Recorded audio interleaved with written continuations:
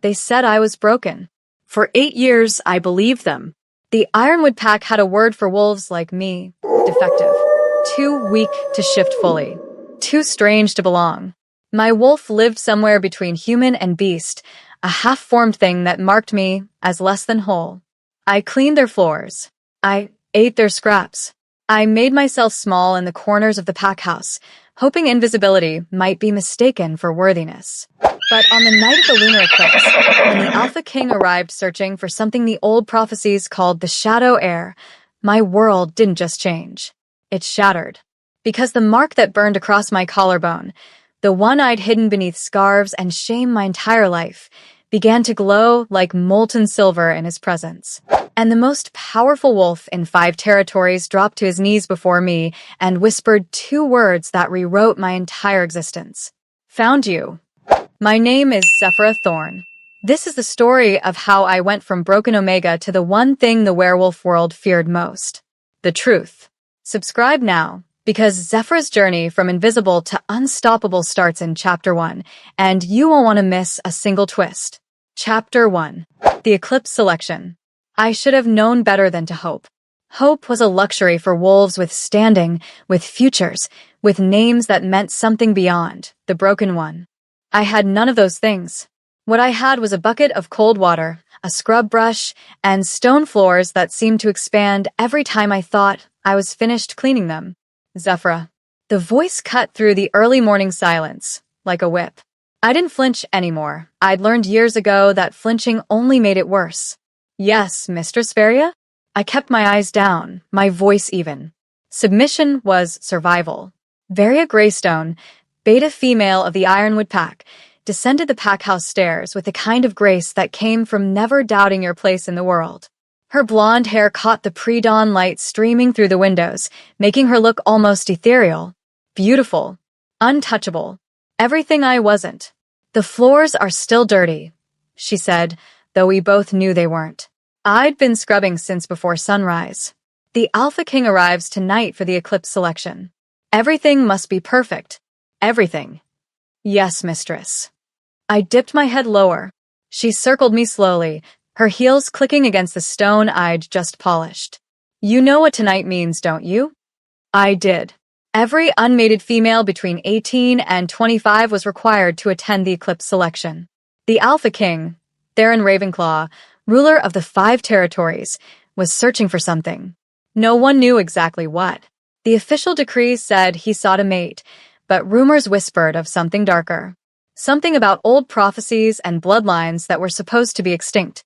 You won't be attending, of course, Varia continued, her tone almost pitiful. Almost. We can't have you embarrassing the pack in front of the Alpha King. Can you imagine? Our defective Omega attempting to present herself? The other packs would mock us for weeks. Something hot and bitter twisted in my chest, but I swallowed it down. I understand, mistress. Good. She smiled then, sweet as poison. Besides, someone needs to serve refreshments during the ceremony. You'll be far more useful in the kitchen than wasting the Alpha King's time. She left me there on my knees, scrub brush in hand, and I hated myself for the tears that burned behind my eyes. I wouldn't cry. I never cried. Not anymore. But Moon Goddess, I wanted to. The Ironwood Packhouse buzzed with activity all day. Females preened and practiced their curtsies. Males polished armor and weapons, trying to look impressive in case the Alpha King's attention wandered their way. Even the Omegas, the normal ones, were allowed to bathe and wear clean clothes for the ceremony. Not me. I stayed in the kitchen, preparing trays of food I'd never be allowed to taste. Roasted meats. Fresh bread. Fruits imported from the southern territories that cost more than I'd see in a lifetime. Zephyra, more wine. The head cook, a heavy-set woman named Belindra, shoved another tray into my hands. And don't you dare drop it. If you ruin this night, Alpha Darien will have your hide. Alpha Darien. The thought of him made my skin crawl. He'd been Ironwood's alpha for 15 years, ever since his father died in the border wars. He was strong, ruthless, and utterly convinced that wolves like me were a stain on pure bloodlines. He'd made my life here a special kind of hell. I won't drop it, I promised quietly, taking the tray. Belindra studied me for a moment, something almost like sympathy flickering in her eyes. Then it was gone. Sympathy was dangerous. It made you soft, made you question the order of things. Go on then. Stay in the shadows. Don't draw attention. I was good at that. Being invisible. The ceremony took place in the Great Hall, a massive space with vaulted ceilings and windows that opened to the night sky. Tonight, those windows framed the lunar eclipse, a blood-red moon hanging fat and heavy over the gathering. I pressed myself against the far wall, tray balanced on one hip, and watched the spectacle unfold. The unmated females of Ironwood Pack stood in a perfect line, dressed in their finest gowns. At the front stood Ariva, Alpha Darian's daughter. Golden-haired and green-eyed, she was everything a Luna should be. Beautiful, confident, pure-blooded. Everything I could never be. The doors to the great hall opened, and silence fell like a blade. Alpha King Theron Ravenclaw entered, and the air itself seemed to bend around him. He was tall, taller than any wolf I'd ever seen, with broad shoulders and a warrior's build beneath black ceremonial armor. His hair was dark as midnight, pulled back from a face that looked like it had been carved from stone and shadow. But it was his eyes that stole my breath. Silver. Not the pale silver of moonlight, but the deep, molten silver of starlight reflected in still water. Ancient eyes. Dangerous eyes. Eyes that saw everything. Alpha Darian. His voice was deep, resonant, carrying power that made my wolf stir in a way she never had before. My broken, half-formed wolf that barely existed. She felt him. Alpha King Theron. Darian bowed, deeper than I'd ever seen him bow. Welcome to Ironwood. Our unmated females are honored to present themselves for your consideration. Theron's gaze swept the line of women, and I saw several of them shiver. Not from the cold, from the sheer weight of his presence. The eclipse is upon us, Theron said quietly. The old magic is strong tonight. If what the prophecies speak of is true, the shadow heir will reveal herself before the moon completes its cycle. Murmurs rippled through the crowd. Shadow heir. I'd heard that term whispered in the weeks leading up to tonight, but no one seemed to know what it meant. Begin, Theron commanded. One by one, the females stepped forward. He looked at each for no more than 3 seconds before dismissing them with a slight shake of his head. Even Ariva, who'd clearly expected to be chosen, was waved away with barely a glance.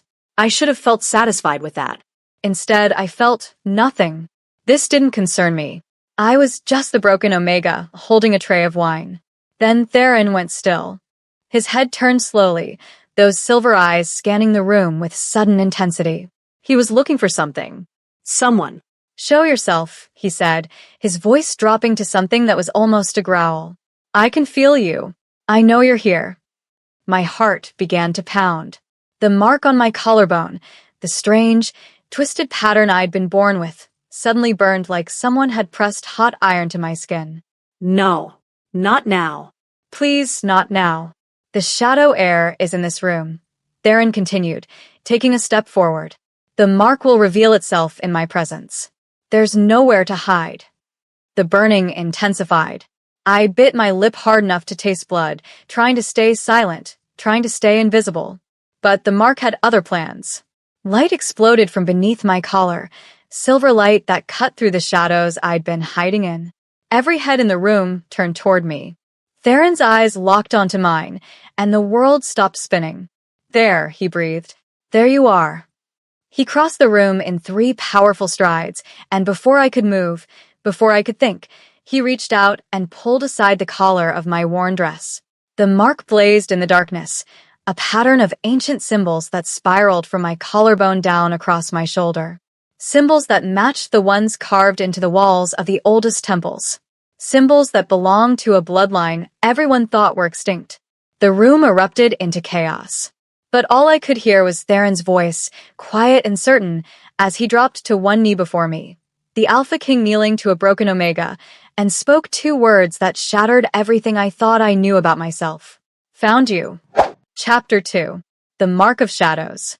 Time fractured into 1,000 jagged pieces. One moment, I was invisible, a broken Omega clutching a tray of wine against the wall.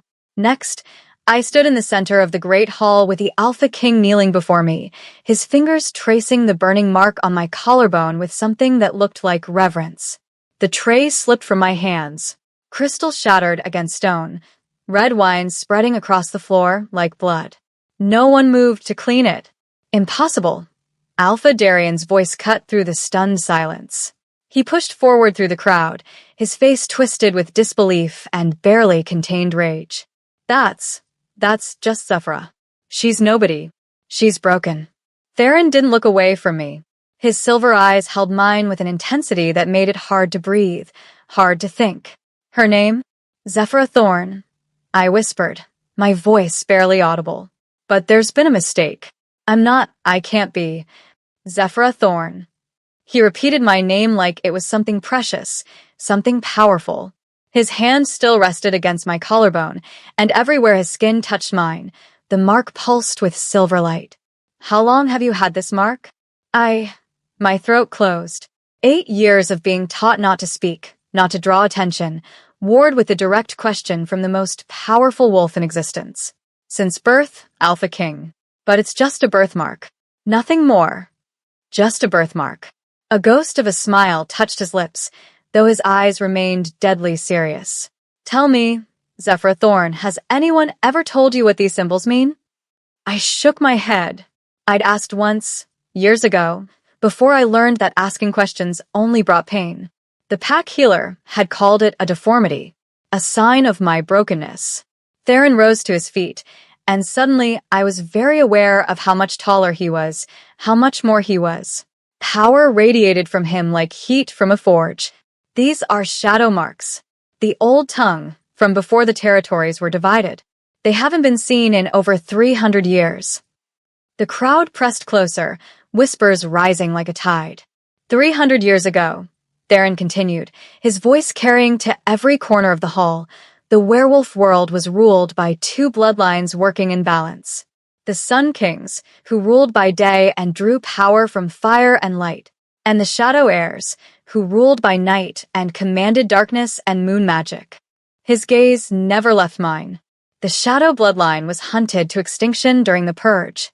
Or so we believed. My legs felt weak. I don't understand. You bear the shadow mark. His hand moved from my collarbone to gently tilt my chin up, forcing me to meet his eyes. You are the last of a bloodline that was meant to balance mine. The prophecy spoke of your return during an eclipse, when the barriers between worlds grew thin and old magic woke once more. Prophecy. The word tasted foreign on my tongue. Alpha King Theron, Darien interrupted, his voice tight with barely controlled anger. Surely you're not suggesting that this Omega, is the shadow heir your prophecy speaks of? She can't even shift properly. Her wolf is malformed, weak. She's been nothing but a burden to this pack since. Since when? Theron's voice dropped to something cold and dangerous. He finally looked away from me, turning that terrible focus on Darien. Since you discovered she bore a mark you didn't understand? Since you realized she was different, and decided different meant disposable? Darien's face flushed. We gave her shelter. Fed her. She should be grateful. Grateful. The word cracked like a whip. Theron took a step toward Darien, and the Alpha of Ironwood actually backed up. Tell me, Alpha Darien, do you know what happens to those who abuse a shadow heir? What do the old laws say about packs who suppress royal bloodlines? The color drained from Darien's face. The old laws are clear, Theron continued softly. Any pack found guilty of harming or suppressing a royal bloodline forfeits their territory and their status. Their alpha is stripped of rank and exiled. He paused. Would you like me to investigate how this pack has treated Zephyra Thorn these past 8 years? Silence. Absolute, suffocating silence. I couldn't breathe. This wasn't real. It couldn't be real. I was nobody. Broken. Less than nothing. But the mark on my collarbone still burned, still glowed, and Theron's hand found mine, his fingers threading through my own with surprising gentleness. Zephyra Thorn, he said, turning back to me. I am Theron Ravenclaw, Alpha King of the 5 territories, last of the Sun King bloodline. 3 months ago, the Oracle at Moonstone Temple received a vision. She saw the return of the shadow heir during the lunar eclipse, marked by ancient symbols and hidden in plain sight. His thumb brushed across my knuckles. She saw you. But I'm broken, I whispered. My wolf is. Your wolf is exactly as she should be. His voice was gentle. Shadow heirs don't shift like other wolves. Your power isn't in transformation, it's in the space between forms. In the shadows themselves. He studied my face, and something like understanding flickered in his silver eyes. They told you that you were defective, didn't they? That your half-shift was a deformity. I nodded, not trusting my voice. They lied. The words were simple, but they hit like a physical blow. Your wolf exists in the threshold between human and beast because that's where shadow magic lives. In the in-between places. The spaces others can't reach. My vision blurred. 8 years. 8 years of believing I was broken, worthless, cursed. I don't know how to be what you're saying I am. I managed. I know. His hand tightened around mine. That's why you're coming with me. Tonight. What? Panic flared. I don't. Zephyra. He stepped closer, his free hand coming up to cut my cheek. The touch was gentle, reverent even, but there was steel beneath it. Look around this room. Look at the wolves who called you broken, who made you scrub their floors and eat their scraps. Do you honestly believe you'll be safe here now that they know what you are? I looked. Darian's expression was murderous. Varia stood beside her father, her beautiful face twisted with jealousy and rage. Even the other Omegas stared at me with something that looked like betrayal, as if I'd deliberately hidden what I was to make them look foolish. They'll hurt you, Theron said quietly. The moment I leave, they'll find a way to hurt you, either out of spite or out of fear of what I'll do to them if the truth of your treatment comes to light. His thumb brushed away a tear I hadn't realized had fallen. I'm offering you protection, a chance to learn what you truly are, a choice to leave this place and never look back. And if I refuse? I had to ask, even though I already knew my answer. His expression softened. Then I'll post guards around this pack house day and night to ensure your safety, and I'll return in 3 days to ask again. I won't force you, Zephyra. You've had enough of your choices stolen from you. He paused. But I hope you'll trust me enough to come willingly. Trust. What a strange concept. I'd spent 8 years learning that trust was a weakness, a vulnerability that others would exploit. But when I looked into Theron's silver eyes, I didn't see the cruelty I'd learned to expect. I saw something else. Something that looked almost like hope. If I go with you, I said slowly, what happens? I will take you to the capital. You meet the oracle who prophesied your return. You learn about your bloodline, your power, your history. He smiled, and it transformed his harsh features into something almost beautiful. You learn that you were never broken, Zephyra. You were just sleeping. Sleeping. The word resonated in my chest, in the place where my half-formed wolf lived. And for the first time in 8 years, that wolf stirred. Not with pain or confusion, but with recognition.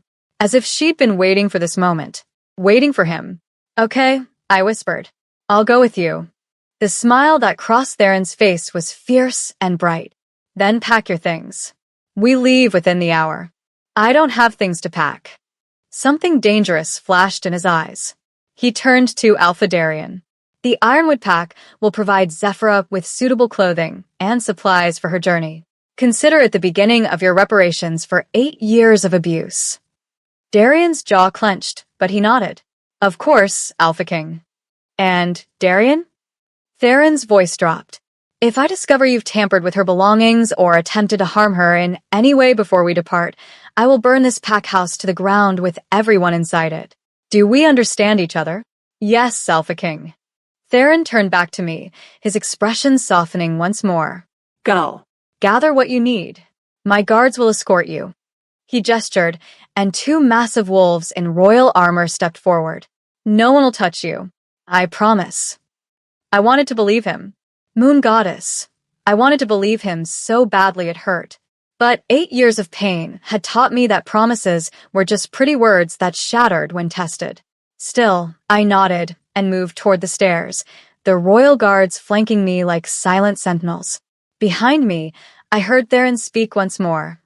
Oh, and Oriva Greystone? I glanced back to see him addressing Darian's daughter, who stood frozen with shock and jealousy twisting her perfect features. The shadow heir outranks every wolf in this territory except me. That includes you. I suggest you remember that. My room, if it could be called that, was barely larger than a closet. A thin mattress on the floor, a single threadbare blanket, and a cracked mirror on the wall. 8 years I'd lived here, and I'd never been allowed to call it mine. Now, wolves I'd never seen before rushed in and out, bringing armfuls of clothing, leather travel bags, even a heavy cloak lined with fur. "These should fit, my lady," one of them said nervously, laying a dress of deep blue across the mattress. "The Alpha King wants you comfortable for the journey." My lady. No one had ever called me that before. I touched the dress with trembling fingers. The fabric was softer than anything I'd ever worn. Softer than anything I'd ever touched. "I'll help you change," another voice offered. I turned to find a young woman with kind eyes standing in the doorway. She wore the uniform of a royal attendant. "My name is Serenia. I serve the Alpha King's household." "I can dress myself," I said automatically, then winced. That sounded ungrateful. But Serenia just smiled. "I'm sure you can. But tonight, you're not just dressing. You're preparing to leave behind a life that hurts you and step into one that will challenge you in ways you can't yet imagine." She moved closer. "Let me help you with this one thing. Consider it practice for accepting help when you need it." Some things about her gentle manner made my throat tight. I nodded. She helped me out of my stained servant's dress and into the blue traveling gown.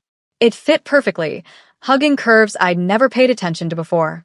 When she laced up the back, I felt something I'd never felt before. "Beautiful." "There," Serenia said softly. "Now look." I turned to the cracked mirror and barely recognized myself.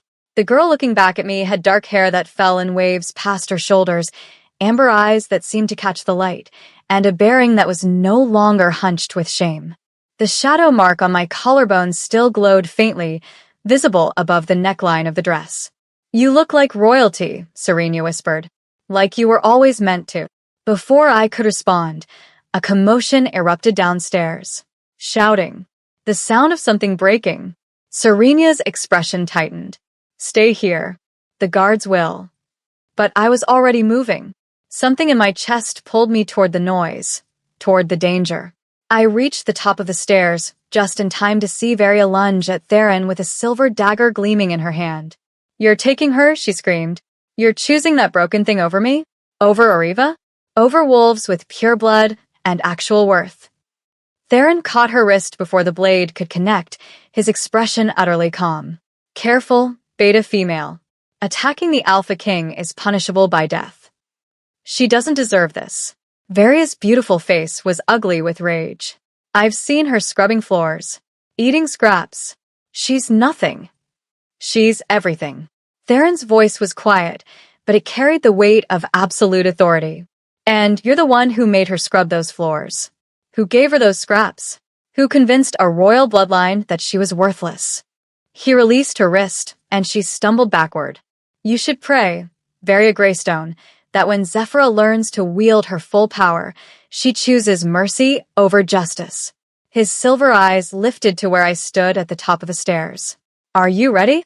I looked at Varia's hate-twisted face, at Darian's impotent rage, at the pack that had made my life a living hell for 8 years. Then I looked at Theron, at the Alpha King who'd knelt before me, who'd called me by name, who'd offered me a choice when I'd had none for so long. "Yes," I said clearly. "I'm ready." I descended the stairs, my head high for the first time in my life. And when Theron offered me his hand, I took it. Together, we walked out of the Ironwood pack house, leaving behind the girl who believed she was broken. But as we stepped into the blood-red light of the eclipse, I heard Varia's voice one last time, screaming after us. "You'll regret this. Both of you." The shadow bloodline was purged for a reason. She'll destroy everything she touches. I should have dismissed it as the desperate rage of a jealous wolf. But something about those words felt less like a threat and more like a warning. And deep in my chest, in the place where my half-formed wolf lived, I felt something stir that I'd never felt before. Not pain. Not confusion. Hunger. Chapter 3. Secrets in Starlight. The journey to the capital took 3 days by carriage, and every mile that passed felt like shedding a layer of old skin. Theron had provided me with a private coach, black lacquered wood inlaid with silver that caught the moonlight like liquid metal. Inside, plush velvet seats and silk curtains created a space more luxurious than any room I'd ever inhabited. Serenia rode with me, her quiet presence a comfort, as the Ironwood territory disappeared behind us. But it was the nights that changed everything. We stopped at dawn and traveled only after sunset, following the eclipse's path across the sky. Theron said it was tradition. Shadow heirs drew their strength from darkness, and my power would wake more easily under the moon's light. I didn't tell him that I felt it already. The stirring in my chest. The way shadows seemed to bend toward me when no one was looking. The strange sensation of being more after the sun went down. On the second night, Theron knocked on my carriage door as we made camp in a clearing surrounded by ancient pines. "Walk with me?" His voice was gentler than I'd heard it in the pack house, stripped of the commanding authority he'd wielded like a weapon. I should have been afraid. Alone in the darkness with the most powerful wolf alive, far from anyone who might help if he decided I wasn't what he'd hoped for. But I wasn't afraid. I stepped out of the carriage, and the night air wrapped around me like a welcoming embrace. Above us, stars scattered across the sky like diamonds spilled on black velvet. The blood moon had faded 3 nights ago, but I could still feel its echo in my bones. "You're different here," Theron observed as we walked. His guards maintained a respectful distance, close enough to respond to danger, but far enough to grant us privacy. "In the pack house, you made yourself small. Now I don't have to," I finished quietly. The words felt dangerous, like admitting to something forbidden. "No." He smiled, and I was starting to recognize the way his harsh features softened when he looked at me. "You don't." We walked in silence for a while, following a deer path that wound between the trees. The forest was alive around us, small creatures moving through the underbrush, owls calling to each other, the whisper of wind through pine needles. "Can I ask you something?" I said finally. "Anything." "Why were you looking for me?" "The prophecy said a shadow heir would return, but why does that matter to you?" Theron stopped walking. For a long moment, he stared up at the stars, and I saw something that looked like pain flicker across his face. "Do you know what happens to a bloodline that rules alone?" he asked. "Without balance." I shook my head. "It corrupts." His voice was soft, but there was an edge to it. Something raw. "My family has ruled the 5 territories for 300 years without the shadow bloodline to temper us. And with each generation, we've grown harder, colder, more brutal." He turned to look at me. "My father was a tyrant. His father before him was worse. The Sun King bloodline draws power from fire and light, from things that burn and consume. Without the shadow heirs to provide balance, we become destruction without purpose. You're not like that," I said before I could stop myself. "You've been kind to me." Something flickered in his silver eyes. Have I? Or have I simply not been cruel? The question hit harder than it should have. Because he was right. I'd been so starved for basic decency that kindness and the absence of cruelty had become the same thing in my mind. "You gave me a choice," I said. "You could have commanded me to come with you. Could have dragged me from the pack house in chains, and no one would have stopped you. But you asked. That's more than kind, Theron. That's respect." He stepped closer, close enough that I could feel the heat radiating from him. "Sun King bloodline." I remembered. "Fire and light. I need you to understand something," he said quietly. "The prophecy isn't just about restoring balance to the territories. It's about saving my bloodline from becoming the monsters we were always meant to destroy." His hand lifted, hesitating for just a moment before his fingers brushed against my cheek. "You're not just the shadow heir, Zephyra. You're my salvation." The weight of those words should have crushed me, should have sent me running back to the carriage, back to the safety of being nobody. But instead, I felt something inside me rise. "Then what am I supposed to do?" I whispered. "I don't know how to save anyone.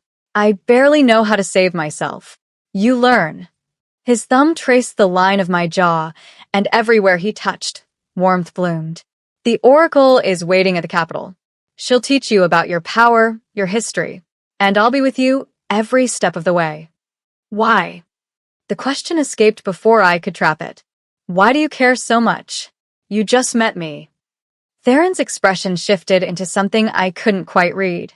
The prophecy says that when sun and shadow finally reunite, they'll recognize each other. Not through logic or reason, but through something deeper. Something that transcends time and bloodlines. My heart was pounding now. What are you saying?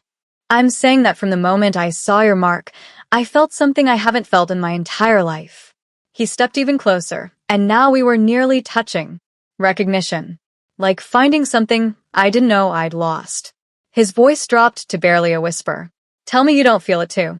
I did. Moon Goddess helped me. I felt it like a river of molten silver running through my veins. This pull toward him had nothing to do with gratitude or rescue, and everything to do with something ancient waking up inside my chest. I feel it, I admitted, but I don't understand it. Neither do I. A rough laugh escaped him. The prophecy mentioned recognition, but I thought it would be intellectual. A knowing, not this. He gestured helplessly between us. This need. The word hung in the air between us, heavy with meaning. Theron. A howl shattered the moment. Not the normal howl of a wolf calling to its pack, but something twisted. Wrong. Theron's entire demeanor changed in an instant. The gentle man vanished, replaced by the warrior king. Get behind me. His guards materialized from the shadows, weapons drawn. Captain Ridian, a scarred veteran with eyes like chips of ice, moved to Theron's side. Rogues, your majesty. At least 6, coming fast from the east. 6 rogues wouldn't dare attack a royal convoy, Theron said, his voice tight. Unless. Another howl, this one closer. And beneath it, words in a language I shouldn't have understood, but somehow did. Shadow born. Shadow broken. Shadow bleeds.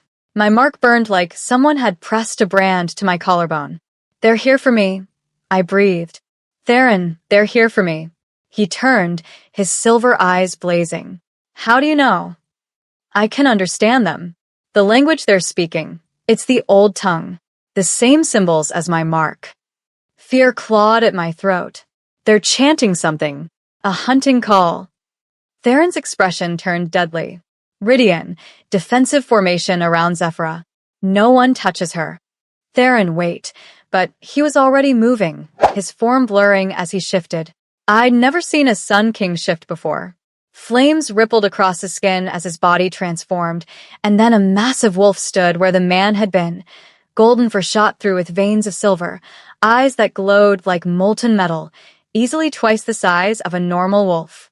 He was magnificent, Terrifying. beautiful. The rogues burst from the tree line, and my breath caught. They weren't normal rogues. Their fur was matted and dark, their eyes burning with red light instead of the natural gold or amber of healthy wolves. And their bodies, something was wrong with their bodies. They moved in jerky, unnatural ways, as if something else was puppeting them. Moon Goddess, Ridian breathed. They've been corrupted. Corrupted by what? I demanded. But I already knew. Deep in my bones, in the place where my half-formed wolf lived, I knew. Shadow magic, I whispered. Someone's using shadow magic to control them. Theron's golden wolf turned to look at me, and I saw the question in his glowing eyes. The corrupted rogues attacked. Theron met them head-on, a blur of golden fury and righteous violence. His guards fought beside him, trained warriors who moved with lethal precision. But the corrupted rogues didn't fight like normal wolves. They felt no pain, showed no fear, and when one fell, the others barely noticed. One broke through the defensive line, heading straight for me. Ridian intercepted it, his blade flashing silver in the moonlight. But the corrupted wolf was fast, inhumanly fast, and its claws raked across his side before he could block. The captain went down hard. The corrupted rogue turned its burning red eyes on me and lunged. I should have run. Should have screamed for help. Instead, something inside me snapped. The shadows between the trees moved. They poured toward me like living things, wrapping around my arms, my shoulders, my throat. Not choking, but filling. Power flooded into me, cold and dark and ancient, and my half-formed wolf, the one I'd been told was broken, finally woke. I didn't shift like Theron had. Didn't become fully wolf. Instead, I became something in between. Something the old texts had a name for, but everyone had forgotten. Shadowkin. My form blurred at the edges, solid and smoke at the same time. Darkness pooled around my feet, spreading across the forest floor like spilled ink. And when I raised my hand toward the lunging rogue, shadows erupted from my palm like spears. They pierced the corrupted wolf mid-leap, pinning it to the ground. The creature thrashed and howled, but the shadows held firm, and I felt the dark magic controlling it beginning to unravel under my touch. Who sent you? I didn't speak the words aloud. I pressed them directly into the rogue's mind through the shadow connection. For a moment, I felt another presence. Someone else, someone powerful, who'd been pulling the strings. A woman's voice, cold and ancient. The shadow heir lives. How unfortunate. We'll have to correct that mistake sooner than anticipated. Then the connection snapped, and the corrupted rogue went limp, the red light fading from its eyes. The clearing fell silent. Slowly, I became aware of eyes on me. Theron's guard staring with a mixture of awe and fear. Rydian clutching his wounded side, his expression stunned. And Theron, shifted back to human form, standing in the center of the carnage with golden light still flickering across his skin. Zephyra, he breathed. What did you just do? I looked down at my hands, still wreathed in shadow, still half solid and half smoke. My mark blazed, so bright it cast silver light across the trees. I don't know, I whispered. I didn't want them to hurt anyone. Theron crossed the distance between us in 3 strides. His hands cupped my face, and where his sun-warm skin touched my shadow-cold form, sparks of light and dark danced between us. You're incredible, he said, and there was something like wonder in his voice. 300 years we've searched for the shadow heir, and we never imagined. What? My voice shook. What did you never imagine? That you'd be strong enough to manifest your power after 8 years of suppression. That you'd instinctively know how to wield shadows like you'd been trained your entire life. His thumb brushed across my cheekbone. That you'd use that power not to save yourself, but to protect others. Someone sent those rogues, I said urgently. Someone who knows what I am. I heard her voice through the shadow connection. She called me the shadow heir. She said they'd have to correct the mistake of me still being alive. Theron's expression darkened. Then the prophecy was right about more than just your return. It spoke of enemies who would rise to stop the balance from being restored. Enemies who've had 300 years to prepare for this moment. Who? I demanded. Who would want to keep sun and shadow separated? Those who profit from imbalance. He released my face but took my hands instead, his warmth seeping into my shadow-wreathed skin. Those who grew powerful in the chaos my bloodline created, without yours to temper it. And those. He hesitated. Those who participated in the purge 300 years ago, who hunted your bloodline to extinction and have been waiting to see if the prophecy would actually come true. My blood ran cold. They're still alive after 300 years. Some bloodlines have ways of extending their existence. Dark magic. Forbidden practices. His jaw clenched. And if they're willing to use corrupted rogues as weapons, they're willing to go much further to stop you from claiming your full power. The shadows around me flickered and died as exhaustion suddenly crashed over me. Whatever I'd done, whatever power I'd accessed, it had taken everything I had. Theron caught me before I could fall. Easy. You've been awake for days and just used ancient magic for the first time. Your body needs rest. But the enemies will still be there when you wake. He lifted me effortlessly, cradling me against his chest. Right now, you need to recover. We'll reach the capital tomorrow night. The Oracle will have answers. Theron, my voice was getting heavy, sleep pulling at the edges of my consciousness. Yes, don't let them take me. Don't let them make me go back to feeling broken. His arms tightened around me. Never. I swear on every star in the sky. Zephyra, you'll never be that girl again. You're the shadow heir now. And anyone who tries to hurt you will answer to both our bloodlines. I wanted to stay awake, wanted to ask more questions about the voice I'd heard and the enemies gathering in the darkness. But exhaustion won, dragging me down into sleep. My last conscious thought was of Theron's heartbeat, steady and strong beneath my ear, and the way his warmth and my shadows seemed to fit together like two halves of a forgotten whole. I dreamed of fire and darkness dancing across a battlefield older than memory. I dreamed of two thrones, one made of sunlight, one made of shadow, standing side by side in a hall carved from starlight. And I dreamed of a woman with my face and older eyes, standing before a gathering of wolves and speaking words that echoed across centuries. When the sun burns alone, it destroys. When shadow walks alone, it consumes. But together, we are balanced. Together, we are hopeful. Together, we are what this world was always meant to be. Then the dream shifted, twisted, and I saw that same woman surrounded by flames and screaming as her sisters, wolves who looked like her, who shared her blood, turned their backs and let her burn. Betrayal, a voice whispered in the darkness. The shadow bloodline fell not to enemies, but to family. Remember that little heir. Remember that your greatest danger may come from those who should love you most. I woke up gasping. Theron's concerned silver eyes the first thing I saw. Nightmare, he asked softly. Warning, I corrected, my heart still racing. Someone's trying to tell me something about the purge, about how the shadow bloodline really fell. His expression grew grave. Then we need to reach the oracle faster than I thought. Because if the past is trying to warn you... He didn't finish the sentence. He didn't need to. If the past was trying to warn me, it meant history was about to repeat itself. And this time I needed to be ready. Chapter 4. The Oracle's Truth. The capital appeared on the horizon like something from a fever dream. Moonspire City rose from the earth in spirals of white stone and silver metal, its towers reaching toward the sky like fingers grasping for stars. At its heart stood the Royal Citadel, a massive fortress that seemed to be built from crystallized moonlight itself, gleaming even in the darkness. It's beautiful, I breathed, pressing my face against the carriage window. Serenia smiled beside me. Wait until you see it from inside. The Citadel's walls are embedded with moonstones from the ancient mines. When the Oracle performs her rituals, the entire structure glows like a beacon. The Oracle lives in the Citadel? In the temple beneath it, the Moonstone Temple, the oldest structure in the territories.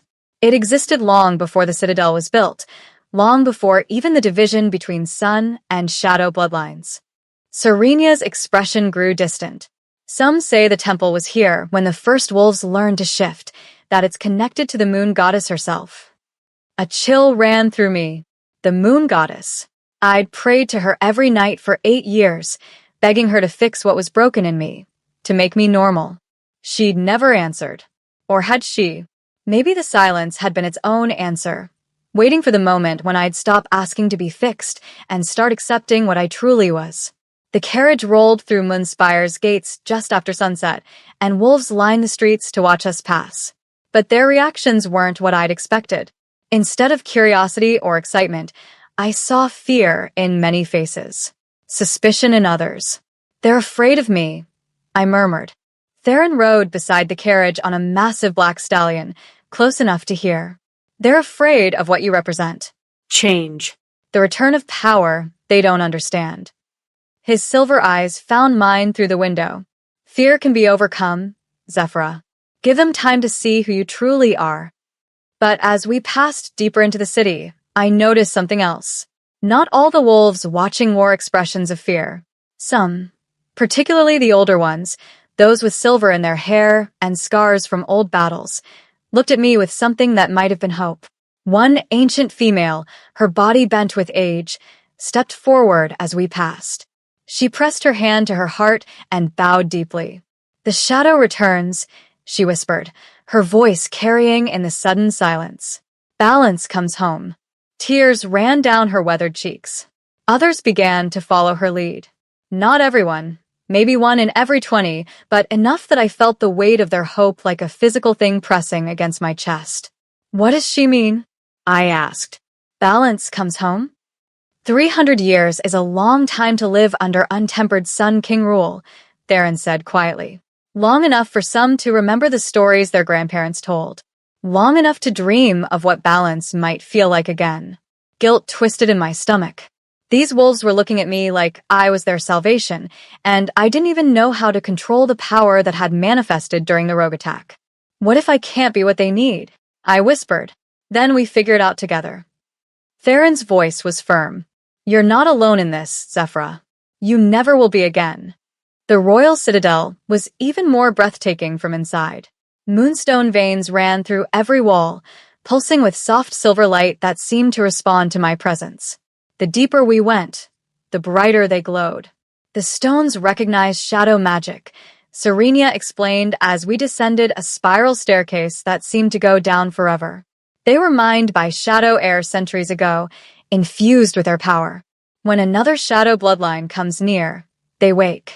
By the time we reached the bottom of the stairs, the moonstones blazed like captured stars, casting everything in silver radiance.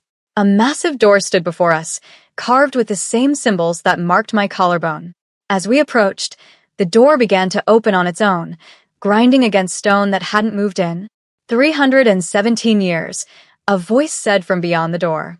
Female, aged but strong. 317 years since a shadow heir last walked these halls. I'd begun to think the prophecy lied. We stepped through into a chamber that stole my breath.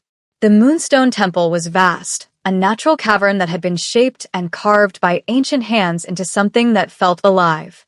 The ceiling disappeared into darkness far above, but the walls were entirely covered in moonstones, thousands upon thousands of them, creating a galaxy of silver light that pulsed in rhythm with my heartbeat.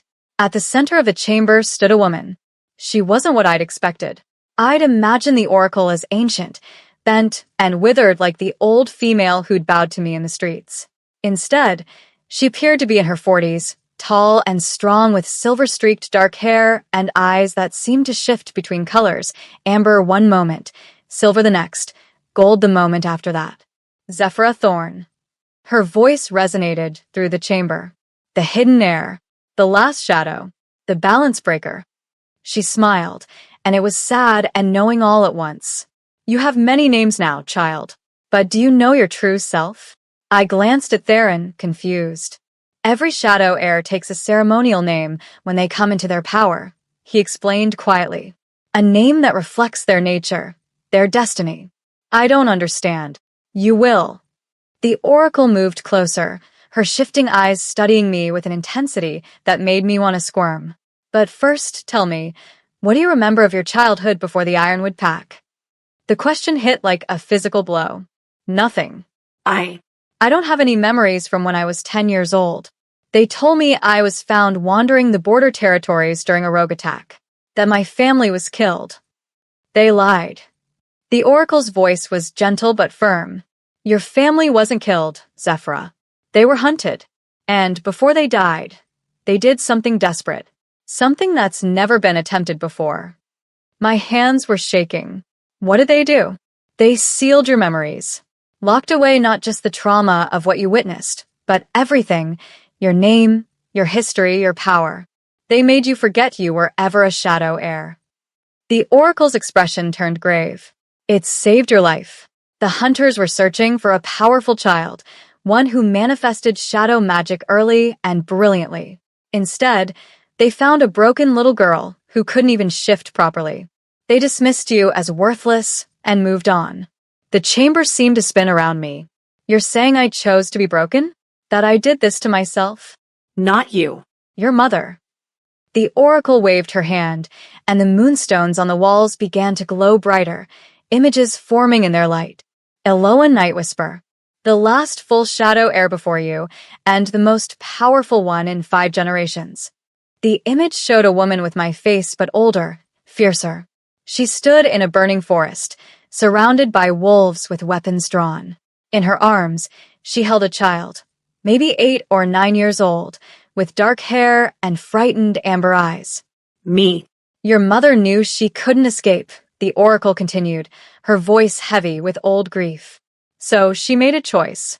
She performed a forbidden ritual, one that strips away power and memory, leaving only the shell of what once was. She made you forget everything, made your power go dormant, made you appear so broken that no one would look twice. The oracle's shifting eyes met mine, and then she died to give you time to run. Tears blurred my vision. I don't remember her. That was the point. The hunters were powerful enough to search your memories if they caught you. If you didn't remember who you were, they couldn't extract the truth and finish the bloodline's extinction. The oracle moved closer, placing a warm hand over my heart. But the ritual had a failsafe. When you came of age and encountered your Sun King counterpart, the seal would begin to break. The power would wake. The memories would return. The mark, I whispered. That's why it started glowing when Theron found me. The mark is your mother's final gift. It's not just a symbol, Zephyra. It's a key, a map written in your own flesh, showing you the path back to everything you were forced to forget. My legs gave out. Theron caught me before I hit the stone floor, his strong arms pulling me against his chest. Easy, he murmured. I've got you. But I couldn't breathe. I couldn't think. My entire existence had been built on a lie. Not the lie that I was broken, but the lie that I'd always been this way. That the girl who scrubbed floors and ate scraps was all I'd ever been. I had a mother who loved me. I choked out. A family. A real name. And I don't remember any of it. Not yet, the oracle corrected. But you will. The seal is breaking, Zephyra. Every day you spend near Theron, every time you use shadow magic, every moment you accept what you truly are, the seal weakens. The memories will return. All of them. What if I don't want them? The words burst out before I could stop them. What if remembering makes everything worse? Silence fell over the chamber. Then the oracle knelt before me, her shifting eyes locking onto mine with sudden intensity. Child, those memories contain your mother's love, your father's sacrifice, your sister's laughter. Yes, they also contain pain and loss and horror. But they're yours. They're the pieces of your soul that were stolen to keep you safe. Don't you want them back? A sister. I had a sister. Something inside me cracked open, and grief poured out. Grief for a family I couldn't remember, for a life that had been ripped away, for 8 years spent believing I was worthless when I'd been precious enough that my mother had destroyed herself to save me. I sobbed against Theron's chest while he held me, one hand stroking my hair, his warmth a steady anchor in the storm. I'm sorry, the oracle said softly. I know this is overwhelming, but you need to know the truth before we begin your training, before you face what's coming. I pulled back from Theron, wiping my eyes. What is coming? The oracle's expression turned grave. She rose and gestured, and the moonstones shifted their images. Now they showed wolves gathering in darkness.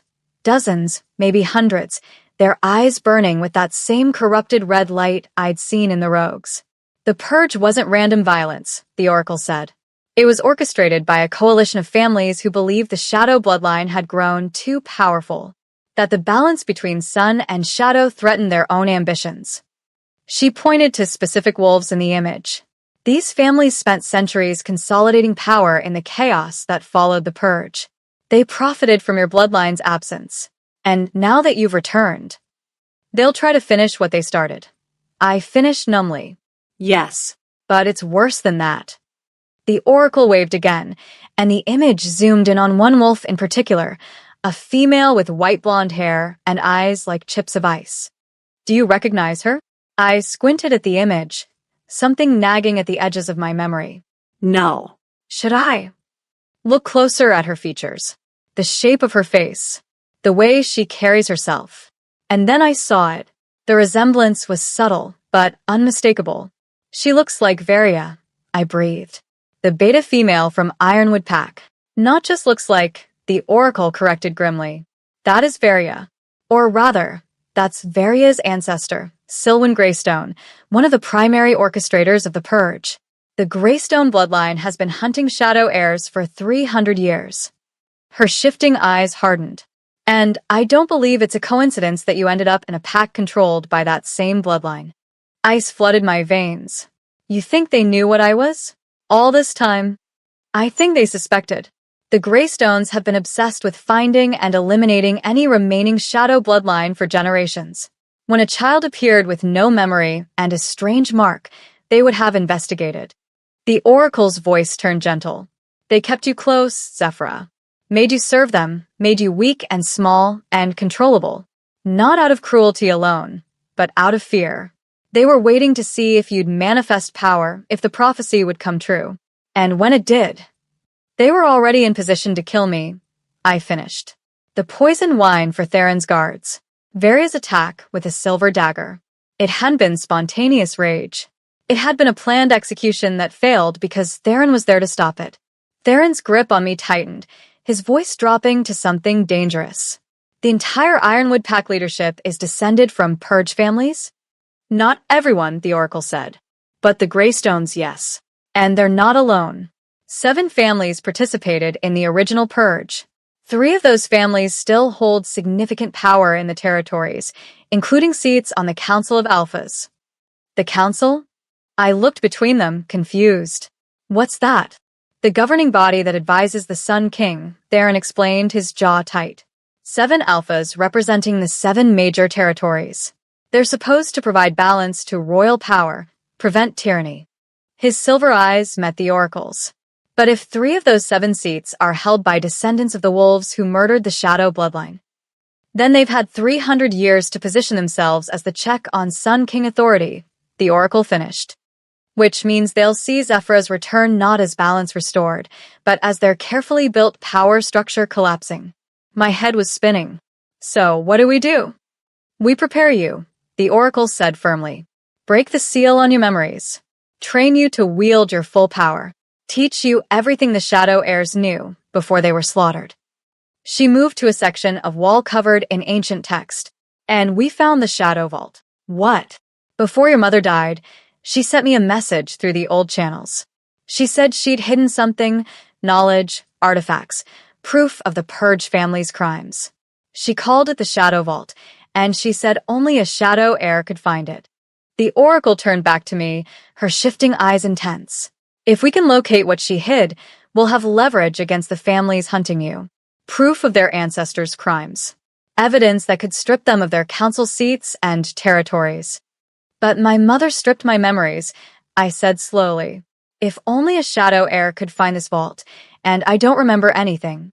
Then we break the seal, Theron said, his voice firm. Whatever it takes, however long it takes. We break it and help you remember. The Oracle nodded. I can guide the process, but Zephyra, you need to understand. Breaking a memory seal isn't painless. You'll relive everything your mother tried to protect you from. The night your family died. The hunters are closing in. The moment she chose to destroy her own daughter's memories rather than let them be used against her. Her expression turned compassionate. It will hurt. Badly. Are you willing? I thought about my mother, who'd loved me enough to erase herself from my mind. I thought about the sister I couldn't remember, whose laughter had been stolen from my memories. I thought about the life I'd lived for 8 years, small and scared and broken, while families who'd murdered my bloodline watched and waited for a chance to finish the job. And I thought about the wolves in the streets who'd looked at me with hope, who'd waited 3 centuries for balance to return. Yes, I said, my voice steady despite the fear churning in my gut. I'm willing. When do we start? The Oracle smiled, sad and proud. Now, child. We start now. She led me to the center of the chamber, where a circle of moonstones had been arranged in the same pattern as the mark on my collarbone. Lie down. This works better if you're physically relaxed, even if your mind is anything but. I looked back at Theron. He'd followed us, but stopped at the edge of the circle, clearly reluctant to let me face this alone. I'll be right here, he promised. The entire time. If it becomes too much, if you need me to stop it. I won't, I interrupted. I need to do this, Theron. I need to know who I was before they made me forget. He nodded, but I could feel his worry through whatever strange connection had formed between us. I lay down in the center of the moonstone circle. The stones beneath me were warm, pulsing with power that seemed to recognize my presence. The Oracle knelt beside me, placing her hands on either side of my head. Her shifting eyes locked onto mine. Remember, Zephyra, The memories were sealed to protect you. When they return, they'll come with the emotions you felt when living them. Fear, love, grief, joy. All of it preserved like insects in amber, waiting to be released. I understand. Then close your eyes. Let the moonstones guide you. And when you see the door in your mind, the one your mother put there to lock everything away, don't be afraid to open it. I closed my eyes. For a moment, there was nothing but darkness and the sound of my own breathing. Then the moonstones began to glow brighter, their light visible even through my closed eyelids. Power flowed into me, old magic that knew the shape of shadow bloodlines and the secrets they carried. In my mind, a door appeared. It was made of shadow and starlight, covered in the same symbols that marked my skin. And I knew, with the certainty of instinct, that behind this door lay everything I'd lost. Everything my mother had sacrificed herself to hide. I reached for the handle. The door opened, and I remembered. Mother's arms around me, her voice singing a lullaby in the old tongue. Father taught me to weave shadows into shapes, his laugh, when I made a wolf that looked more like a deformed rabbit. My sister Varia, no, not Varia, that was the name of my tormentor. My sister Calliope, holding my hand as we walked through a forest of silver trees that existed nowhere in the waking world. The three of us together, happy, whole. Then the memories turned dark. Wolves breaking down our door in the middle of the night. Mother screamed for us to run. Father buying time with his life, his last words. Protect the children. Running through burning woods. Calliope's hand is tight in mine. Hunters closing in on all sides. Their leader's voice. Find the shadow brats. Kill them before they can manifest their full power. Mother appeared from nowhere, shadows pouring from her hands like living weapons. She fought like a goddess of darkness, beautiful and terrible. But there were too many. She went down in a spray of blood, and I screamed. Then she looked at me, her eyes, my eyes, filled with love and desperation. Her hands moved in complex patterns, speaking words in the old tongue that burned themselves into my soul. Forget, she commanded, her voice cracking. Forget who you are. Forget your power. Forget your name. Become small. Become broken. Become invisible. Live, my darling daughter. Live and wait for the day the seal breaks. Wait for your Sun King to find you. Wait for... She never finished. A blade pierced her heart from behind. I tried to run to her, but Calliope held me back. We have to go, my sister sobbed. We have to. Another hunter found us. Calliope shoved me behind her, shadows already gathering in her small hands. She was 12 years old, and she faced a trained killer without flinching. Run, Nyx, she whispered, using the nickname only she called me. Run and don't look back. I ran. I ran while my sister's screams echoed through the burning forest. I ran until Mother's spell took hold, and everything, the love, the loss, the horror, was locked behind a door in my mind. I ran until I became the broken girl who believed she had no one and nothing. I came back to myself screaming. Theron was there immediately, pulling me into his arms while I shook and sobbed. The Oracle stepped back, her shifting eyes wet with tears. I'm sorry, the Oracle whispered. I'm so sorry you had to relive that. But through the pain, through the grief of memories returned, I felt something else.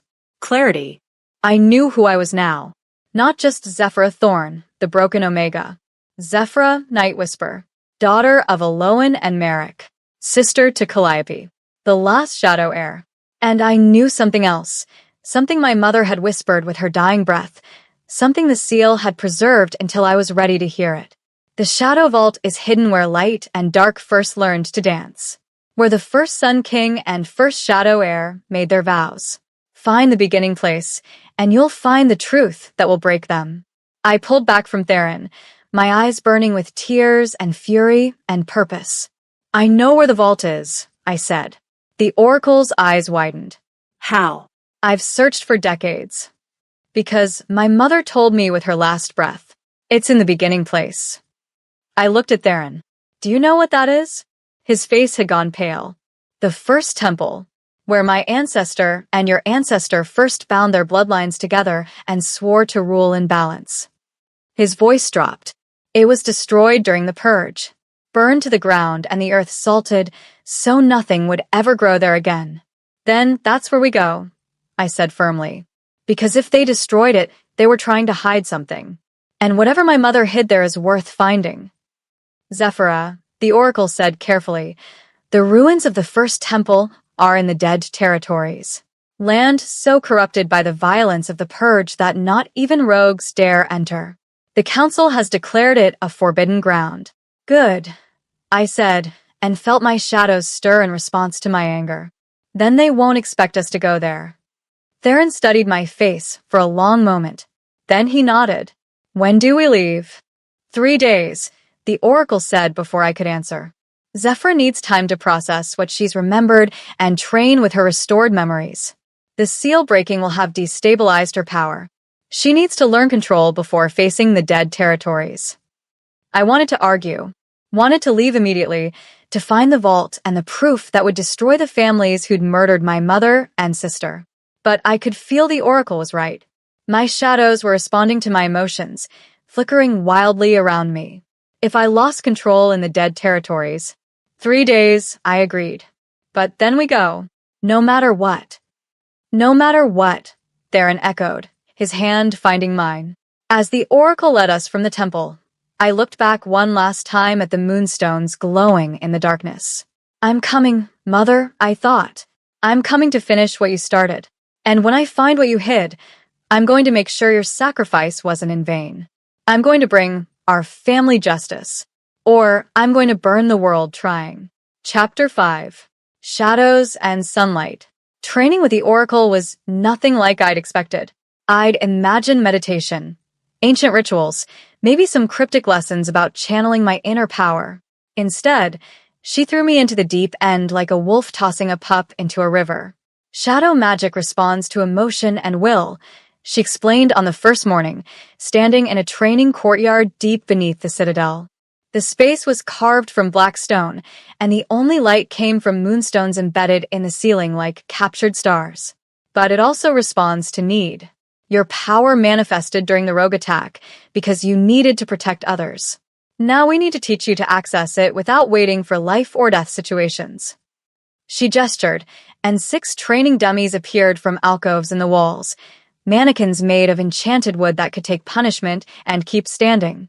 Destroy them, she said simply. I stared at her. How? Figured out. Her shifting eyes gleamed with challenge.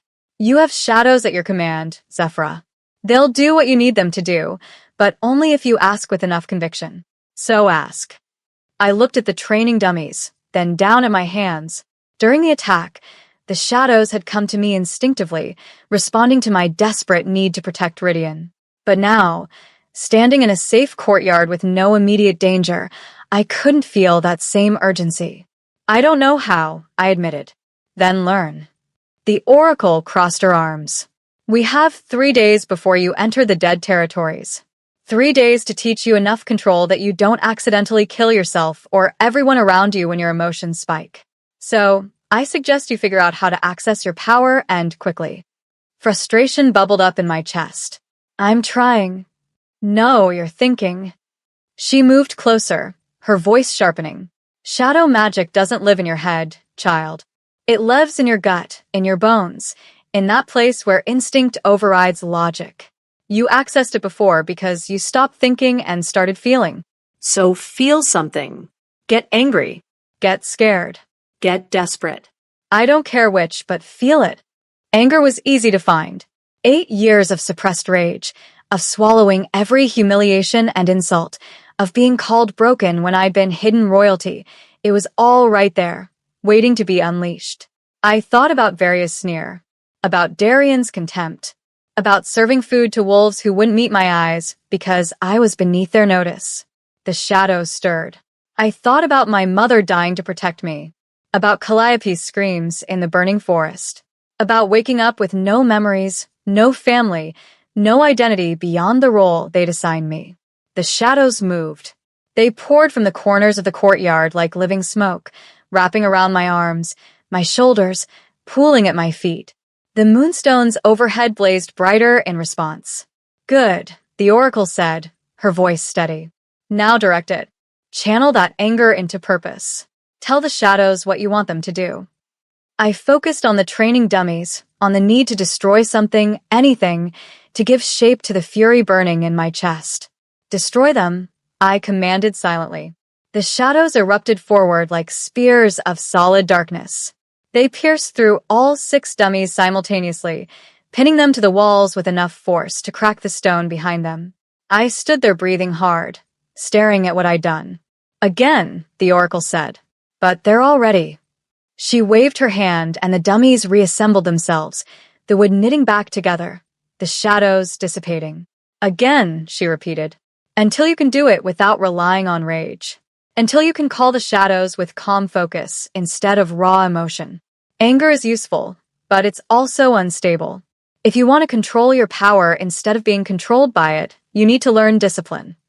So I tried again, and again, and again. By the time Theron arrived at midday, I destroyed the dummies 43 times, and my body felt like I'd been running for hours. Shadow magic I was learning took a physical toll. Each time I used it, I felt a little more drained, a little more hollow.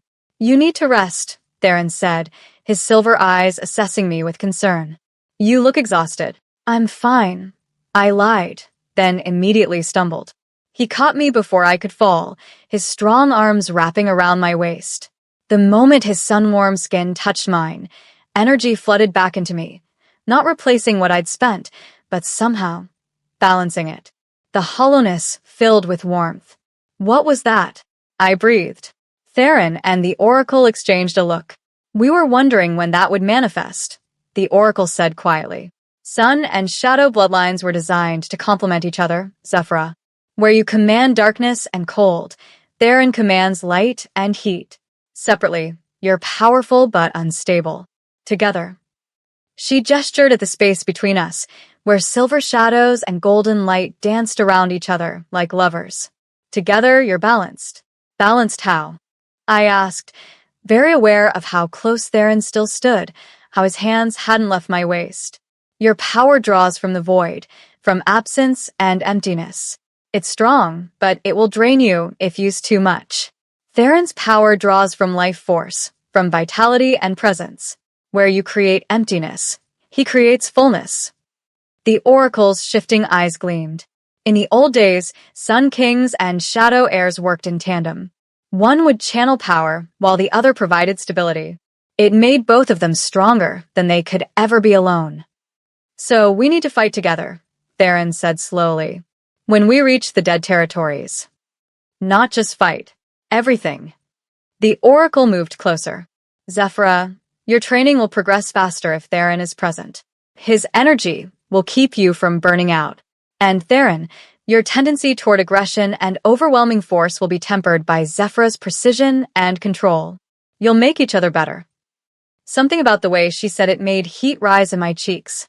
Theron must have noticed, because his lips quivered into a small smile. Then, I suppose I should stay for the afternoon session. I suppose you should, the oracle agreed, amusement coloring her tone. But first, both of you eat. Zephyra needs to rebuild her strength, and you look like you haven't slept in days. She was right. Dark circles shadowed Theron's silver eyes, and tension lined his shoulders. I've been meeting with the council, he admitted as we left the training courtyard and headed toward the Citadel's dining hall, trying to manage their concerns about your return. Concerns. I heard the euphemism for what it was. They don't want me here. 3 of them don't want you breathing, Theron corrected bluntly. The others are more cautiously hostile. They see you as a threat to the power structure they've spent 3 centuries building. The 3 who descended from purge families. Yes. His jaw tightened. Alpha Kellen of the Northern Territories, Alpha Sable of the Western Reaches, and Alpha Ciro of the Borderlands. All 3 have been demanding I turn you over to the council for evaluation to ensure you're actually a shadow heir and not some pretender trying to manipulate me. Anger flared in my chest, and shadows flickered across the stone floor. Theron's hand found mine, his warmth immediately tempering the surge of power. Easy. Getting angry is what they want. They're hoping you'll lose control, Prove you're dangerous. Give them justification to move against you. So, what do? We prove them wrong. He squeezed my hand gently. We show the council and the entire territory that the shadow heir isn't a threat. She's the balance we've been missing, the piece that makes the whole stronger. We entered the dining hall, a vast space with windows that overlooked the city below. Servants had laid out a feast, roasted meats, fresh bread, fruits and vegetables I'd only ever prepared for others to eat. I hesitated at the doorway, old instincts warring with new reality. For 8 years, I'd eaten after everyone else, surviving on scraps and leftovers. The idea of sitting down to a proper meal felt wrong somehow. Zephyra. Theron's voice was gentle. You're not a servant here. You're the shadow heir. This food is for you as much as it's for me. I know, I whispered. It's hard to believe this is real. That I'm allowed to be treated like you matter? He guided me to a chair and sat beside me, his presence a steady anchor. You've always mattered, Zephyra. You were just surrounded by wolves too blind or too cruel to see it. But I see you. The Oracle sees you. The wolves who bowed in the streets see you. He brushed a strand of hair behind my ear, the gesture intimate and careful. So please eat. Build your strength. Let yourself be cared for. Something in my chest cracked open at those words. I ate. And for the first time in 8 years, I didn't feel guilty for it. The afternoon training session was different with Theron present. Attack me, the Oracle commanded, standing in the center of the courtyard with her arms crossed. What? I stared at her. I'm not going to. You need to learn combat applications of your power, not just target practice with dummies. Her shifting eyes turned challenging. So, attack me. Show me what you can do. I looked at Theron for help, but he just nodded. She's right. In the dead territories, you'll face enemies who won't stand still like training equipment. You need to learn to fight. But I don't know how to fight. Your mother did, the Oracle said quietly. The memories you recovered, they include more than just the night she died. They include years of her teaching you, training you, showing you how shadow heirs have fought for generations. That knowledge is in you now, Zephyra. You just need to trust it. I closed my eyes, reaching for those restored memories. And she was right. Buried in the return of my childhood were hundreds of lessons. Mother showed me how to shape shadows into weapons. Father taught me to move like darkness itself, there and gone before an enemy could track me. Calliope sparred with me, her laughter bright even as she pinned me with shadow binds. The knowledge was there. I just had to access it. I opened my eyes and let instinct take over. The shadows responded instantly, wrapping around me like armor. I moved, and my body knew how. The footwork of a shadow heir warrior, the strike patterns Mother had drilled into me when I was too young to understand why they mattered. I attacked. The Oracle blocked with a barrier of pure light, her own power manifesting for the first time. She wasn't just a seer, she was a warrior, trained and deadly. We danced across the courtyard, shadow against light, student against teacher. She was faster, more experienced, but I was learning, adapting, letting the buried knowledge guide my movements. Good, she called out as she deflected my shadow spear. But you're fighting like you're alone. You have a Sun King right there. Use him. I glanced at Theron, confused. He understood immediately. Golden light erupted from his hands, not attacking but illuminating, casting harsh shadows across the courtyard that I could manipulate. The shadows deepened, strengthened, became more solid with the contrast of his light. I pulled on those enhanced shadows and struck again, this time with twice the force. The Oracle's barrier cracked. There, she said with satisfaction, dropping her defense. That's what you need to learn. Sun and shadow working together, amplifying each other's strengths. Theron's light makes your shadows stronger. Your darkness makes his light more focused. Separately, you're formidable. Together, you're nearly unstoppable. Nearly? Theron raised an eyebrow. Nothing is truly unstoppable, the Oracle corrected. But the last Sun King and Shadow Heir, who fought in tandem, they ended the Blood Moon War in a single night, killed 300 enemy wolves without losing a single ally. Her expression turned grave. That's the power the Purge families fear. That's why they were so desperate to eliminate your bloodline, Zephyra. Because a balanced sun and shadow ruling together is nearly impossible to defeat. Then we need to practice working together, Theron said, his silver eyes meeting mine. Before we reach the dead territories. Agreed, the Oracle said. Which is why for the next 3 days, you'll train together. Learn each other's rhythms, anticipate each other's movements, build the instinctive connection that made your ancestors legendary. We trained until sunset, and by the time the Oracle called a halt, I was exhausted but exhilarated. For the first time since recovering my memories, I felt like I was moving towards something instead of running away. You did well today, Theron said as we climbed the stairs back to the Citadel proper. Better than well. You're a natural at this. I had a good teacher, I said quietly, thinking of my mother. You had several. His hand found mine again, and I was starting to recognize the gesture for what it was, not just comfort, but connection. Each time we touched, the bond between us strengthened. Your family trained you well, Zephyra. They'd be proud of who you're becoming. Tears pricked my eyes. I hope so. We walked in comfortable silence until we reached the residential wing of the Citadel. Theron paused outside a set of ornate double doors. These are your chambers, he said. The Oracle had them prepared for you. They belong to the last Shadow Heir who lived in the Citadel, though that was 300 years ago. The moonstones in the walls should respond to your presence. Make the space feel more comfortable. I pushed open the doors and gasped. The chambers were vast, larger than any space I'd ever inhabited. The walls were indeed studded with moonstones that blazed to life as I entered, casting everything in soft silver light. A massive bed dominated one corner, draped in dark silks that seemed to shimmer. Bookshelves lined one wall, filled with ancient texts, and along the far wall, floor-to-ceiling windows overlooked the city below. It was beautiful, perfect, and completely overwhelming. I can't stay here, I breathed. This is too much. I'm not the Shadow Heir. Theron finished gently. Yes, you are. And these chambers belong to you by right of blood. Every Shadow Heir who came before you lived here, studied here, grew into their power here. He stepped closer, his voice dropping. I know it's hard to accept. Believe me, I understand. But you need to start seeing yourself the way others see you.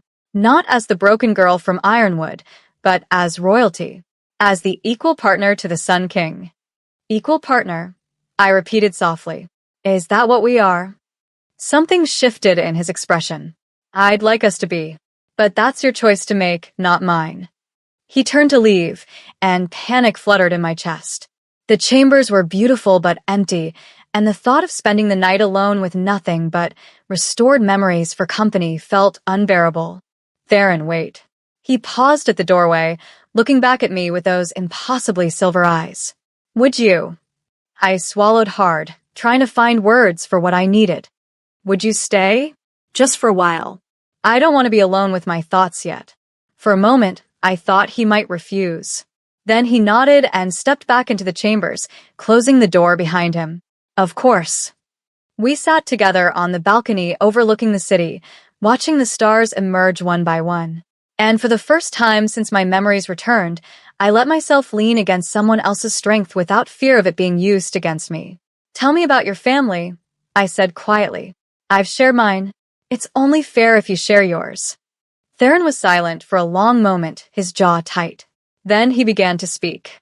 My father was everything the stories say Sun Kings become without Shadow Heirs to balance them. Brutal, paranoid, convinced that any show of mercy was weakness. His hands clenched on the balcony railing. He ruled through fear and maintained power through violence. The territories were more afraid of him than loyal to him. And your mother? Died giving birth to me. I never knew her. Pain flickered across his face. My father blamed me for her death, said I'd stolen his one source of softness and left him with nothing but rage. He made sure I understood that from a very young age. My heart clenched. He hurt you. He trained me, Theron corrected, but his voice was hollow. That's what he called it. Training to be a strong king. To never show weakness or mercy. to rule with an iron fist because anything less would be seen as failure. He looked at me, and I saw old scars in those silver eyes. I became Alpha King when I was 19. My father died in a border skirmish, killed by rogues who'd finally had enough of his tyranny. And I inherited a kingdom that expected me to be just like him. But you're not, I said firmly. You're nothing like what you're describing. Aren't I? His laugh was bitter. I've made hard decisions, Zephyra. Brutal ones. I've ordered executions and raised rebellious territories and done things that keep me awake at night. The only difference between me and my father is that I hate myself for it. He enjoyed it. I reached out and took his hand, threading my fingers through his. You gave me a choice. You could have commanded me to come with you, but you asked. That's not the action of a tyrant. That's the action of someone who values autonomy and free will. I squeezed gently. And you're here now, trying to restore balance instead of continuing to rule alone. Your father would never have done that. Theron turned to look at me fully, and something vulnerable crossed his features. Do you know why the prophecy matters so much to me? Why have I been searching for you for 3 months since the Oracle's vision? I shook my head. Because I'm terrified, he admitted. Terrified that without you, without balance, I'll become exactly what my father was. Every year I rule alone, I feel myself getting harder. More willing to choose efficiency over compassion. More ready to use fear as a tool. His thumb brushed across my knuckles. You're not just my political counterpart, Zephyra. You're the thing standing between me and becoming a monster. The weight of that confession settled between us. Then we save each other, I said softly. You keep me from drowning in memories and grief. I keep you from drowning in power and isolation. We balance each other. Balance each other, he echoed, and something like hope flickered in his eyes. We sat in silence as the night deepened around us, our hands still entwined, shadows and sunlight existing in the same space without conflict. For the first time in both our lives, neither of us was alone with our burdens. And somehow, that made all the difference. But peace never lasted long. Just before midnight, Captain Ridian burst onto the balcony, his expression grim. Your Majesty, we have a problem. The Council has called an emergency session. They're demanding Zephyra appear before them immediately. Theron was on his feet instantly. On what grounds? They're claiming she used shadow magic within city limits without authorization. That she's a potential threat to public safety and needs to be evaluated before she can remain in the capital. Ridian's scarred face twisted with disgust. It's a trap, Your Majesty. They're trying to put her on trial. Let them try, I said, rising. The shadows in the chamber responded to my anger, flickering like living things. I'm done hiding. If they want to evaluate me, fine. Let's see how they handle being evaluated in return. Theron looked at me with concern and pride warring in his expression. Are you sure? We could refuse. Make them wait until after the dead territories. No. My voice was firm. The Oracle said, I need to learn control. What better test than facing the wolves who want me dead and staying calm enough not to kill them? I met his eyes. Besides, they need to see that I'm not afraid of them, that the shadow heir isn't hiding in the shadows anymore. A fierce smile crossed Theron's face. Then we go together, sun and shadow. Let them see what balance looks like. As we followed Ridian through the citadel toward the council chamber, I felt my mother's memories stirring. She'd faced the council once, 300 years ago, demanding justice for shadow heirs being hunted. They'd voted her down, told her to be patient, to trust the system. 2 weeks later, she was dead. History wouldn't repeat itself. Not while I still had shadows to command and a Sun King at my side. The council wanted to evaluate me? Fine. Let them try. Chapter 6. Trial by Council. The council chamber was a circular room carved from white marble, with 7 thrones arranged in a semicircle facing a central platform. Each throne bore the sigil of its territory, mountains for the north, waves for the east, forests for the south. The ceiling was open to the night sky, and moonlight poured through like a spotlight on the accused. Because that's what I was, I realized as we entered. The accused. 6 of the 7 council members were already seated, their expressions ranging from cold curiosity to barely concealed hostility. The 7th throne, belonging to the Eastern Territories, stood empty. Alpha King Theron, the wolf in the central throne, said, his voice carrying across the chamber. He was massive, with gray-streaked black hair and eyes like frozen steel. Alpha Kellen of the Northern Territories, descended from purge families. And the claimant, how prompt of you to answer our summons. It wasn't a summons, Theron corrected icily. It was a demand. One I'm only honoring because I want the council to see exactly what they're dealing with. And what are we dealing with, Your Majesty? This came from a female on Kellen's left, Alpha Sable of the Western Reaches. She was beautiful in a cold, crystalline way, with white blonde hair and pale blue eyes. Another purge descendant, a girl with a convenient mark who appeared at exactly the right moment? How remarkably fortunate for your political agenda. Careful, Alpha Sable, Theron said quietly, but there was warning in his tone. You're coming dangerously close to accusing me of fraud. I'm simply asking questions. Her smile was razor-sharp. Questions the entire council deserves answers to. After all, the Shadow bloodline was extinct. Everyone knows this.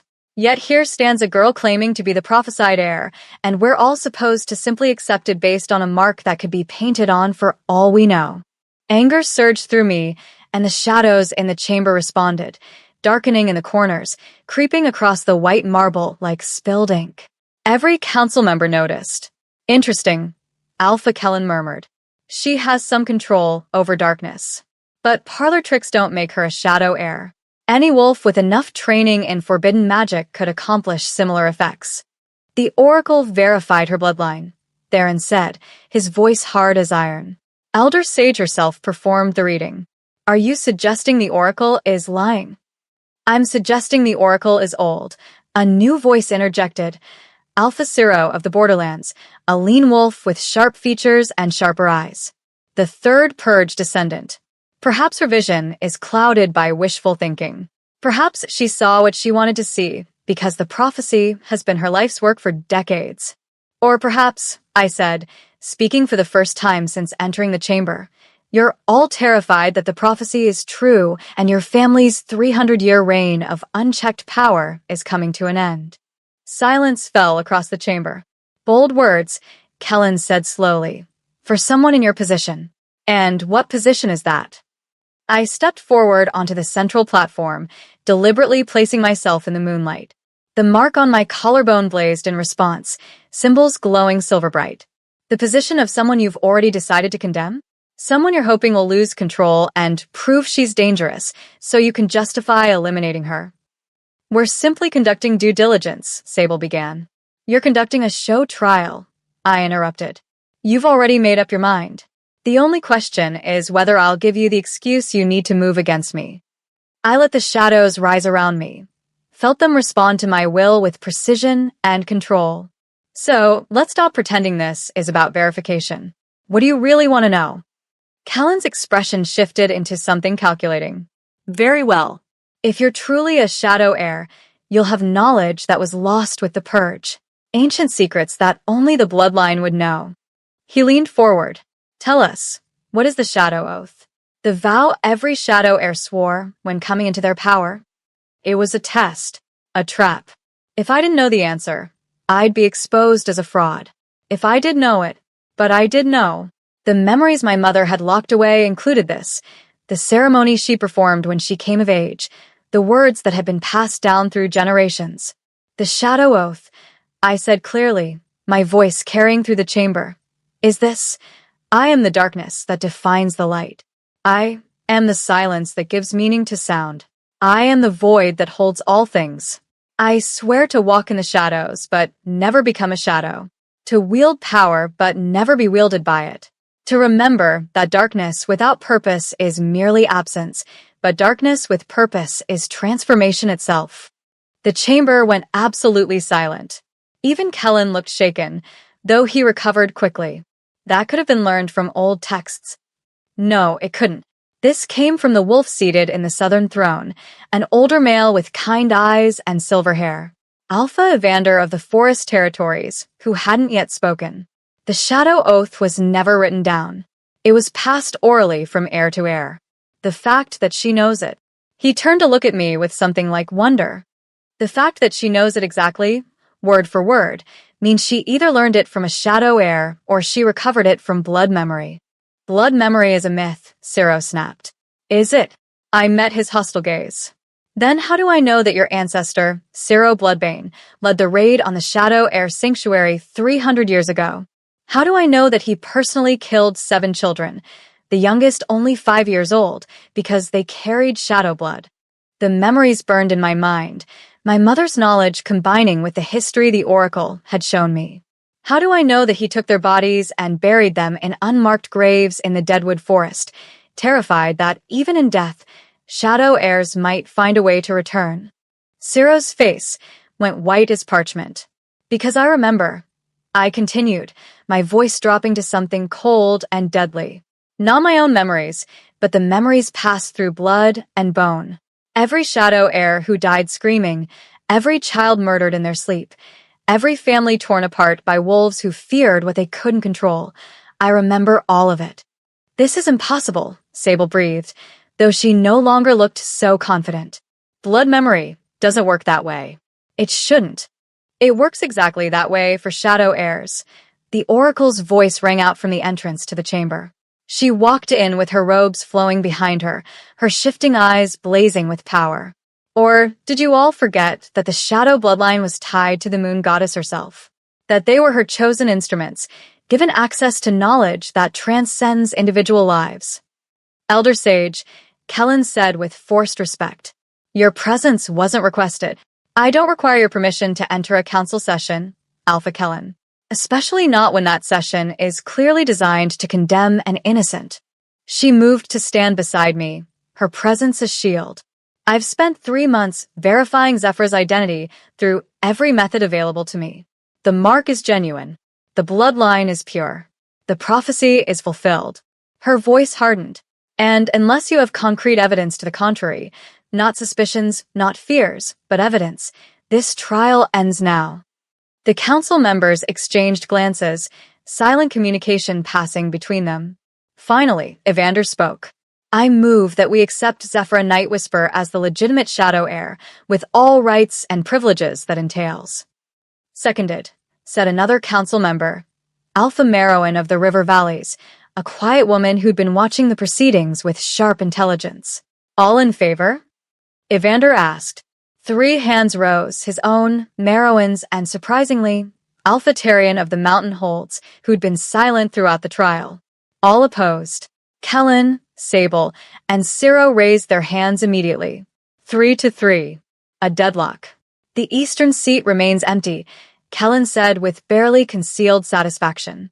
In the event of a tied vote, protocol requires we table the matter until.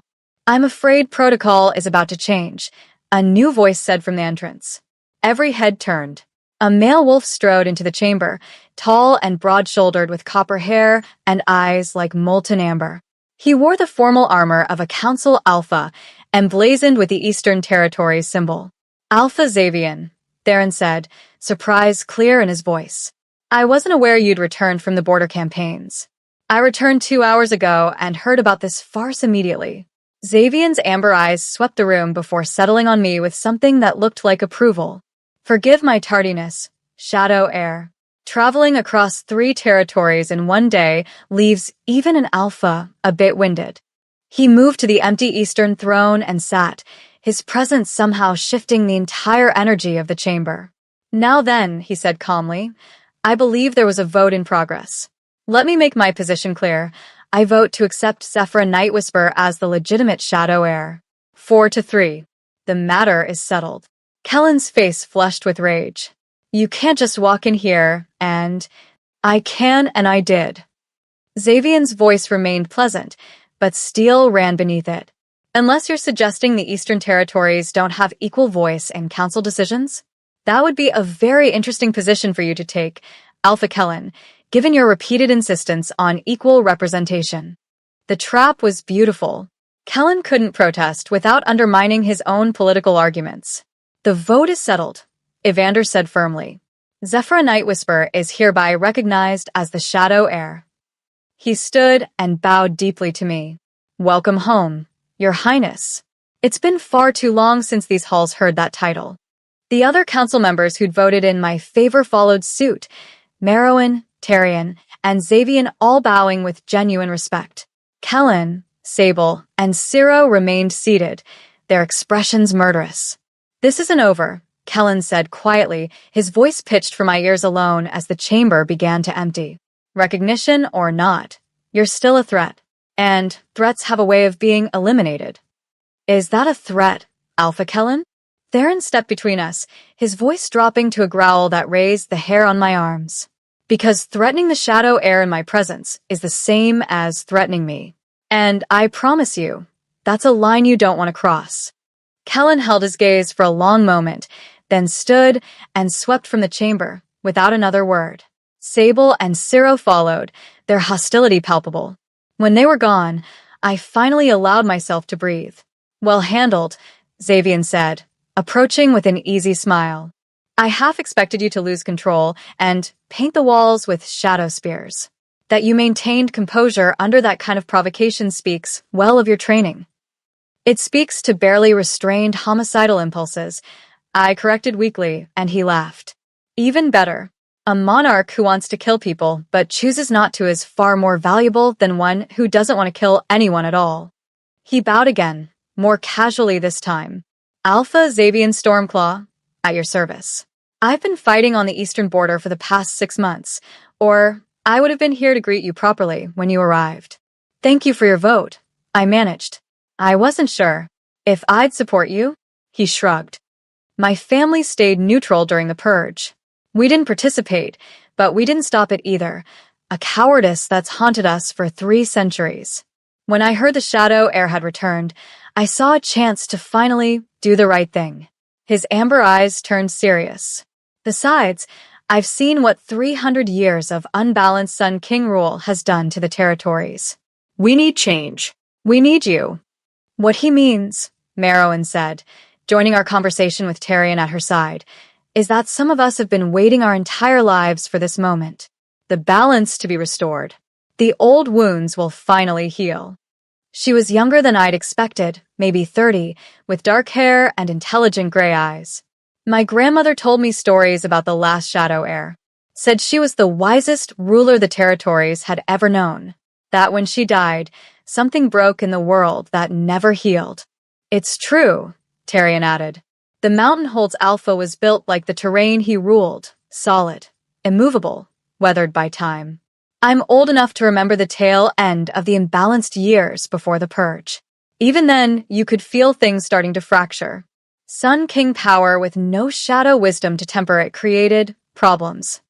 Problems like my father," Theron said quietly. Tarion nodded gravely. "Problems like your father, and his father, and every Sun King who came after the purge, growing more brutal with each generation because there was no counterbalance." He turned to me. "You represent hope, Your Highness. Don't underestimate how powerful that is, and how threatening it is to those who profit from despair." The Oracle had been watching this exchange silently. Now she spoke. "The Council's recognition is a significant victory, but it's only the beginning. Kellen and his allies will be more desperate now. They'll see this as their last chance to stop the prophecy from fully manifesting." "What does that mean?" I asked. "I'm recognized. The vote is done. What else can they do?" "They can challenge your right to rule," Xavian said bluntly. "Recognition means the Council accepts you exist. It doesn't automatically grant you authority. For that, you need to undergo the trials of worth." My stomach dropped. "More trials?" "3 of them," Merowyn explained. "Tests designed to prove a royal claimant has the wisdom, strength, and heart to rule. Normally, they're ceremonial, symbolic challenges that any competent heir could pass. But," she hesitated. "But the Council has authority to design the trials," Theron finished, his voice tight with anger. "And Kellen's faction will make them as lethal as they can within the bounds of tradition." "When?" I asked. "The tradition requires 7 days between the claimant's recognition and the first trial," Tarion said. 7 days to prepare, to train, to make peace with the possibility of death. That's in 3 days, I calculated, my blood running cold. We're supposed to leave for the Dead Territories in 3 days. To find the Shadow Vault. Then you have a choice to make, the Oracle said quietly. Face the trials now, before you're fully prepared but while you have momentum. Or delay them and risk giving Kellen's faction time to plan something even more dangerous while you search for the vault. I looked at Theron, saw the concern and protectiveness wearing in his silver eyes. Then I looked at the council members who'd supported me, Xavian, Merowyn, Tarion, and Evander, wolves who'd shown courage by standing with me when it would have been safer to abstain. We do both, I said, the decision crystallizing in my mind. We leave for the Dead Territories tomorrow at sunset. We find the Shadow Vault and whatever evidence my mother hid there. Then we return in time for the trials with proof of the Purge family's crimes. I met each of their eyes in turn. If I'm going to undergo trials designed to kill me, I want to make damn sure the wolves who orchestrated the trials know I have the power to destroy them if I survive. Xavian's grin was fierce. I knew I was going to like you. It's risky, Merowyn warned. The Dead Territories are forbidden for good reason. The corruption there is nothing compared to the corruption in this council, I interrupted. My mother died to hide that vault. My sister died to buy me time to escape. I'm not going to let their sacrifices be meaningless because I was too afraid to face dangerous territory. Then we go with you, Tarion said firmly. The 4 of us, council members who support you, witnessing your journey to the vault. If we find what you claim is there, our testimony will carry weight that even Kellen can't dismiss. Absolutely not, Theron said immediately. I won't risk 4 council alphas in the Dead Territories. If something happens, then the council will be left with only the Purge descendants in power, Xavian finished. Which is exactly why we need to come. Our survival is linked to Zephrah's success now, Your Majesty, whether you like it or not. Theron looked like he wanted to argue further, but the Oracle placed a hand on his arm. They're right, she said gently. And more than that, Zephrah will need allies she can trust when she faces what waits in the ruins. The Dead Territories will test all of you. Best to face those tests together. We left the council chamber an hour before dawn, exhaustion pulling at my bones but adrenaline keeping me upright. You should rest, Theron said as we walked through empty corridors back toward my chambers. We have a long journey ahead, and you've barely slept since. I can't sleep yet. I stopped walking, turning to face him in the moonlight streaming through tall windows. Theron, I need to know something. What you said earlier about me being the thing standing between you and becoming a monster, did you mean that? His expression softened. Every word. Then tell me the truth. If I fail the trials, if Kellen's faction manages to kill me through some loophole in the tradition, what happens to you? He was quiet for a long moment, his silver eyes distant. I became what my father was. Maybe worse, because I'll know I had a chance at balance and lost it. I'll rule through fear and force until someone finally has the courage to put me down like the rabid wolf I'll have become. The stark honesty of it broke something in my chest. That's not going to happen, I said fiercely. I didn't survive 8 years of abuse and memory seals and assassination attempts just to fail now. I'm going to pass whatever trials they throw at me. I'm going to find that vault. And I'm going to prove to every wolf in these territories that the Shadow Heir isn't some relic from the past. She's the future they've been waiting for. Theron's hand came up to cut my cheek, his touch gentle despite the warrior's calluses on his palm. You already are. You just haven't seen it yet. Then help me see it. The words came out barely above a whisper. Help me become who I'm supposed to be. You don't need to become anything, Zephrah. You already are everything the prophecy promised. His thumb brushed across my cheekbone. You just need to let yourself believe it. We stood there in the moonlight, the space between us charged with something that went beyond political alliance or prophetic necessity. This was personal, real, dangerous. Theron, I breathed. What's happening between us? I don't know. His voice was rough. The prophecy spoke of recognition, of sun and shadow finding each other. But it didn't mention this. This needs to be near you. This feeling like I can finally breathe after 30 years of suffocating. His other hand came up to frame my face. Tell me you feel it too. Tell me I'm not losing my mind. You're not losing your mind, My hands came up to rest against his chest, feeling his heartbeat, strong, steady, alive. I feel it, like gravity pulling me toward you. Like you're the sun, and I've been living in darkness, so long I forgot what warmth felt like. Zephyra. Whatever he was going to say was lost as his lips met mine. The kiss was tentative at first, careful, as if we were both afraid of moving too fast. But then something shifted, need replacing caution, hunger replacing restraint. His hands tangled in my hair, while mine gripped his shoulders, pulling him closer. Where our bodies pressed together, light and shadow danced, his sun-warm power and my void-cold magic finding balance, creating something neither of us could achieve alone. When we finally broke apart, both breathing hard, his silver eyes blazed with an intensity that sent heat pooling in my stomach. "We shouldn't," he said, though his hands hadn't left my waist. "You need rest, and I shouldn't be taking advantage." "You're not taking advantage of anything." I pulled him back for another kiss, shorter this time, but no less intense. "I want this. I want you. However complicated that makes everything else." A smile, genuine and warm and transformative, crossed his face. "So complicated it is." He walked me back to my chambers, his hand never leaving mine. At the door, he hesitated. "I should let you rest," he said, though he made no move to leave. "Stay," I said, echoing the words I'd spoken on the balcony earlier. "Just until I fall asleep. I don't want to be alone with the nightmares yet." He nodded and followed me inside. I changed behind a screen into sleeping clothes Serenia had left for me, soft silk that felt like water against my skin. When I emerged, Theron had removed his formal armor and sat on the edge of my bed, looking more human than I'd ever seen him. "Tell me something real," I said as I climbed into bed, patting the space beside me. "Something no one else knows about you." He lay down beside me, careful to maintain a respectful distance despite what had happened in the hallway. "Something no one knows?"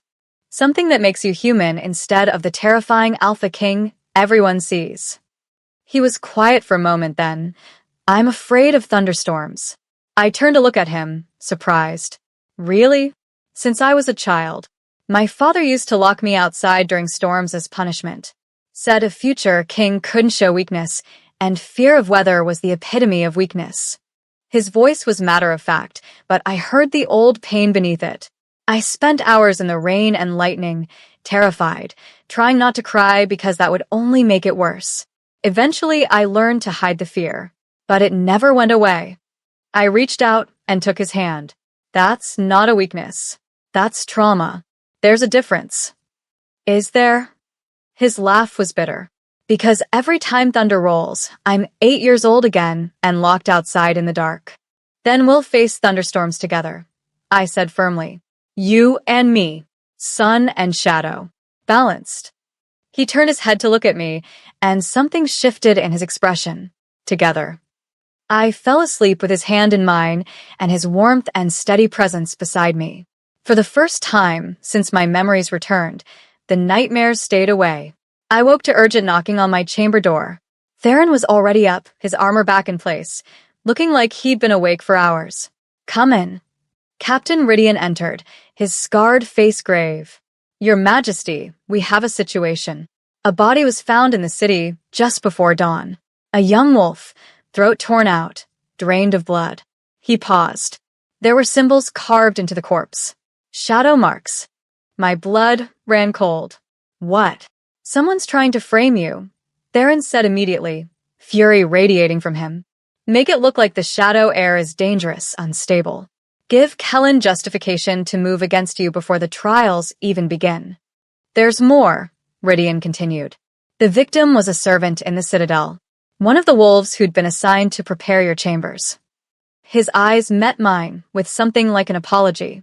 "She was killed in a storage room near the council chamber, right around the time you were undergoing your trial." The implication was clear. While I was distracted, someone had murdered an innocent wolf and made it look like shadow magic was responsible. "Who found the body?" Theron demanded. "Alpha Ciro's guards. They're already spreading word through the city that the shadow heir is a murderer, that she killed someone who served her just to test her powers." Rage surged through me, and the shadows in the room responded, darkening, thickening, responding to my fury. Easy, Theron said, his hand finding mine. His warmth immediately tempered the surge of power. That's what they want. They want you to lose control, to prove their accusations right. Then what do? My voice shook with barely contained anger. Let them spread lies about me? Let an innocent's death go unanswered. No. His silver eyes blazed. We find out who really killed her. We expose the framed job. And we make sure everyone knows exactly what Kellen's faction is willing to do to prevent balance from being restored. The Oracle appeared in the doorway, her shifting eyes dark with anger. The Council has called another emergency session. They're demanding Zephyra be confined until the murder can be investigated. Like hell, Theron snarled. We don't have a choice, I said, even as the words tasted like ash. If I refuse, it proves I have something to hide.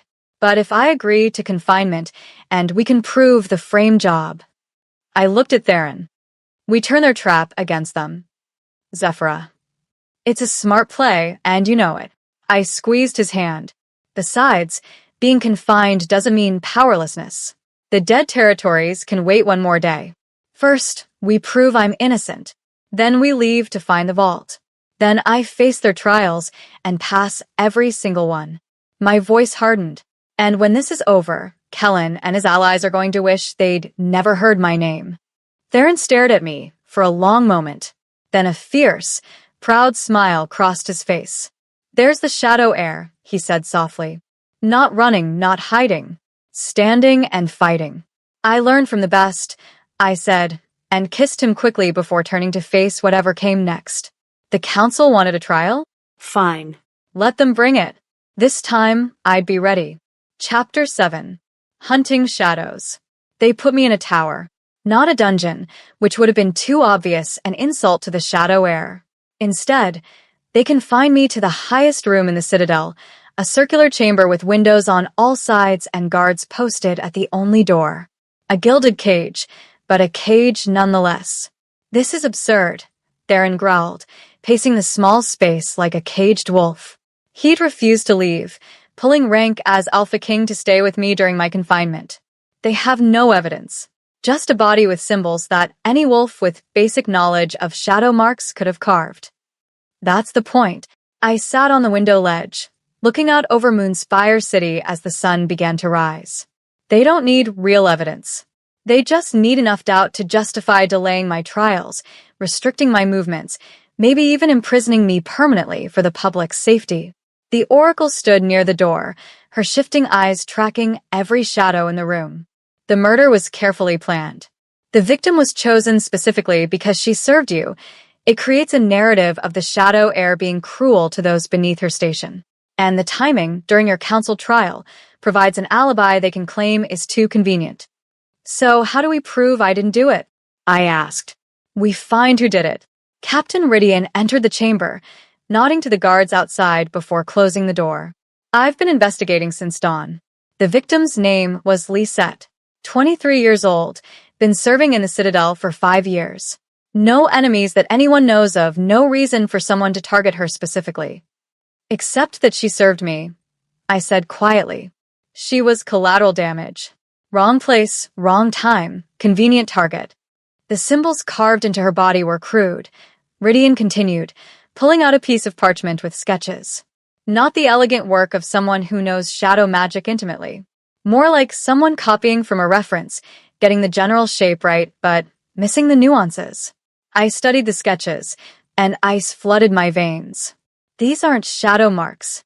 Everyone turned to look at me. What? Theron moved to my side, looking at the parchment over my shoulder. They're close, but they're wrong. I traced one of the symbols with my finger.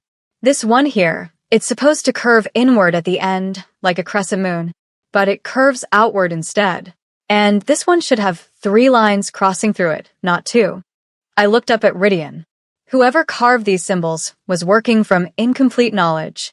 They knew enough to make them look convincing to someone who doesn't read the old tongue, but not enough to get them actually right. Can you read them? The Oracle asked intently. What do they say?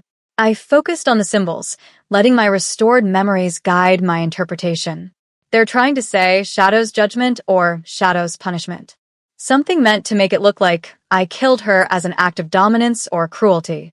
My stomach turned. But what they actually say is closer to Shadow's imitation. They literally carved the wrong words into her body.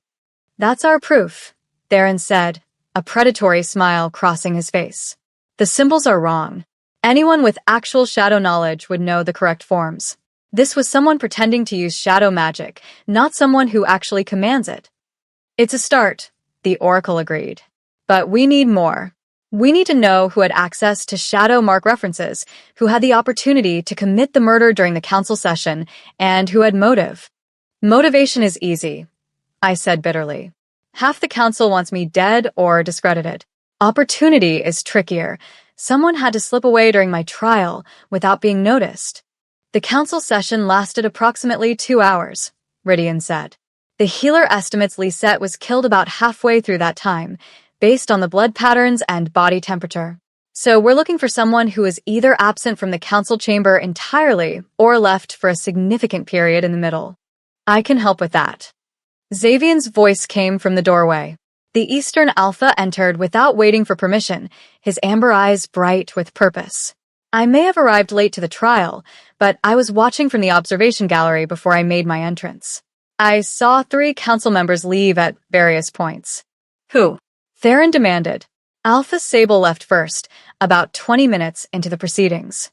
Said she needed air, and was gone for maybe 15 minutes. Alpha Ciro left next, claimed he needed to consult his archives about some legal precedent. He was gone for nearly 30 minutes. Xavian's expression darkened. And Alpha Kellen left briefly near the end, just before I made my appearance. Only gone 5 minutes, though. Barely enough time to reach the storage room where the body was found, much less commit murder and carve symbols. Unless the murder was already done, I said slowly, pieces clicking together in my mind. Unless someone else killed Lisette earlier and Kellen just needed to check that the scene was set properly before the body was discovered. A conspiracy, the Oracle breathed. One person commits the murder, another verifies it's ready, a third arranges for the discovery at the perfect moment. Ciro had the longest absence, Theron noted. 30 minutes is plenty of time to kill someone and carve symbols into their body. But Sable left first, I countered. What if she's the one who actually lured Lisette to the storage room, created the opportunity, and Kellen checked to make sure everything was in place before having his guards discover the body? Rydian finished. It fits the pattern of how they've operated so far, coordinated attacks designed to look spontaneous. We need proof, Xavian said. Right now we have speculation. To take this to the full council, we need evidence that links at least one of them directly to the murder. I stood from the window ledge, an idea forming. The symbols are wrong, which means whoever carved them was working from a reference. A book or document with shadow marks copied into it. Something incomplete or inaccurate. So we find that reference, Theron said, understanding Dawn. Find which of the 3 had access to it, and we have our killer. The Citadel Archives, the Oracle said. There are texts on shadow magic there, remnants of what survived the Purge. Most were destroyed, but some were preserved as historical records. I can check which council members have requested access to those texts recently. I'll help, Xavian offered. 2 sets of eyes will work faster than one. And I'll investigate the murder scene more thoroughly, Rydian added. Look for any physical evidence we might have missed in the initial examination. What about me? I asked, frustration coloring my voice. I can't just sit here while everyone else works to clear my name. Theron moved to stand in front of me, his hands coming up to frame my face. You do the hardest job of all. You wait. You stay calm. You don't give them any excuse to escalate this situation. His silver eyes bored into mine. I know it goes against every instinct you have, but right now the best thing you can do is be patient and let us gather the evidence. I hate this, I whispered. I know. He pressed his forehead against mine, his warmth seeping into my shadow-cold skin. But you're not alone in this fight. You have allies now. Let us help you. It went against everything I'd learned in 8 years of surviving on my own. Trusting others, depending on them, believing they wouldn't abandon me when things got difficult. But Theron wasn't the wolf of Ironwood Pack. Neither were the Oracle, Xavian, or Rydian. Okay, I said softly. I'll wait, but not for long. We still need to reach the dead territories before the trials begin. One problem at a time, Theron said, then kissed me quickly before the others could see. First, we prove your innocence. Then we find your mother's vault. Then we face whatever trials Kellen throws at us. Together. Together, I echoed. They left me alone with 2 guards posted outside, wolves from Theron's personal detail who'd sworn loyalty to the crown rather than the council. I trusted them about as far as I could throw them, which was to say not at all. So I did what came naturally. I explored the shadows. My chamber might be a cage, but shadows existed everywhere. In the corners, beneath the furniture, in the spaces between worlds that most wolves couldn't perceive. And now that my power was awake, I could sense them, could feel the network of darkness that connected every shadow in the citadel like threads in a vast web. I closed my eyes and reached out, letting my consciousness slide into the shadows. It was disorienting at first, like falling through water made of ink. But then my perception adjusted, and suddenly I could see through the shadow network, not with physical eyes, but with something deeper. Every shadow in the citadel became a window I could look through, a space I could sense and perceive.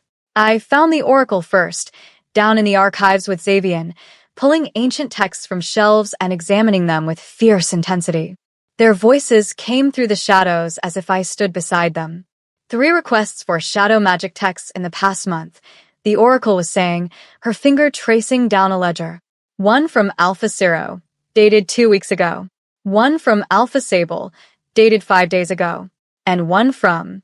She paused. 1 from Alpha Kellen, dated the day before Zephyra arrived in the capital. They were planning this from the beginning, Xavian growled. The moment they heard the prophecy was fulfilled, they started preparing ways to discredit her. Or kill her. The Oracle's voice was grim. These aren't just reference texts on shadow magic. One of them is a grimoire on blood magic, forbidden practices that use shadow energy for dark purposes. If they've been studying this... I pulled my consciousness back slightly, not wanting to hear more. Blood magic. The corruption that had twisted the rogues who'd attacked us on the road. If the Purge families were dabbling in that level of darkness, I shifted my awareness through the shadow network, searching for Rydian. Found him in the storage room where Lisette's body had been discovered, examining the floor with meticulous care. Traces of ash here, he muttered to himself. Black ash like something was burned. And the scent is wrong. Not just blood and death, but something else. Something. He inhaled deeply, his wolf senses far keener than human ones. Sulfur. And rotting meat. This wasn't just a murder. Some kind of ritual was performed here. My blood ran cold. A ritual. Using shadow marks. That explained why the symbols were carved into Lisette's body. They weren't just for show. They were part of a spell. But what kind of spell? I dove deeper into the shadow network, searching for answers. And that's when I found it, a resonance in the darkness, a signature of magic that felt wrong. Corrupted. Twisted. It led me through the shadows to a part of the citadel I'd never seen, deep underground, below even the Moonstone Temple. A chamber that shouldn't exist, hidden behind wards designed to keep it secret.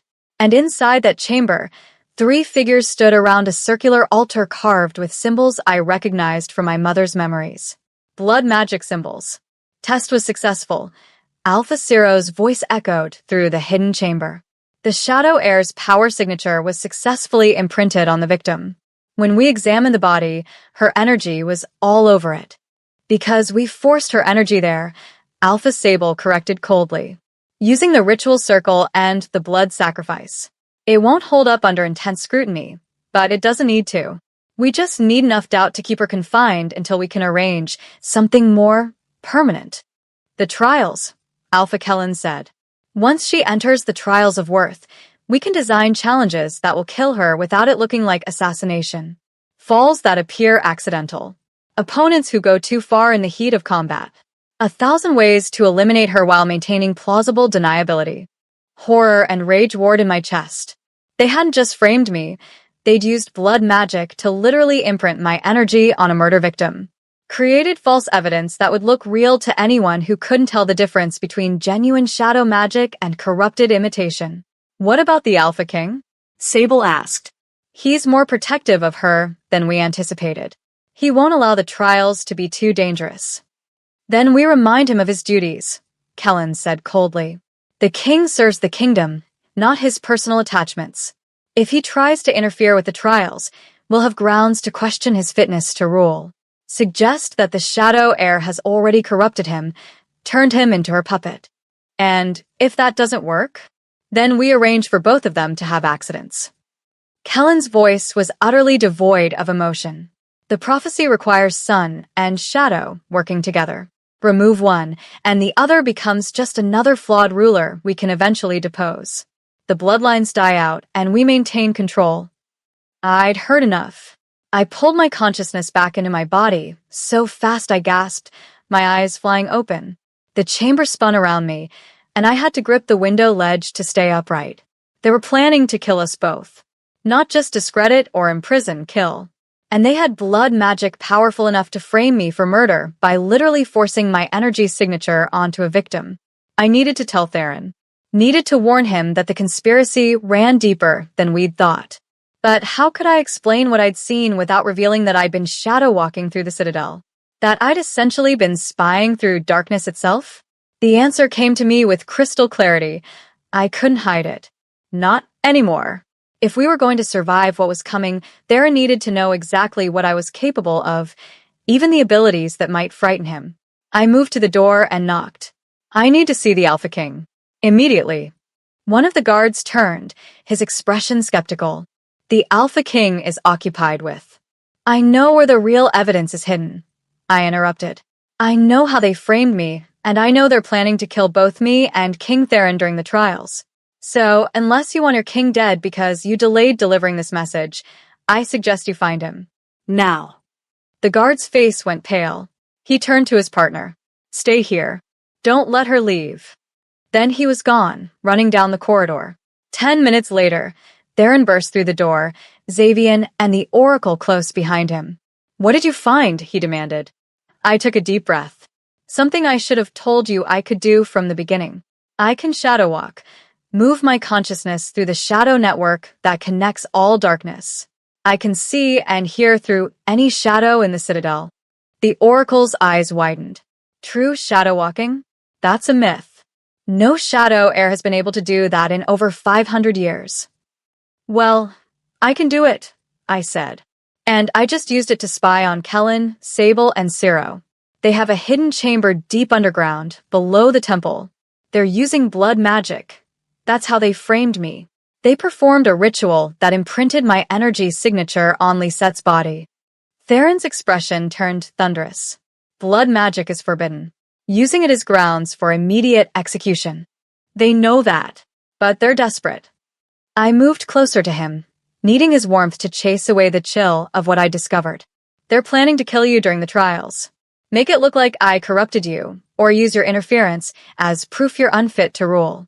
Theron, they want us both dead. Silence fell over the chamber. Then Xavian started laughing, a sharp, bitter sound. Of course they do. Because while we've been playing by the rules, trying to gather evidence and work within the system, they've been planning wholesale slaughter. He shook his head. We've been outmaneuvered. Not quite, the Oracle said slowly. Zephyra, you said they have a hidden chamber. Can you lead us there? Through the shadows, yes. But physically, I paused. I think so. I saw the route in my shadow walk. It's accessible from the temple through a concealed door. Then we have them. Theron's smile was predatory. We go there now with council witnesses who support us. We expose their blood magic chamber, catch them in the act if possible, and drag them before the full council in chains. It's risky, the Oracle warned. If we're wrong, if the chamber doesn't exist or has already been cleared, then we're no worse off than we are now, I interrupted. But if we wait, if we give them more time to plan, we're dead. Both of us. So we move now, while they think we're still gathering evidence, and I'm safely confined. Theron studied my face for a long moment. Then he nodded. Gather Merowyn, Tarion, and Evander. Tell them to meet us at the temple entrance in 15 minutes, armed and ready for anything. He turned to the guards outside. Release the shadow heir from confinement by order of the Alpha King. Anyone who questions this answers to me personally. The guards bowed and stepped aside. I was free, but freedom, I was learning, came with its own dangers. We descended into the depths of the Citadel with 6 Council Alphas, the Oracle, Captain Ridian, and 20 of Theron's most trusted guards. The Oracle led the way with a glowing moonstone that pushed back the darkness, but I could feel the shadows pressing in around us, hungry, twisted things that had been corrupted by years of blood magic performed in their depths. You feel it, I whispered to Theron. He nodded grimly. The darkness is wrong here. Tainted. How long have they been using this place? Long enough to corrupt the very stone, the Oracle said, her shifting eyes tracking something the rest of us couldn't see. This chamber was sealed after the Purge, part of the original Shadow Heir quarters, abandoned when your bloodline was supposedly extinct. Someone unsealed it and has been using it for forbidden practices ever since. 300 years of blood magic. Merowyn breathed. The corruption must go impossibly deep. We reached the concealed door I'd seen in my shadow walk, a section of wall that looked like solid stone but was actually a cleverly disguised entrance. I placed my hand on it, and the shadow marks on my collarbone blazed in response. The door recognized royal blood and opened. Beyond lay the Chamber of Horrors. The circular altar dominated the center, covered in dried blood and carved with symbols that made my skin crawl. The walls were lined with shelves holding jars of things. Body parts. Organs. Eyes floating in preservative fluid. Moon goddess, Tarion whispered, his weathered face pale. What have they been doing down here?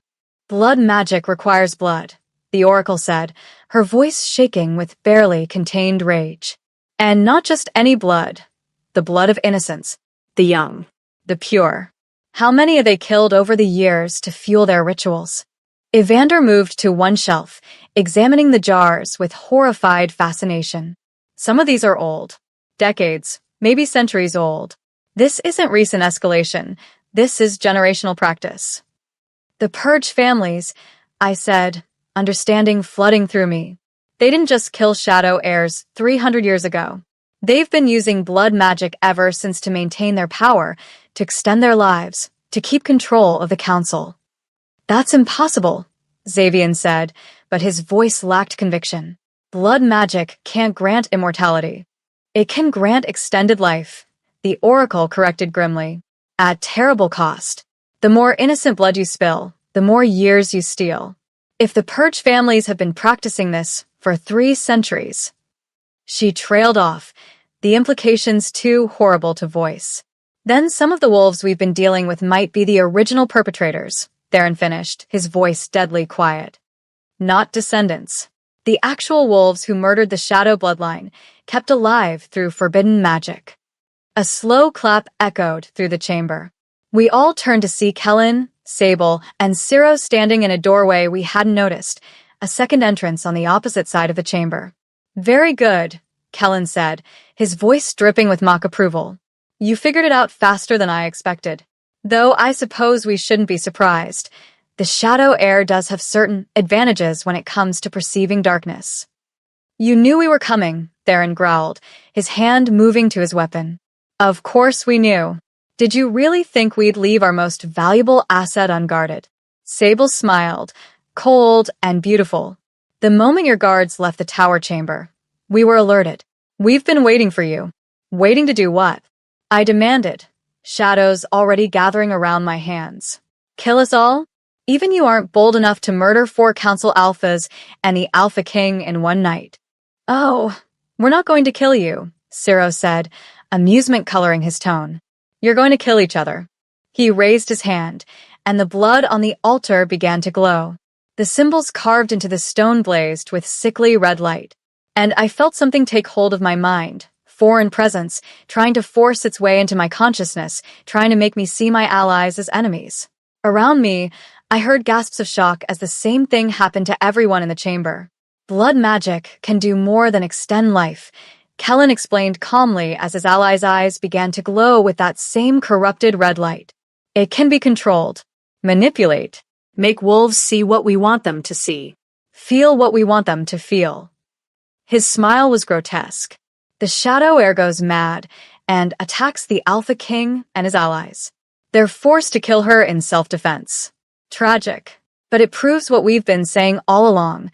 Shadow magic is too dangerous, too unstable to be trusted. I felt the compulsion trying to force me to attack, to see Theron as an enemy, to lash out with killing force. But I'd spent 8 years having my will suppressed, my mind controlled through fear and abuse. I'd learned to build walls around my consciousness, to protect the core of who I was even when everything else was being stripped away. And those walls held. The blood magic crashed against my mental defenses and shattered. No, I said clearly, my voice cutting through the red haze trying to consume the chamber. I don't think so. I pulled on the shadows, not the corrupted ones tainted by blood magic, but the pure darkness that existed between worlds. The void where shadow heirs drew their truest power. And I flooded the chamber with it. Pure, cleansing shadow that washed away the blood magic's corruption like water extinguishing flame. The red glow died. The compulsion snapped.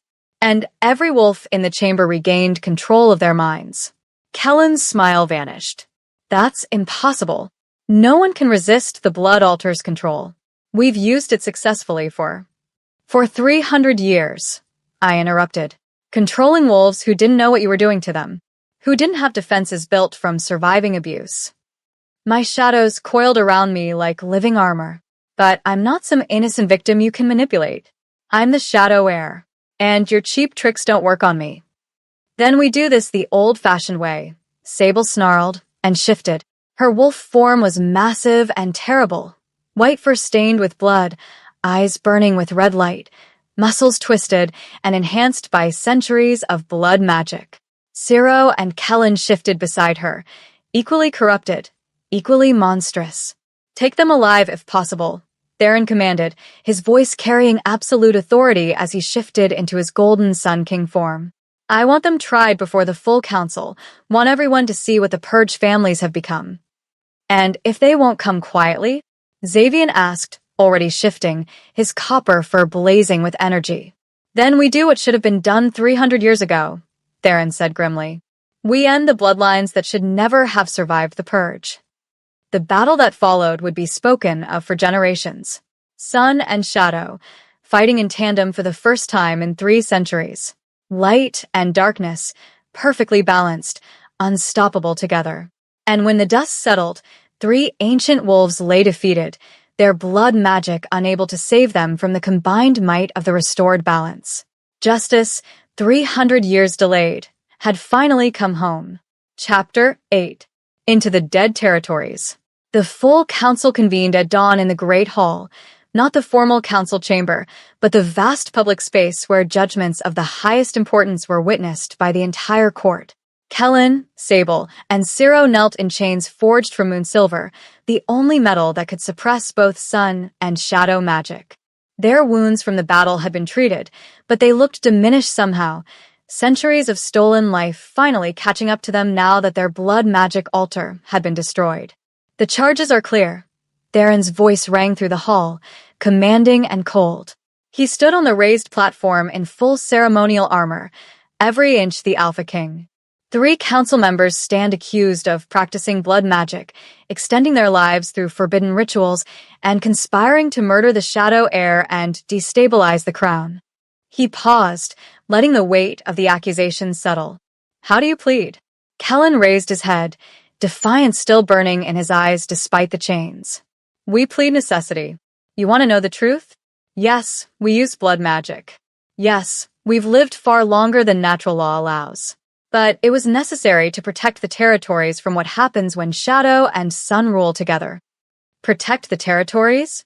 I stepped forward, unable to stay silent. You murdered my entire bloodline. You've been killing innocents for 300 years to fuel your rituals. You call that protection? We call it prevention, Sable said coldly. Your ancestors nearly destroyed everything when they ruled together. The power was too great, too unbalanced.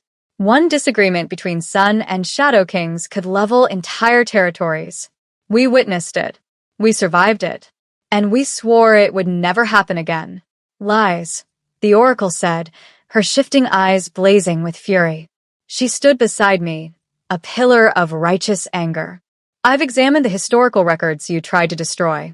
The Shadow and Sun bloodlines ruled in peace for 500 years before the Purge. There were no catastrophic battles, no territories leveled by their disagreements. You invented that narrative to justify genocide. The records you've seen are incomplete, Ciro argued. The true histories were written by the families who benefited from the Purge, Evander interrupted, rising from his council seat. I've suspected for years that our accepted history was sanitized, edited to paint the Shadow bloodline as dangerous, when they were actually the check on Sun King excess. Now we have proof. Merowyn stood as well. The evidence in the blood magic chamber is undeniable. Centuries of innocent deaths. Artifacts stolen from Shadow heir families. Documents detailing how to extend life through ritual sacrifice. Her gray eyes were hard as stone. The only question is whether we execute them immediately or let them stand trial for each individual murder. We demand trial by combat, Kellen said suddenly. It's our right as council members to be accused of capital crimes. One of us against the Shadow heir herself. If she's truly as powerful as the prophecy claims, she should have no trouble defeating one aging alpha. The hall erupted into whispers. It's a trap, Theron said immediately, his silver eyes meeting mine with concern. They're hoping to kill you under the guise of legal combat. The moment you enter that circle, the rules protect them from intervention. I know, I said quietly. Then louder, so the entire hall could hear. I accept. Zephyra. They've been questioning whether I deserve the title of Shadow heir since I arrived, I said, my voice carrying across the stunned silence. Claiming I'm weak, inexperienced, possibly fraudulent. Let's settle it once and for all. I turned to face Kellen directly. You want trial by combat? Fine. But when I win, there are no more appeals. No more delays. You and your co-conspirators face execution for your crimes, and the Purge families lose their council seats permanently. And if I win? Kellen asked, a cruel smile playing at his lips. You won't, I said simply. But if by some miracle you do, I'll accept exile and never return to the capital. The Shadow heir claim dies with me, and you get exactly what you wanted. The bloodline extinct and balance broken forever. The Oracle grabbed my arm. You can't seriously be considering this. He's had 300 years to perfect his fighting skills, enhanced by blood magic. And I'm the heir to every shadow technique ever developed, with the memories of warriors going back 10 generations. I gently pulled my arm free. Trust me, I know what I'm doing. I didn't, not really. But I was done being questioned, done having my legitimacy challenged at every turn. If I had to prove myself through combat, so be it. The trial by combat will take place at sunset, Theron declared, though fury and fear warred in his expression. In the circle of judgment, witnessed by the full council and court, the combat ends in death, surrender, or incapacitation. Are these terms accepted? Accepted, Kellen said, satisfaction clear in his voice. Accepted, I echoed, my shadows already stirring in anticipation. They gave me chambers to prepare in, not the tower prison, but proper royal quarters with servants, healers, and strategists all offering advice I barely heard.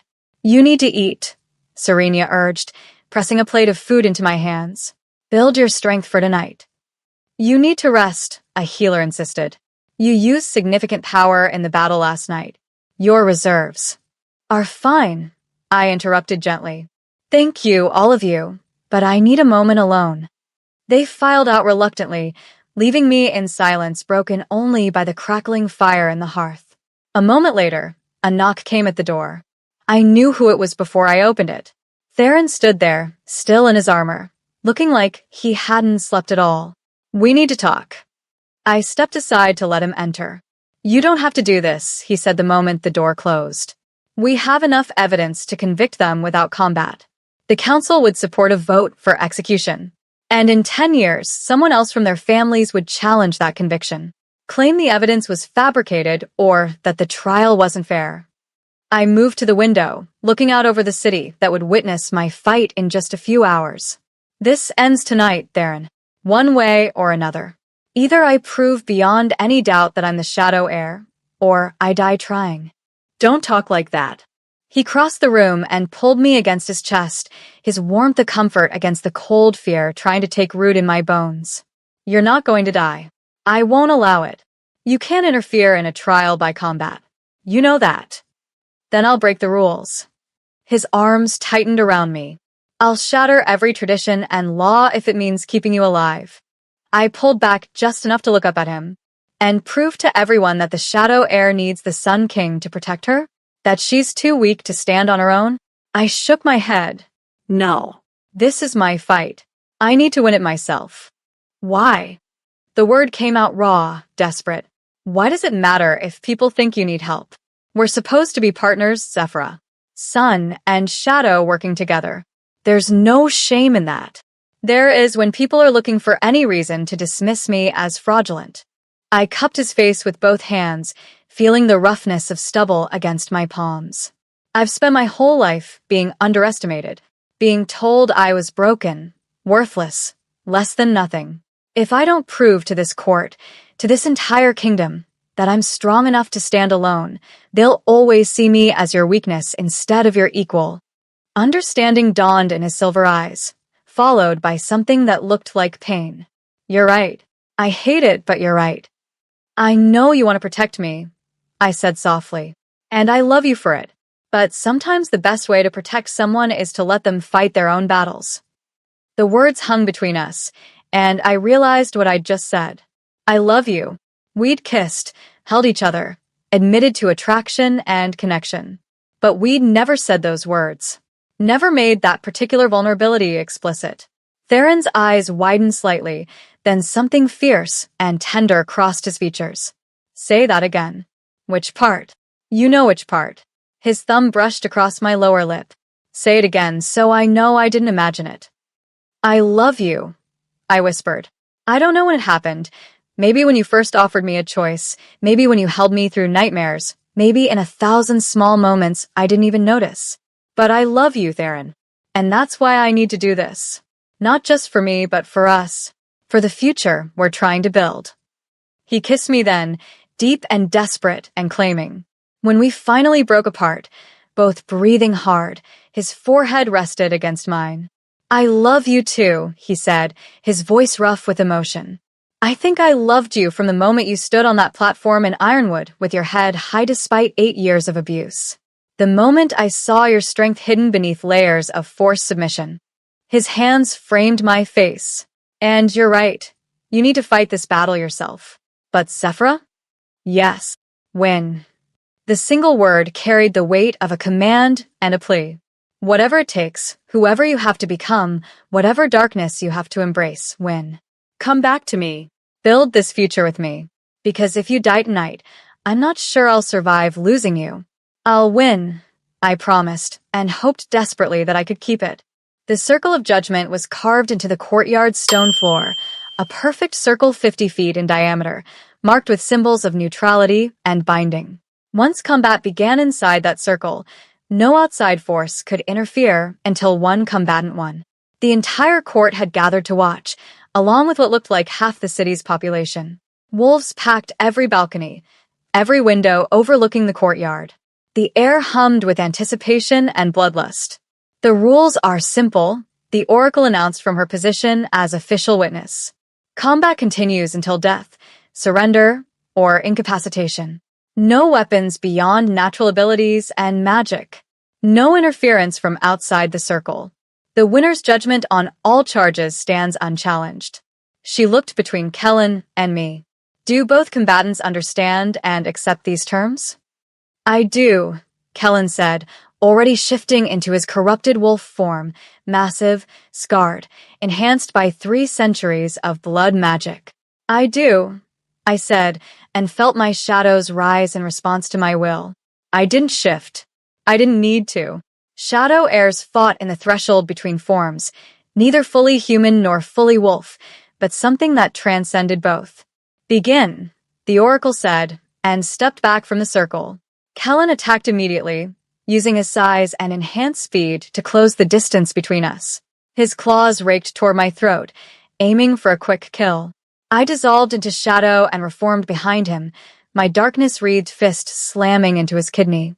He howled and spun, but I was already gone, already moving, using the technique my mother had taught me, become the shadow itself, impossible to track, impossible to hit. Stand still and fight. Kellen snarled, his frustration evident. Why? I asked from behind him, my voice coming from everywhere and nowhere. You have 3 centuries of combat experience, superior size and strength, blood magic enhancement. If I stand still, I die. So instead, I'll fight like what I am, a shadow heir who learned survival before she learned honor. I struck again, shadows coalescing into spears that pierced his shoulders, his flanks. Not killing blows, but painful ones.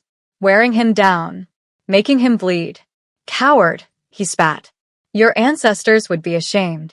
My ancestors would be proud that I'm alive and you're bleeding. I materialized fully in front of him for just a moment. They'd be proud that I learned from their mistakes, that I'm not too proud to use every advantage I have. Then I was shadowed again, flowing around his desperate attacks like water around stone. The crowd's noise faded into background static. The courtyard, the witnesses, even Theron watching with barely controlled terror, all of it disappeared until there was only this. Me and the wolf who represented 300 years of genocide. Me and the culmination of everything the Purge families had feared. I was the nightmare they'd tried to prevent by murdering children in their beds. I was the reckoning they'd pushed off for 3 centuries through blood and forbidden magic. I was the future they couldn't stop. It was enough. The shadows condensed around me, not just responding to my will, but amplifying it. Power flooded through me, not just my own, but the accumulated strength of every shadow heir who'd come before. Every ancestor who'd died screaming. Every child is murdered to prevent this moment. They poured their power into me across the barriers of death itself, and I became something more than one wolf.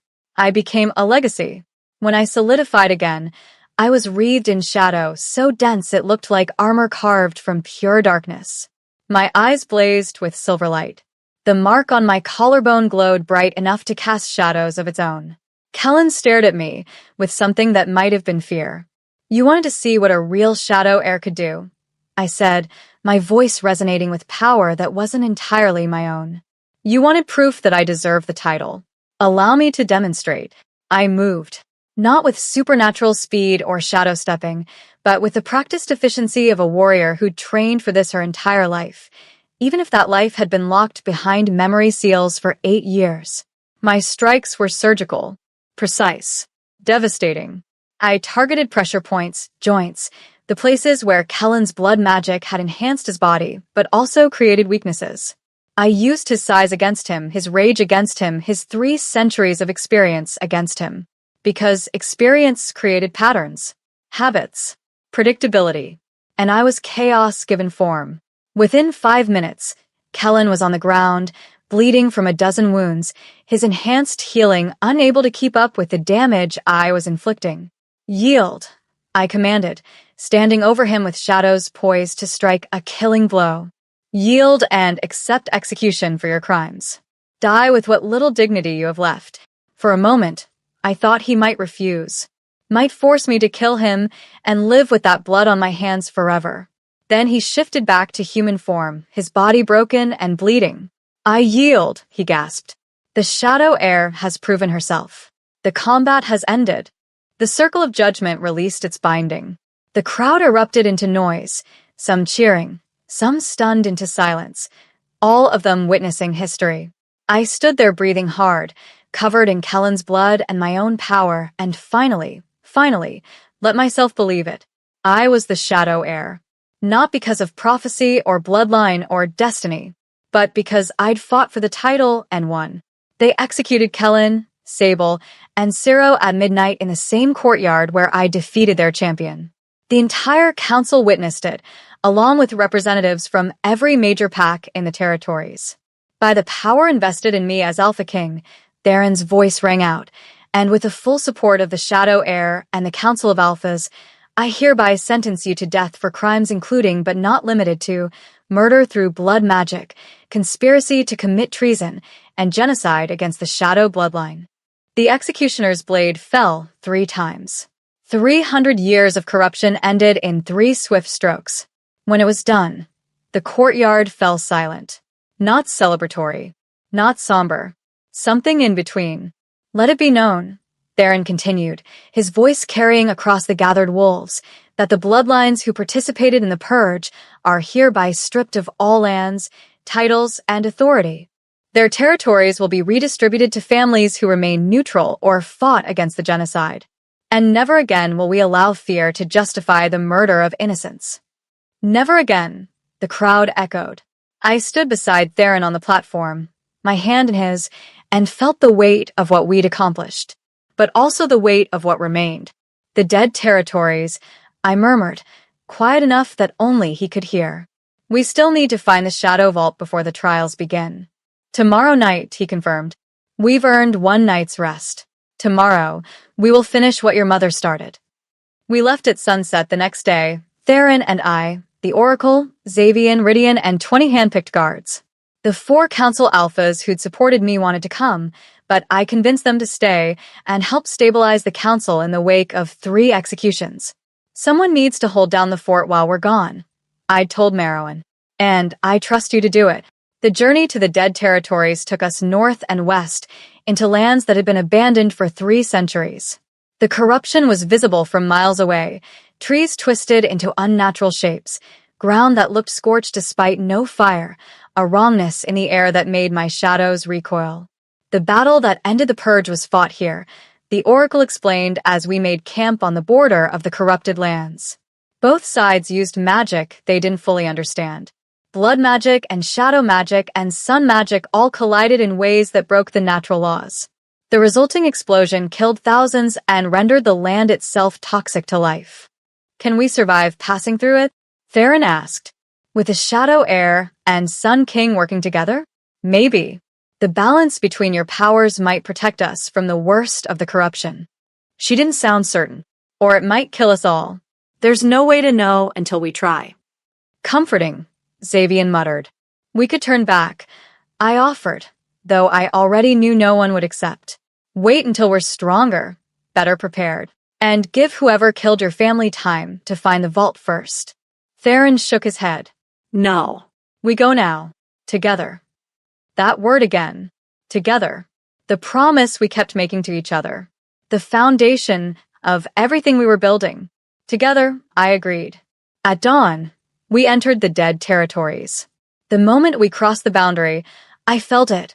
Wrongness seeping into my bones, trying to find purchase in my shadows. Corruption attempting to twist my magic into something dark and terrible. Theron felt it too. I could see him fighting the pull, his sunbright power flickering as the dead land tried to extinguish it. "Link your power to mine," I said urgently, grabbing his hand. "Let the balance stabilize us." The moment our powers connected, the corruption's pull eased. Not gone, but manageable. His light kept my shadows from being consumed by the wrongness. My darkness kept his light from burning out against the corruption. Balance. "Everyone else stay close," Theron commanded. "If you feel the corruption taking hold, alert us immediately. We can't afford to lose anyone to this place." We moved through a landscape of nightmares. Trees that looked like screaming faces. Pools of water that reflected skies from other worlds. Creatures that might have been wolves once, but had been twisted into things with too many limbs and eyes that glowed with that familiar corrupted red light. The rogues who attacked us on the road. I breathed. This is where they came from, where the corruption in them was born. "Which means someone's been coming here," the Oracle said grimly. "Bringing wolves into the dead territories and deliberately exposing them to corruption. Creating weapons to use against the crown." "But who?" Xavian demanded. "Kellen and his allies are dead. Who else would?" "The Purge families extended their lives through blood magic," I interrupted, pieces clicking into place. "What if they weren't the only ones? What if there are others who participated 300 years ago, who've been hiding all this time, waiting for the prophecy to be fulfilled so they could finish what they started?" The silence that followed was heavy with terrible implications. Then we need to find that vault fast, Theron said. Because if there are more enemies out there with 3 centuries of patience and planning. A howl cut through the dead air. Not corrupted. Not twisted. Familiar. My blood ran cold. That's impossible, I whispered. She's dead. She's been dead for 8 years. But when the figure emerged from the twisted forest, I knew my eyes weren't lying. Calliope. My sister. Alive. Chapter 9. The Sisters Return. She looked exactly as I remembered from the night the hunters came. 12 years old, dark hair falling in waves past her shoulders, amber eyes that matched mine. Except those eyes now held something ancient and terrible, something that made my shadows recoil in recognition of a darkness far deeper than anything I commanded.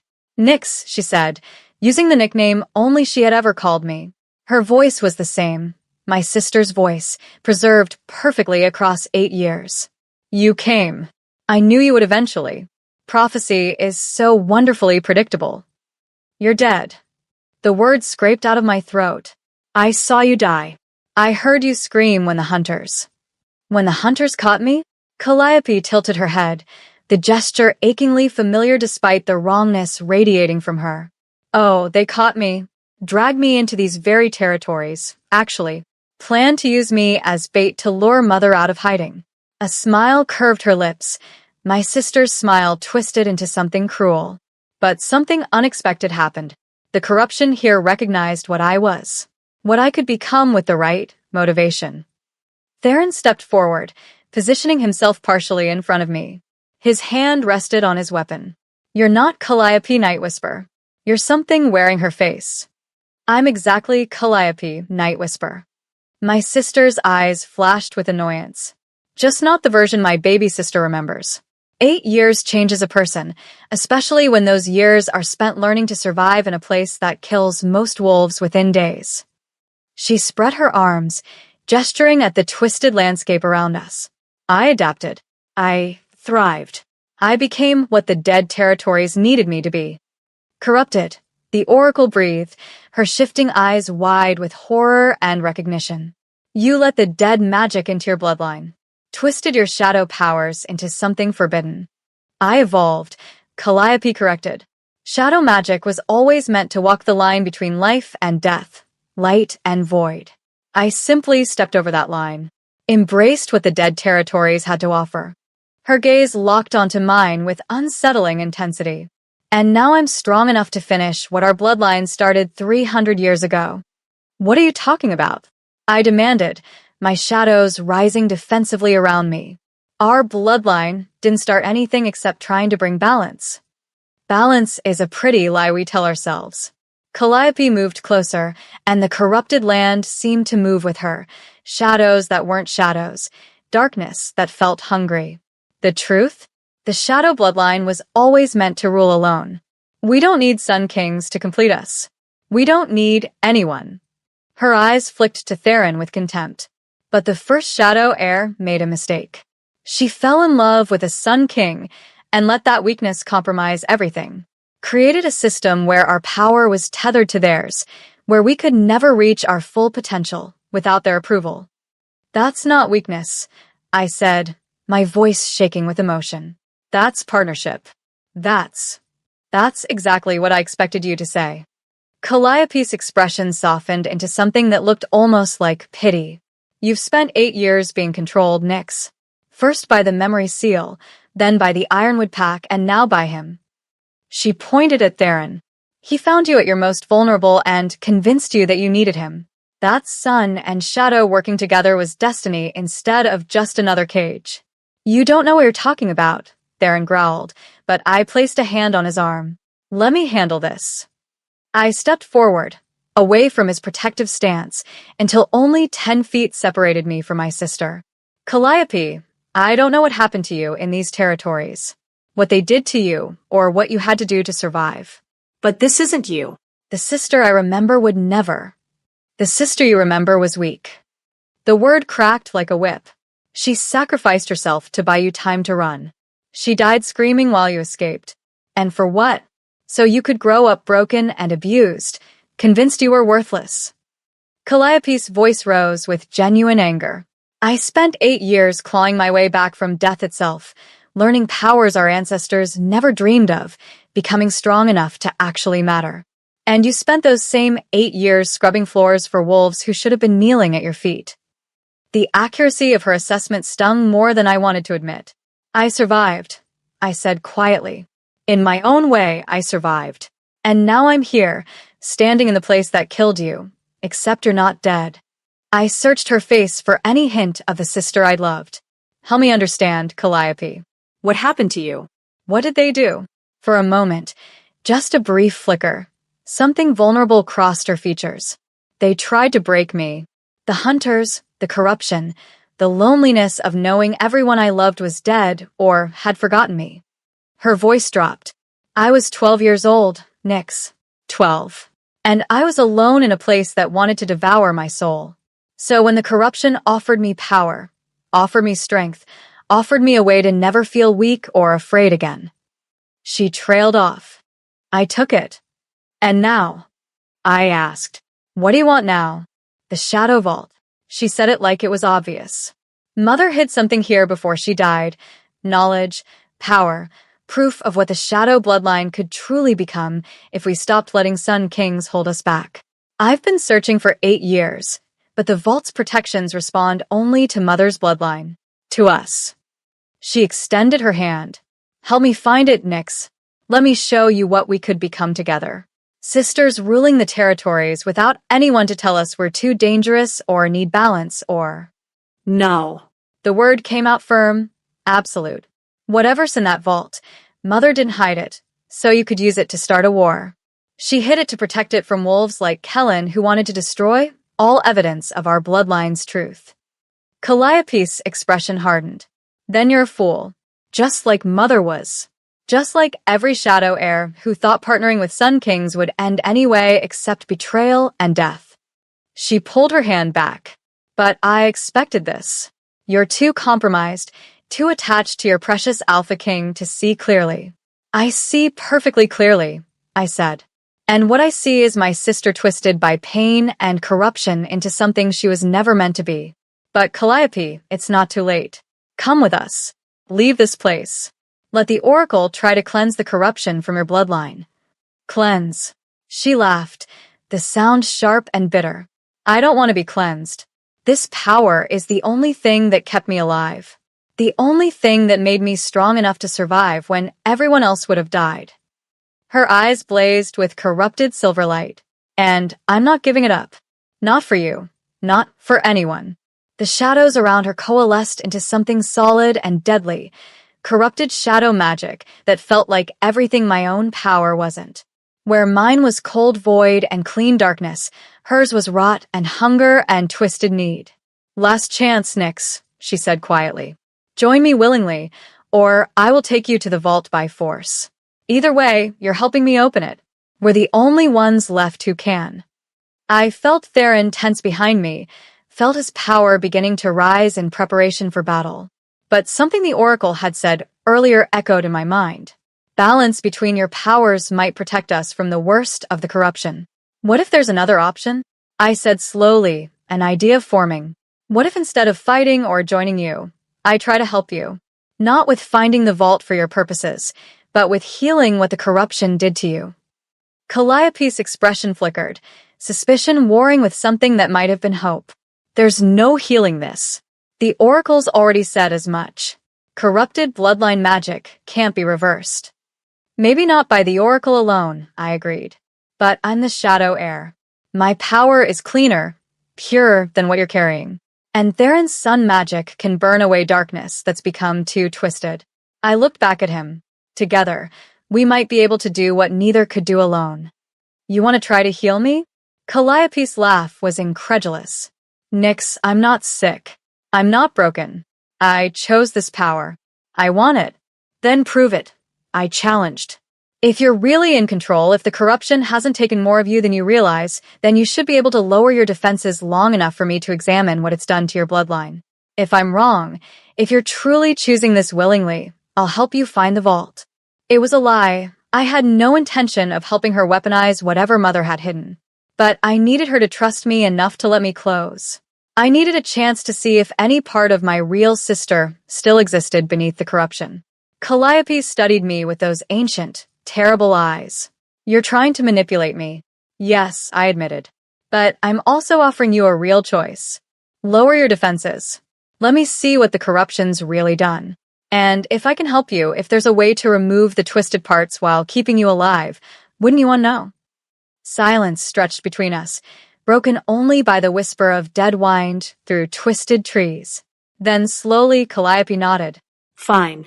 But if you try anything, if you attempt to fight me or trap me or turn me over to your council, I'll kill everyone here except you. And then I'll drag you to the vault anyway. Her smile was cold. Are we clear? Crystal clear. She stepped closer, and I felt the wrongness of her power like oil on my skin. Do it then. Show me this healing you think you can accomplish. I placed my hands on either side of her face, exactly as the oracle had done when breaking my memory seal. Theron moved to stand directly behind me, his hands coming to rest on my shoulders, his sun-warm power flowing into me to balance and strengthen my own. This might hurt, I warned. Everything hurts, Calliope replied. I've learned to live with it. I closed my eyes and let my consciousness sink into her shadows. What I found there stole my breath. My sister's bloodline was a battlefield. Pure shadow magic, the power she'd been born with, inherited from mother and generations before, warred constantly with corrupted death magic that had burrowed into her like a parasite. The two forces were so entangled I couldn't tell where one ended and the other began. But worse than the corruption itself was what it had done to her mind. Calliope hadn't just been twisted by the dead territories. She'd been systematically broken over years of isolation and pain, her memories edited and manipulated by the corruption until she couldn't tell her own thoughts from the twisted whispers of the dead magic. The hunters hadn't just captured her that night 8 years ago. They delivered her to someone who knew exactly how to corrupt a shadow heir bloodline. Someone who'd been waiting in the dead territories for exactly this opportunity. And that someone had spent 8 years molding my 12-year-old sister into a weapon. She believes everything she's saying. I sent to Theron through our connection. The corruption has convinced her that pure shadow magic alone is ultimate power, that partnership with Sun Kings is weakness. It's rewritten her memories to make her believe Mother failed because she chose balance instead of dominance. Can you fix it? His sun-warm power pulsed through me, steadying my exploration. I don't know. The corruption goes so deep. 8 years of constant reinforcement have made it part of her identity. Removing it might break her completely. But leaving it means she's not really your sister anymore. She's what the corruption made her. He was right. The Calliope standing before me, the one who'd rejected partnership and balance, the one who wanted to use Mother's vault for conquest, that wasn't my real sister. That was the corruption's creation. But somewhere beneath all that twisted darkness, I felt something. A spark. A tiny fragment of the girl who'd held my hand in the burning forest and told me to run. The sister who'd sacrificed herself so I could escape. She was still there, buried, locked away by years of corruption and manipulation, but alive. I made a decision that would either save her or kill us both. I pulled on every ounce of power I had, my own shadow magic, the strength flowing from Theron, the knowledge inherited from 10 generations of shadow heirs. I pulled on the bond between sisters that transcended death and corruption and time. And I dove into the battlefield of her bloodline like a warrior charging into combat. The corrupted death magic sensed my intrusion immediately. It lashed out with tendrils of twisted darkness, trying to drive me away, trying to kill me for daring to challenge it. But I wasn't alone. Theron's sun power flowed through me, burning away the worst of the corruption wherever it touched.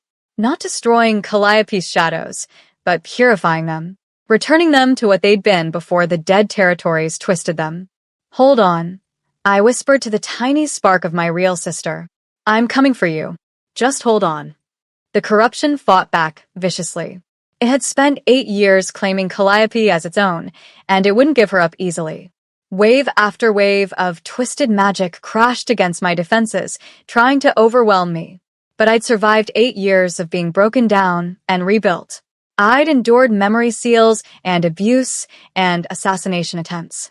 I'd faced down the descendants of the wolves who'd murdered my bloodline and won.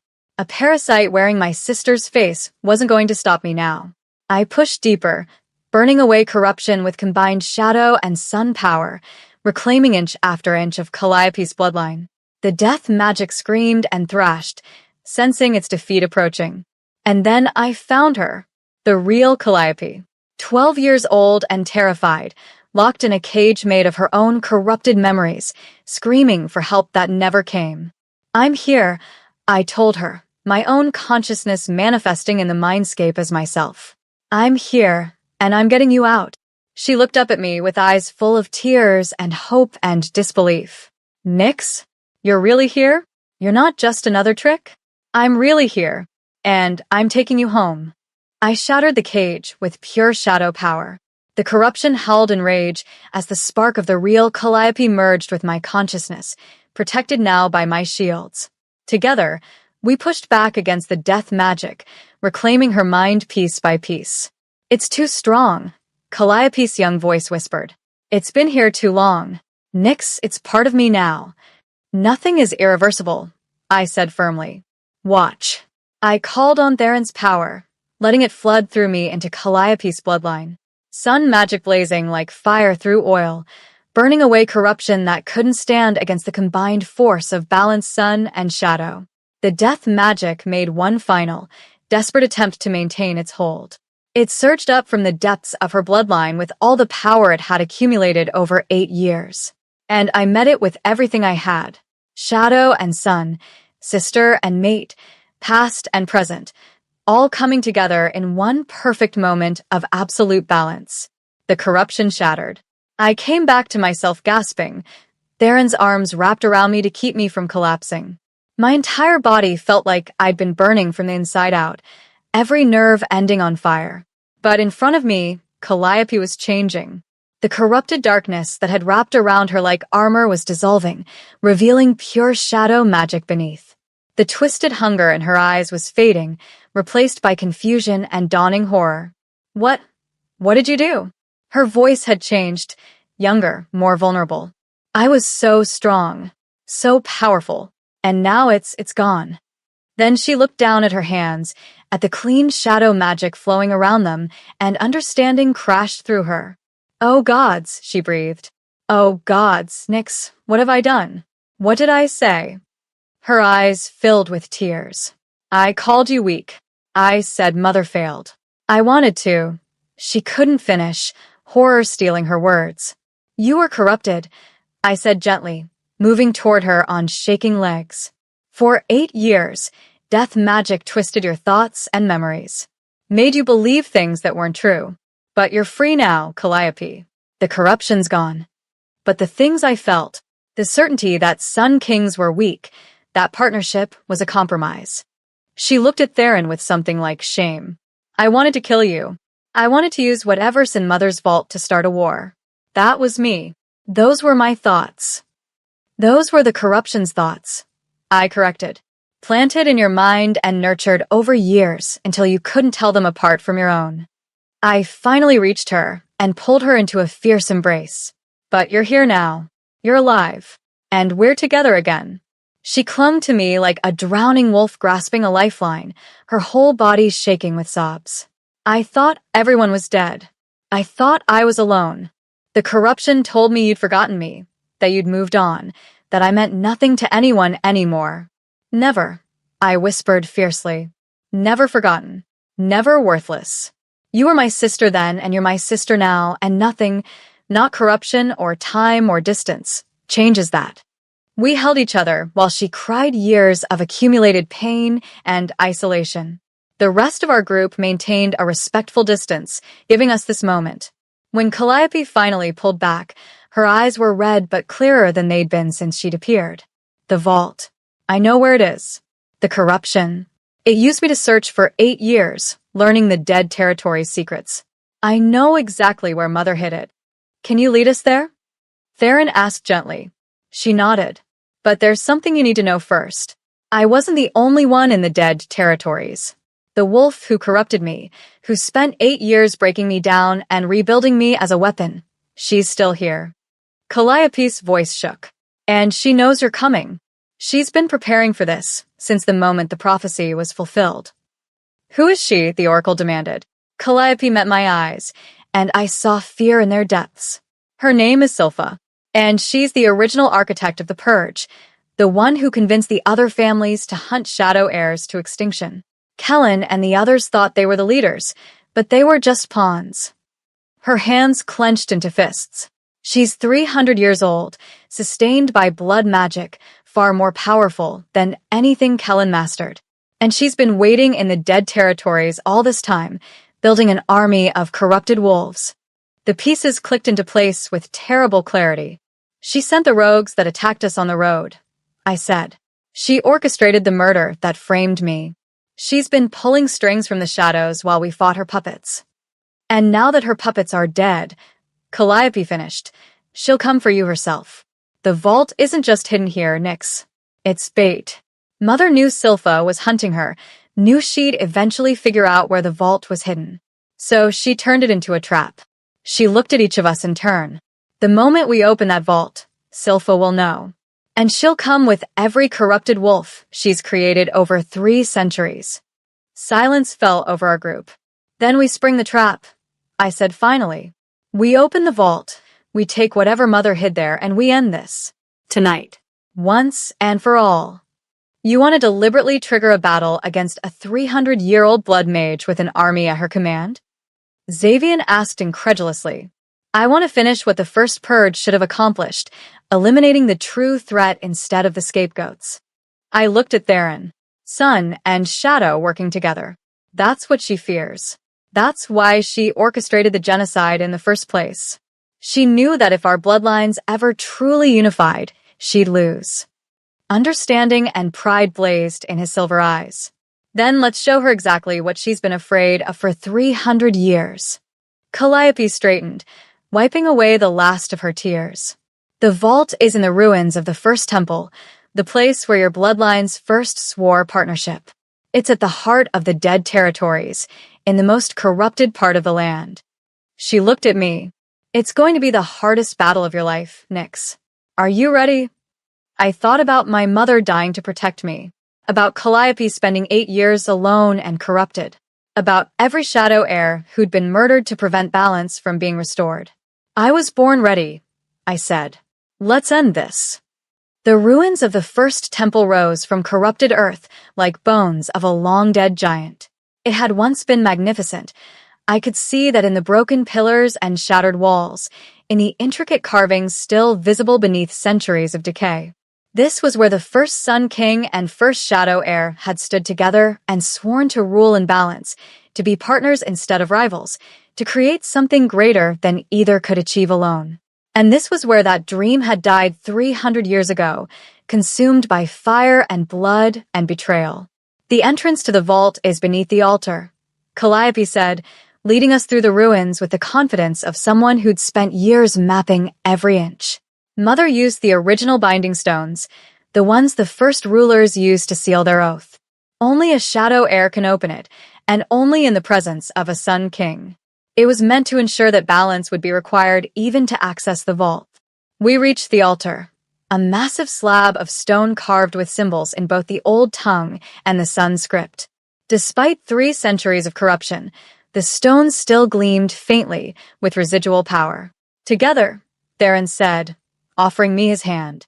I took it, and we placed our joined hands on the altar. The response was immediate.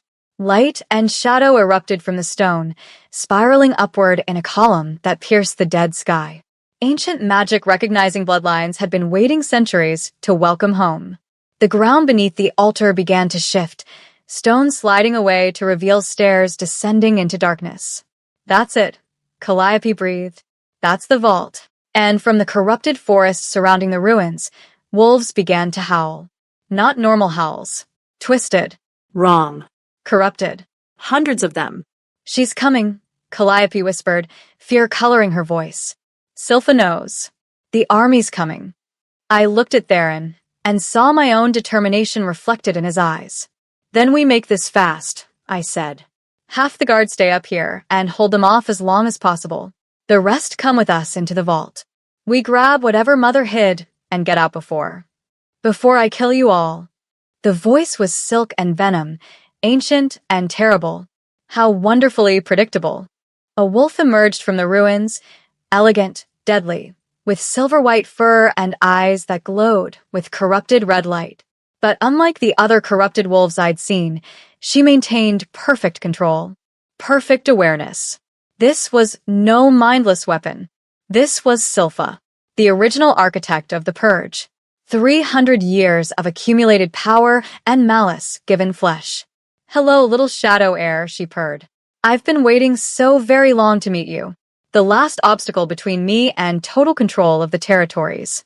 The final heir who needs to die before the shadow bloodline is truly extinct." She smiled, revealing teeth too sharp to be natural. "Let's finish what I started 300 years ago, shall we?" Chapter 10. The Vault of Shadows. "You're supposed to be dead." The words left my mouth before I could think better of them. Silpha tilted her head, her corrupted eyes gleaming with amusement. Dead. She laughed, the sound like breaking glass. "Oh, child. I've transcended death. Moved beyond it entirely.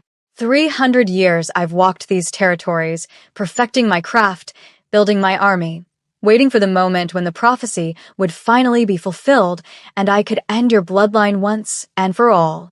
She took a step closer, and the corrupted wolves surrounding the ruins moved with her, hundreds of them, maybe thousands. "Your mother thought she was so clever, hiding the vault here, using it as bait. But she never anticipated that I'd simply wait, that I'd corrupt this entire territory, make it mine, turn it into a prison for any shadow heir foolish enough to come looking for answers." "You turned my sister into a weapon," I said, shadows already rising around me. Theron's warmth pressed against my back, his power ready to support mine. "Spent 8 years breaking her mind and rebuilding it to serve you." "I gave her purpose," Silpha corrected. "Took a frightened child and made her powerful. She should be grateful." Her eyes flicked to Calliope, and something dark crossed her features. "Though I see you've stolen my work. Cleansed the corruption I so carefully nurtured. Such a waste." "She was never yours to claim," Theron growled. "And neither is Zephyra. You want to finish the purge? You'll have to go through both of us. Sun and shadow, united exactly as you've feared for 3 centuries. "Feared?" Silpha's smile widened. "Oh, Alpha King. I don't fear your little partnership. I orchestrated it." The words hit like a physical blow. "What?" I breathed. "Did you really think it was a coincidence that you ended up in the Ironwood Pack? That you survived 8 years of abuse just long enough for the Alpha King to find you during the perfect celestial alignment?" She circled us slowly, her corrupted wolves maintaining their distance, but ready to attack at her command. "I've been guiding every step of your journey, child. I'm the one who ensured you were placed with the Greystone bloodline, wolves descended from my most loyal followers. I'm the one who made sure you were broken down just enough to be malleable, but not so much that you'd lose your power entirely." "You're lying," Calliope said, but uncertainty colored her voice. "Am I? Who do you think sent the Oracle her vision 3 months ago? Who do you think arranged for the Alpha King to visit Ironwood Pack during the lunar eclipse?" Silpha's eyes gleamed with malicious satisfaction. "I've spent 300 years studying your bloodline, learning its weaknesses. And I discovered something fascinating. Shadow heirs are strongest when they believe they're fighting for love, for family, for connection. When they think they're reclaiming stolen destiny." My blood ran cold. "So, I gave you a destiny to reclaim," Silpha continued. "I gave you a Sun King to bond with, a sister to save, a vault to find. I made you strong, Zephyra. Strong enough that when I finally harvest your power, it will be potent enough to fuel my magic for another 1,000 years." Harvest. The word tasted like poison. The vault isn't protection or knowledge or evidence. Silpha's smile turned vicious. "It's a ritual circle. Your mother discovered my plan before she died, learned that I needed a shadow heir at the peak of her power, bonded to her Sun King mate, standing in the exact spot where the first partnership was forged. She tried to warn the others, tried to stop me. But I killed her before she could tell anyone except She looked at me with something that might have been pity. Accept you, through the memory seal. She tried to warn you with her dying breath, didn't she? Told you to find the vault. I thought back to that recovered memory.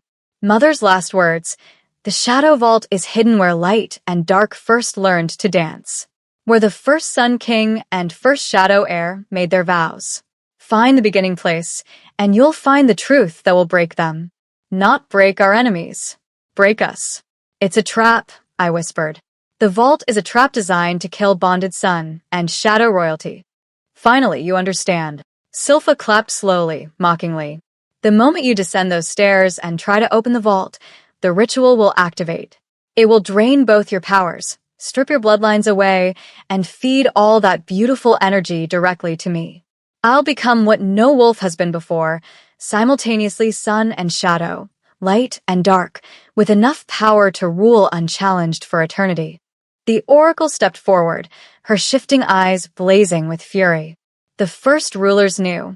They built protections into their oath, safeguards to prevent exactly this kind of abomination. You can't steal both bloodlines without being torn apart by the conflicting energies? Silpha interrupted. True. Most wolves would be destroyed instantly by trying to hold both powers.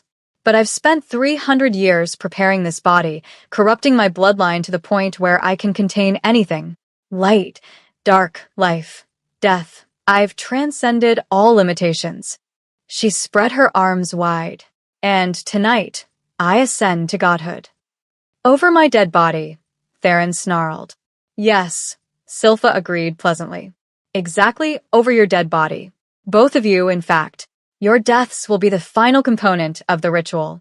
Sun King and Shadow Heir, dying together in the place where the partnership was born. Poetic, really. Silence fell across the ruins. Then Xavian laughed, sharp and bitter and defiant. You've made one critical mistake in your master plan. Silpha's expression flickered with annoyance. And what would that be, little Alpha? You told us about it. Xavian's amber eyes gleamed. You're so confident, so certain of your victory, that you explained exactly how your ritual works, which means we know how to break it. You can't break it, Silpha said flatly. The only way to stop the ritual is to not open the vault. And you will open it, because if you don't, I'll unleash my army on the capital. I'll corrupt every wolf in Moonspire City, turn the entire population into weapons like I turned sweet little Calliope. Your precious balance, your restored crown, your political reforms, all of it ends tonight, one way or another. Unless we find another way, I said slowly, an idea forming. You need us to open the vault, so the ritual can drain our power. But what if we open it differently? What if instead of descending together, bonded and vulnerable, we separate? Break the partnership temporarily, so the ritual can't lock onto both of us simultaneously? It won't work, Silpha said, but something in her tone had shifted. Uncertainty. The ritual is designed to target bonded royalty. The oracle finished, understanding dawning. But if the bond is temporarily severed, if they're not acting as partners but as individuals, the ritual can't distinguish them from any other powerful wolves. We need to actually break the bond, Theron said quietly. Not just physical separation. Actual severance of the connection between us. The thought made my chest ache. The bond we'd been building, the connection that let us balance each other's power. Cutting it, even temporarily, felt like cutting off a limb. But if it was the only way to stop Silpha, how long does it take to break a mate bond? I asked the oracle. Minutes, if done correctly. But Zephyra, you don't understand. Breaking a bond is agonizing. And there's no guarantee you can reform it afterward. Some bonds, once severed, are gone forever. Then we risk it, I said, my voice steady despite the fear churning in my gut. Because the alternative is letting her win. Letting her harvest our power and become unstoppable. Theron grabbed my hand, his silver eyes intense. There has to be another way. I won't lose you after finally finding you. I won't. You won't lose me, I interrupted gently. We'll break the bond, stop the ritual, kill Silpha, and then we'll build the bond again. Stronger this time, because we'll have chosen it twice. You're assuming you'll survive long enough to rebuild anything, Silpha interjected. The moment you break that bond, you'll both be weaker. Vulnerable. and my army will tear you apart. Then we make sure they don't get the chance." I looked at our assembled forces, 20 guards for council supporters, the Oracle, Calliope, and most importantly, Theron and myself. We split our forces. Half descend into the vault with me to retrieve whatever's actually down there that Silpha doesn't want us to find. Half stay up here with Theron to hold off the corrupted wolves. We break the bond. I go down alone. I survive whatever trap is waiting, and I come back up with weapons to use against her. "It's suicide," Rydian said bluntly. "You'd be going into unknown danger without the Sun King to balance your power. You'll burn through your energy too fast, leaving yourself vulnerable." "Unless she doesn't go alone," Calliope said quietly. Everyone turned to look at her. "I'm Shadow Bloodline too. Not as strong as Nyx, but strong enough to help stabilize her power while the bond is broken. And I know the dead territories better than anyone. I can guide her, watch her back." "You were corrupted for 8 years, Xavian pointed out. "How do we know you're really clean? That Silpha doesn't still have hooks in your mind?" "You don't," Calliope admitted. "You have to trust that my sister's healing worked, that I'm really free." She looked at me. "But I need to do this, Nyx. I need to prove I'm not the weapon Silpha made me, that I can help save our bloodline instead of destroying it." I studied her face, searching for any hint of the corruption that had twisted her. But all I saw was determination and desperate need to make amends. "Okay," I said.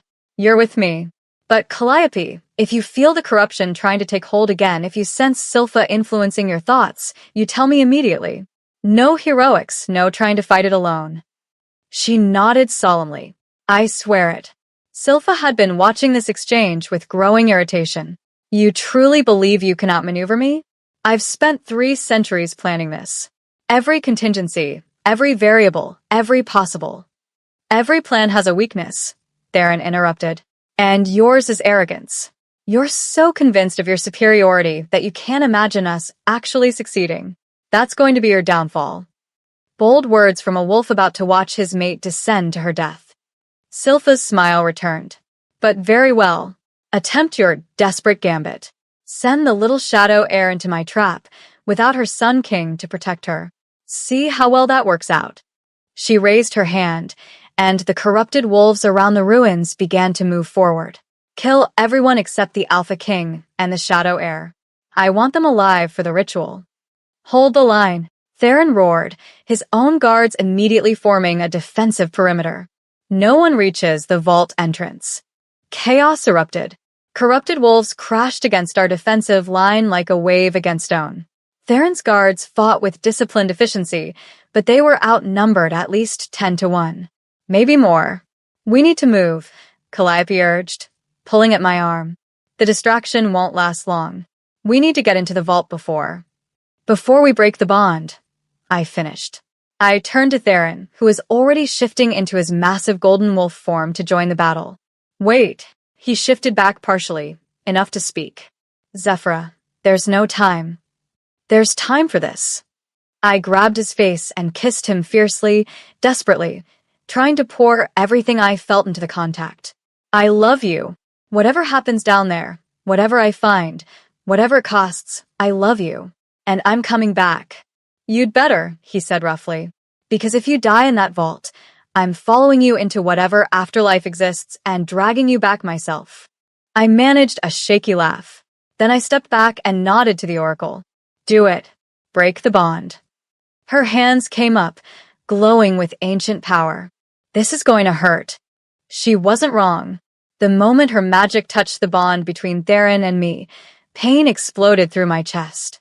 Not physical pain, something deeper, like having part of my soul torn away. I felt his warmth disappearing, felt the balance we'd built shattering, felt the connection that had made me feel whole severing like a cut rope. Theron collapsed to his knees, a sound of pure agony ripping from his throat. And then it was done. The bond was broken. I felt incomplete, like I'd been walking on 2 legs my entire life, and suddenly one was gone. The shadows around me flickered uncertainly, no longer stabilized by his sun power. "Go," Theron gasped, forcing himself back to his feet. "Go now before I lose my mind and follow you down there." I wanted to stay. I wanted to help him fight. But he was right, we were out of time. Calliope and I ran for the vault entrance, the oracle and 5 guards following. Behind us, I heard Theron roar and shift fully, throwing himself into battle with the kind of desperate fury that came from watching your mate walk into danger. The stairs descended into darkness, so complete that even my shadow sight struggled to penetrate it. But we had no choice. We descended. The vault was not what I expected. I'd imagined a treasure chamber, maybe, or a library full of ancient texts. Instead, we found a single circular room carved from black stone, its walls covered in writing in the old tongue. And in the center, a pedestal holding a single object. A crown. Not silver like the Luna's crown I'd been offered. Not gold like the Sun King's. This crown was made of something that seemed to shift between shadow and light, never settling on one or the other. The Unity Crown, the Oracle breathed. I thought it was a myth. What is it? I asked, moving closer despite every instinct screaming at me to run. The crown the first Sun King and first Shadow Heir wore during their binding ceremony. It was supposed to be destroyed after their deaths, melted down and separated so it could never be used again. The Oracle's shifting eyes tracked the crown's movements.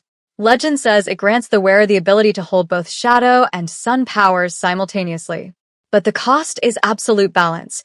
If the wearer's heart favors one over the other, even slightly, the crown destroys them from within. Silpha wants this, I said with certainty. This is what the ritual is really designed to do. She's not just trying to harvest our power. She wants to take this crown and use it to make herself simultaneously Sun King and Shadow Heir. Which is why your mother hid it, Calliope said.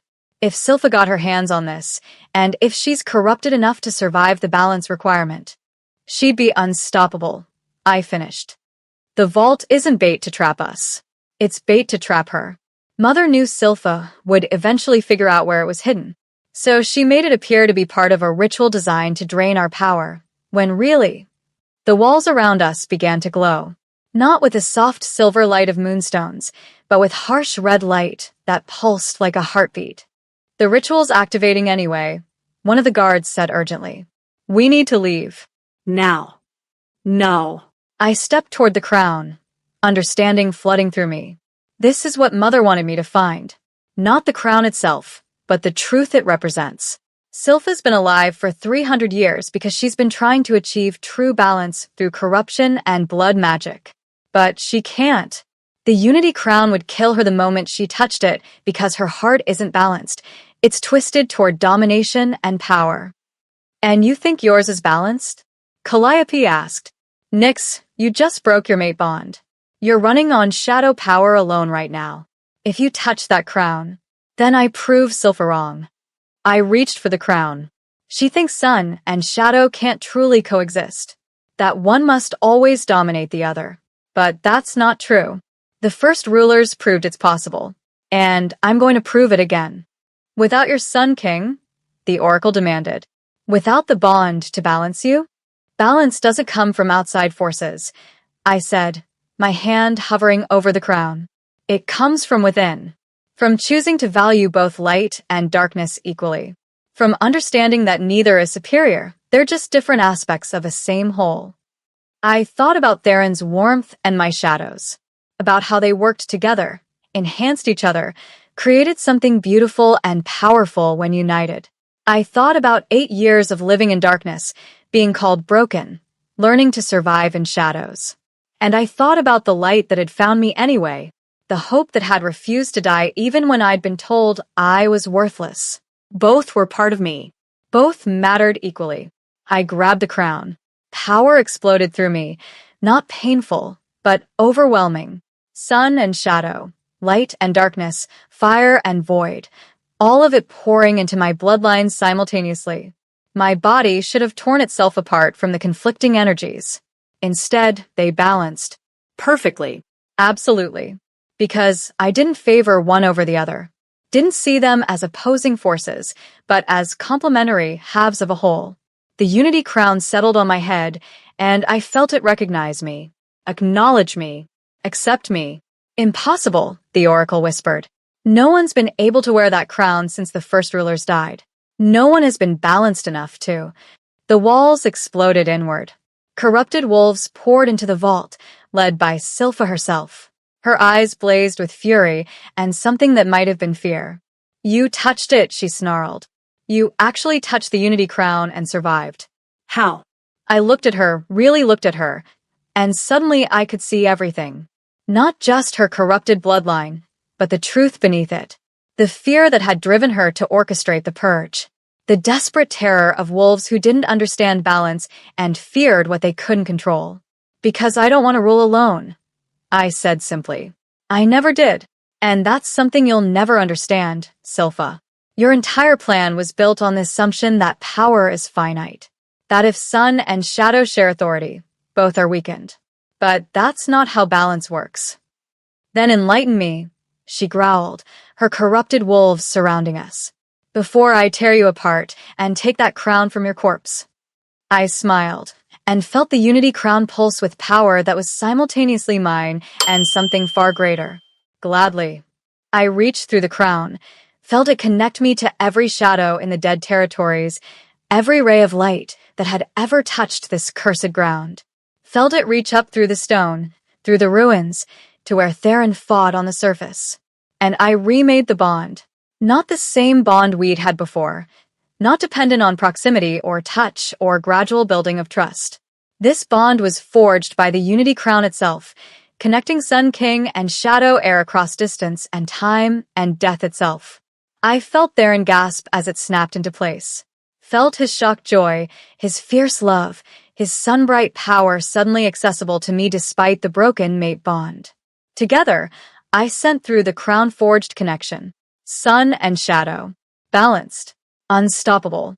Together, he echoed, and I felt his power flood into me while mine flooded into him. True partnership. True balance. True unity. Silpha's expression shifted from fury to terror as she finally understood. "No," she breathed. "You can't have both. No one can hold both without being destroyed. The crown should have killed you. Should have torn you apart. You're not balanced, I'm exactly what you've feared for 300 years, I interrupted. My voice resonated with dual power, shadow and sun speaking in perfect harmony. I'm the heir who understands that balance isn't weakness. It's strength multiplied. I raised my hands and power answered. Not just shadow magic or sun magic, but both woven together so perfectly they became something new. Something that had only existed once before, when the first rulers had worn this crown and proved that unity was possible. "Run," I suggested to Silpha, "because what comes next is 3 centuries of justice delivered in one night." She ran. Her corrupted wolves ran with her, fleeing up the stairs toward the surface. And I followed, wearing the Unity Crown, wielding balanced power, ready to end what should have ended 300 years ago. The war for balance had begun. And this time, we were going to win. Chapter 11. Balance restored. I emerged from the vault into chaos. The battle had intensified in the minutes I'd been underground. Corrupted wolves swarmed the ruins from every direction, their numbers seemingly endless. Theron fought at the center of our defensive line, his golden wolf form blazing like a star against the darkness. But even he was flagging, blood matted his fur, his movements slower than they'd been. Then he felt me through the new bond, the crown-forged connection that transcended normal mate bonds. His head whipped around, silver eyes finding me instantly. And what I saw in those eyes, shock, hope, fierce pride, made my chest tighten. "You're wearing the Unity Crown." His thoughts came through clear as spoken words. "You actually did it." "We did it," I corrected. "I couldn't have survived touching it if I didn't understand the balance. And I learned that from you." No more time for communication. Silpha's corrupted wolves had spotted me, and they attacked with desperate fury. I didn't move like a normal wolf. The Unity Crown gave me access to both bloodlines simultaneously, Shadow's precision and Sun's raw power working in perfect tandem. I dissolved into darkness to avoid attacks, then erupted with solar fire to strike back. I created shields of void that absorbed enemy magic, then countered with light, so bright it burned away corruption like morning fog. Every move was balanced. Every strike is perfectly measured. Neither shadow nor sun dominate, but both work as equal partners. And it was glorious. She has the crown. Silpha's shriek cut through the battle. Kill her. Kill her before she fully bonds with it. Corrupted wolves converged on my position, abandoning other targets. 50, maybe 100 of them, all focused on bringing me down. I reached through the crown bond to Theron. Ready? For what? To show them what real balance looks like. I felt his grim satisfaction through the bond. Always. We moved in perfect synchronization despite being 50 feet apart. Where he struck with solar flames, I followed with shadow spears that pierced through gaps in enemy defenses. Where I created void barriers to protect our allies, he filled them with light that blinded attackers. Attack and defense, offense and support, destruction and protection, all of it flowing seamlessly between us. The corrupted wolves didn't stand a chance. Within minutes, half their numbers lay dead or dying. The rest hesitated, their corrupted minds struggling to process what they were witnessing. Impossible, Silpha breathed, her voice carrying across the sudden lull in battle. She stood at the edge of the ruins, her elegant form trembling with rage and disbelief. The Unity Crown requires absolute balance. Perfect equilibrium between shadow and Sunday. You broke your mate bond. You shouldn't be able to achieve that balance without your Sun King physically present. That's where you're wrong, I said, moving toward her with measured steps. The crown pulsed with power, responding to my will. Balance isn't about physical proximity.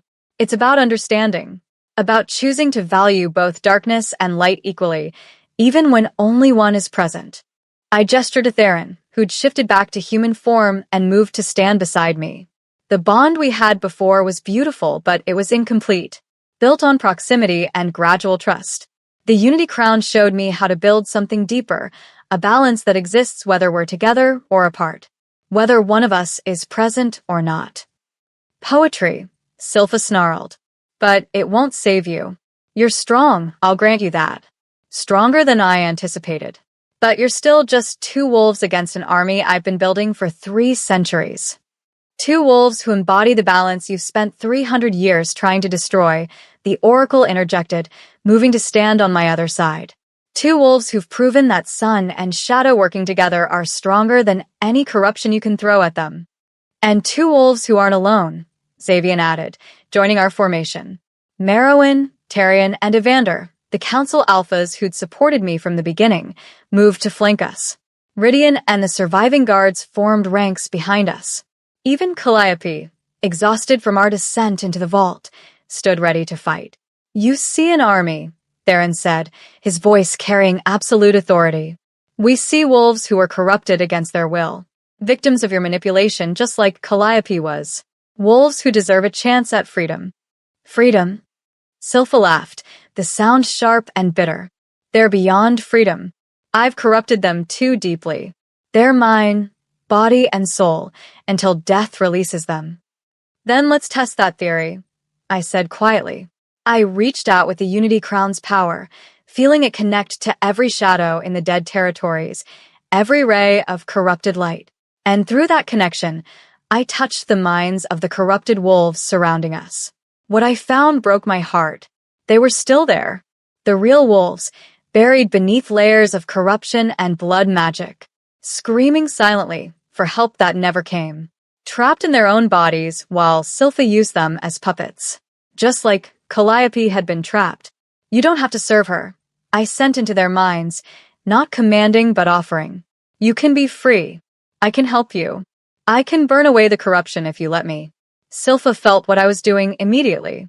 No. They're mine. You can't. But I already was. I channeled power through the Unity Crown, balanced power, shadow and sun working together to do what neither could achieve alone. I reached into the corrupted wolves' bloodlines and began to burn away the death magic that enslaved them.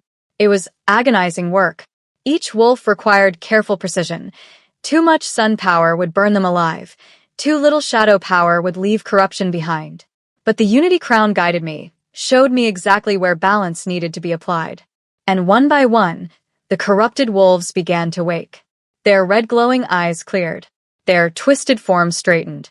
Their howls of rage turned to cries of relief and confusion. What happened? One of them gasped, shifting back to human form. A young male, maybe 20, with scars covering his body. There was darkness and voices, and I couldn't control my own body. You were corrupted, I said gently. Used as a weapon by Silpha. But you're free now. All of you are free. Around the ruins, wolves were shifting back to human form, looking at their hands in wonder, looking at Silpha with horror and betrayal. You took us, a female said, her voice shaking with rage. You took us from our packs, our families. You made us kill people we loved. I made you powerful, Silpha interrupted, but for the first time, her voice held uncertainty. I gave you strength you never would have had otherwise. You should be grateful. Grateful? The word came from dozens of throats simultaneously. The freed wolves were advancing on her now, no longer under her control, no longer forced to obey. You destroyed our lives, made us into monsters, turned us against everything we loved. I can still control you, Silpha said desperately, raising her hands. The blood magic binds you to my will. You can't. Nothing happened. The freed wolves kept advancing, and Silpha's expression shifted from desperation to terror. What did you do? She demanded, whirling to face me. The blood bonds should still be intact. They should still be mine. The Unity Crown burns away all imbalance, I explained quietly, including magical bonds built on domination and slavery. I didn't just free them from corruption, Silpha. I freed them from you. For the first time in 300 years, Silpha faced her victims without an army to hide behind. And they were angry. Wait, she said, backing away as the wolves surrounded her. Wait, we can negotiate. I can teach you to use the corruption, show you how to be strong without the weakness of balance. No, Theron said flatly. He moved to stand beside me, his hand finding mine. Through the crown bond, I felt his absolute conviction. You've had 300 years to make your case. 300 years of corruption and genocide and manipulation. Now you answer for all of it. The council will want to try me, Silpha said quickly, grasping at straws. Formal proceedings, evidence, legal. The council is here, Evander interrupted, gesturing to the 4 alphas present. And we're unanimous in our verdict. He looked at the freed wolves surrounding Silpha. But the final judgment belongs to your victims. The wolves you corrupted, enslaved, and forced to commit atrocities. What do they say? The wolves looked at each other. Silent communication passes between them. Then the young male who'd spoken first stepped forward. I was taken from my family when I was 16, forced to kill my own father while the corruption controlled my body. His voice was steady despite the tears streaming down his face. I've spent 4 years trapped in my own mind, screaming, watching myself do terrible things and unable to stop. Others spoke up, each with similar stories. Families destroyed, lives ruined, years stolen by Silpha's ambition. For 300 years, you've justified your actions by claiming you were protecting the territories, the young male finished, preventing the danger of Balan's sun and shadow rule. But the truth is simpler. You were afraid of losing control, afraid of wolves who were stronger together than you could ever be alone. He looked at me, at the Unity crown on my head, at Theron standing beside me. They've proven you wrong. Balance isn't weakness. You are. The sentence, Evander said formally, is death. To be carried out immediately by those you wronged. Silpha's eyes went wide. No. No, you can't. I'm 300 years old. I have knowledge, power, things I could teach. You have nothing we want, the young male said. Nothing except your death. The freed wolves closed in. What happened next was swift and brutal and entirely deserved. 300 years of victims claiming justice that had been denied them for too long. When it was done, Silpha's body lay broken in the ruins of the first temple, the place where balance had first been forged, now the place where its greatest enemy finally fell. The freed wolves stood in silence, processing what they'd done, what they'd survived. Then slowly they began to kneel, not in submission, in respect. Shadow heir, the young male said, his voice carrying across the ruins. Sun King, you gave us back our lives, our minds, our freedom. We are forever in your debt. You owe us nothing, I said, my throat tight with emotion. Your victims. You survived. That's enough. It's not enough, a female said. We want to help. I want to make sure this never happens to anyone else. Let us serve the restored balance. Let us prove that corruption can be overcome. I looked at Theron through our crown bond. What do you think? I think these wolves have earned the right to choose their own path, he responded. If they want to serve, we honor that choice. The territories need rebuilding, I said aloud. The council needs restructuring. The systems that allowed Silpha to operate unchallenged for 3 centuries need to be dismantled and rebuilt with transparency and accountability. I met each of their eyes in turn. If you want to help with that work, you're welcome. Not as servants or subjects, but as partners.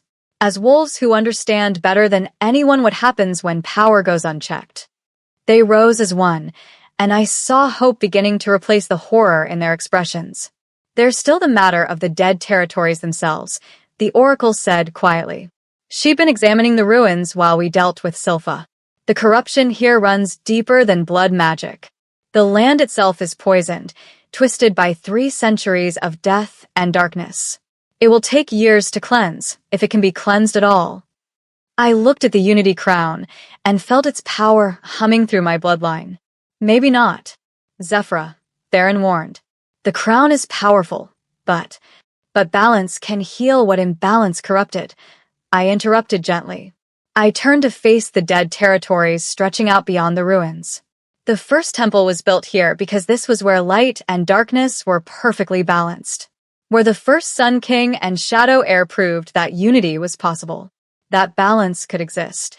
And then the purge shattered that balance, Calliope said quietly. Silpha's blood magic and the battle that ended the genocide, all of it poured corruption into land that was meant to be neutral ground.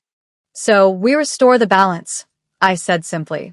Sun and shadow, working together, healing what was broken. I reached for Theron's hand. He took it without hesitation, his sun-warm power flowing into mine. Through the Unity Crown, I felt the full scope of what needed to be done. The dead territories weren't just geographically corrupted, they were spiritually wounded. The original balance that had made this land sacred had been destroyed, leaving a void that death magic had filled. But voids could be filled with other things. I channeled power through the crown. Mine and Theron's combined, shadow and sun perfectly balanced, and pushed it into the earth beneath our feet. The response was immediate. Light erupted from the ground, not harsh and blinding but warm and golden. Shadows rose to meet it, not dark and consuming but cool and soothing. When they met, they didn't fight or cancel each other out. They danced. Just as they had 300 years ago when this place had been sacred ground. The corruption began to burn away. Not destroyed but transformed. Death magic dissolves into pure energy that the land could use for healing instead of harm. Twisted trees straightening, their bark returning to healthy brown instead of sickly gray. Poisoned water clearing, becoming drinkable again. The dead territories were coming back to life. It's working, the oracle breathed, wondering clearly in her voice. You're actually healing the land itself.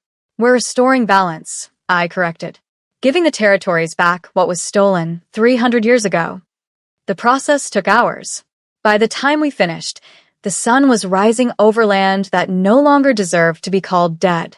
The ruins of the first temple still stood, but now they looked peaceful instead of haunting. Sacred instead of cursed. What do we do with this place? Merowyn asked, looking around at the transformed landscape. It's valuable territory now. Every pack will want to claim it. No one claims it, Theron said firmly. This land belongs to balance itself. We rebuilt the first temple, not as ruins, but as a monument. A reminder of what happens when balance is broken and what's possible when it's restored. He looked at me. And we make it the new seat of government. Not the capital, not any existing territory. Neutral ground where sun and shadow rule together as equals. You want to move the entire government here? Tarion asked, surprise coloring his voice. I want to build something new, I said, the vision crystallizing in my mind. A capital that represents the unity we're trying to create. A place where every wolf, sun bloodline, shadow bloodline, or neither, can see themselves reflected in the leadership. I looked at the freed wolves, the council alphas who'd supported us, the guards who'd risked their lives. A place built on partnership instead of domination, on balance instead of control. Xavian laughed, the sound bright with genuine joy. You're talking about rebuilding civilization from the ground up. Yes, Theron and I said simultaneously, then smiled at each other through the crown bond. It'll take years, Evander warned. Decades, maybe. Changing systems that have been in place for centuries, convincing wolves to accept new ways of thinking. Then it's lucky we're young and stubborn, I interrupted, and that we have 300 years of mistakes to learn from. We returned to the capital 3 days later, exhausted but triumphant. Word of what had happened in the dead territories, now being called the restored territories, had already spread. Wolves lined the streets, not with suspicion or fear as they had when I first arrived, but with hope. The shadow air healed the dead territories.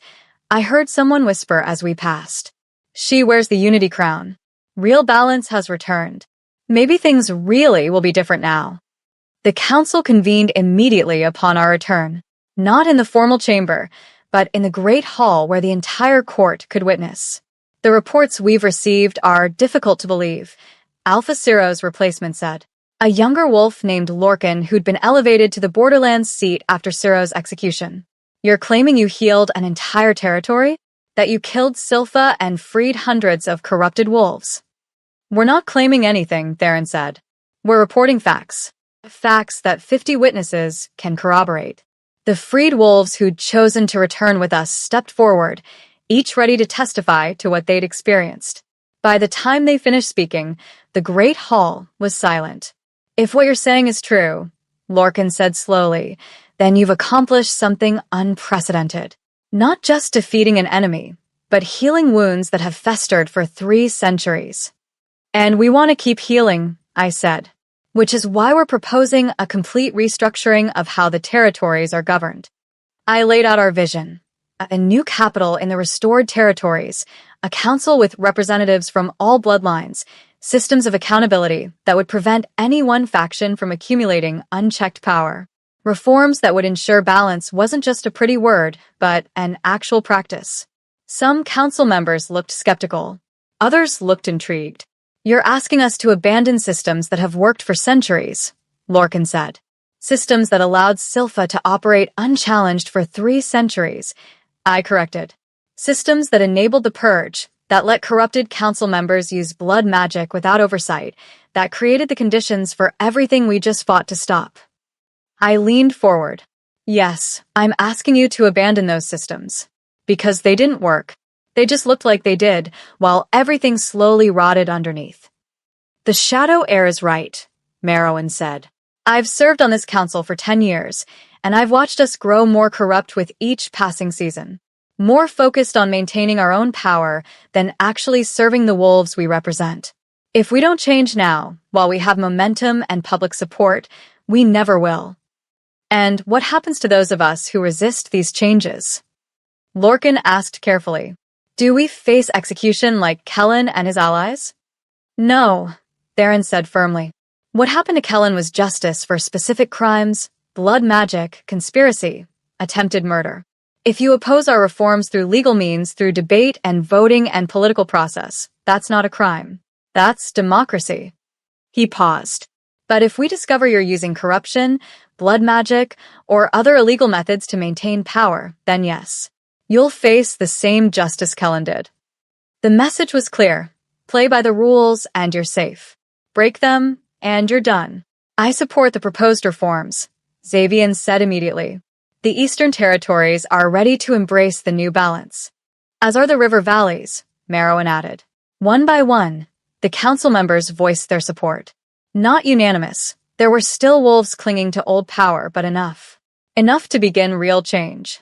Then it settled, Theron declared. Construction on the new capital begins immediately. The council structure will be reformed over the next year. And the Unity Crown. He looked at me. Remains with the shadow heir who earned the right to wear it. Applause rippled through the hall, genuine and warm. But as I stood there wearing the Unity crown, there and beside me, our newly freed allies around us, I felt something I hadn't felt in 8 years. Peace. Not the absence of conflict. There would always be challenges, always wolves who resisted change, always work to be done. But peace in knowing I was finally where I belonged. Finally doing what I was meant to do. Finally home. That night, alone in our chambers, Theron pulled me into his arms. "We did it," he murmured against my hair. "We actually did it. We survived." I corrected. "The real work starts now. Building a government from scratch, convincing skeptical wolves to trust balance, maintaining unity when everything tries to pull us apart." Zephyra. He tilted my chin up, his silver eyes warm. "For once, can you just accept that we won? That we beat impossible odds and came out the other side stronger?" I smiled. "I can try." Good. He kissed me, gentle and claiming all at once. "Because I have something important to ask you. If it's about the council restructuring, I think we should. Marry me." I stopped breathing. "What? Marry me?" he repeated, and now I could see the nervousness beneath his confident exterior. "Not because of prophecy or political necessity or because we need to present a united front. Marry me because I love you. Because I want to wake up beside you every morning and fall asleep beside you every night. Because you're my partner, my balance, my home." His thumb brushed across my cheekbone. "Because when I imagine the future, you're in every single moment of it." Tears blurred my vision. Theron, If you need time, I understand," he said quickly. "We've been through so much so fast. If you want to wait, to be sure." "Yes." He blinked. "Yes, you want to wait? Yes, I'll marry you." I laughed through my tears. "You impossible, wonderful, infuriating man. Of course I'll marry you." The smile that crossed his face was pure joy. He kissed me again, deeper this time, and I felt the crown bond pulse with our combined happiness. "Soon," he asked when we finally broke apart. "Soon," I agreed. "But first, we build our new capital." We established the new council. We proved to everyone that balance can actually work. And then we get married in the rebuilt First Temple, in the place where the first sun and shadow proved unity was possible. I touched the Unity crown, felt its power humming contentedly. We show the world that history doesn't have to repeat itself.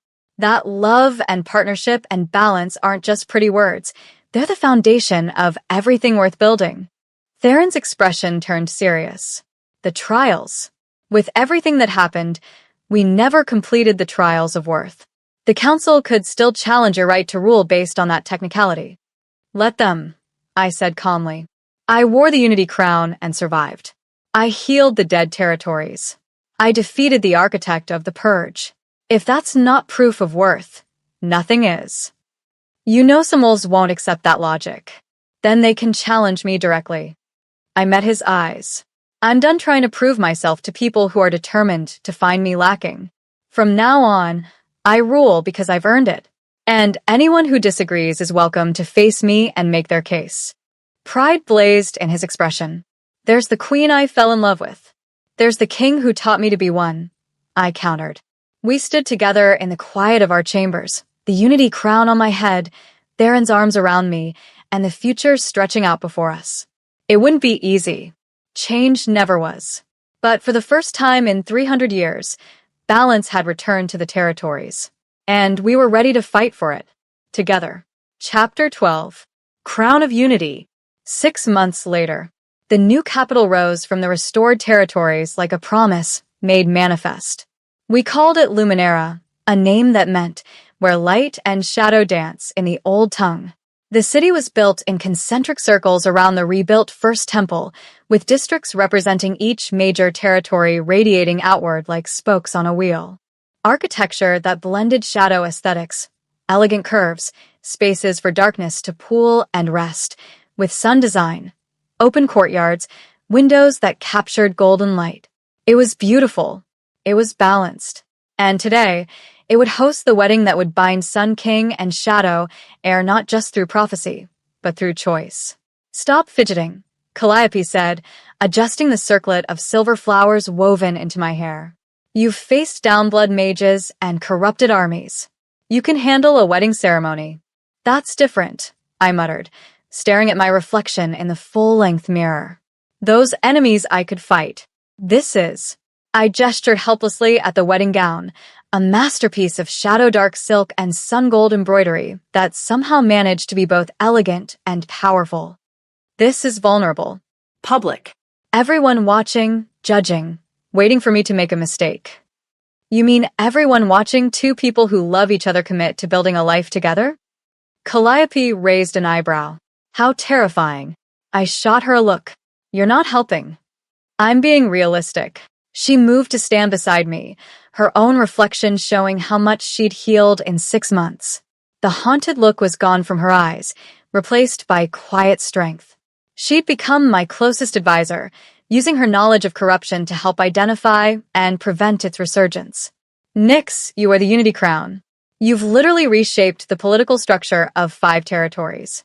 A wedding ceremony is nothing. It's not the ceremony I'm worried about, I admitted quietly. It's what comes after. Marriage means permanence. Means I can't run if things get hard. Means I'm choosing this life, this responsibility, forever. And, Calliope prompted gently. And, what if I'm not enough? What if 6 months from now, or a year, or 10 years, Theron realizes he bound himself to someone who's still figuring out how to be a person, much less a queen? My sister's expression softened. She took both my hands in hers. Nyx, listen to me.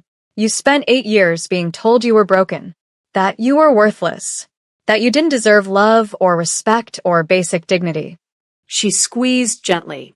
Those lies don't disappear overnight just because circumstances changed. They echo. They whisper doubt when you're stressed or scared or facing something new. So what do? My voice came out smaller than I intended. You remember the truth. Calliope's grip tightened. You're the shadow heir who healed corrupted bloodlines, who wore the Unity Crown and survived, who rebuilt an entire government structure from the ground up.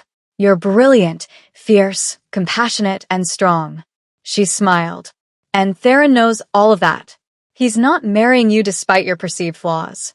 He's marrying you because of who you actually are, complexities, doubts, and all. A knock interrupted before I could respond. It's time. Serena's voice came through the door. Everyone's assembled. I took a deep breath, feeling the Unity Crown settle more comfortably on my head. 6 months of wearing it had taught me its rhythms, its needs. It required constant balance, not just between shadow and sun magic, but between confidence and humility, strength and gentleness, action and patience.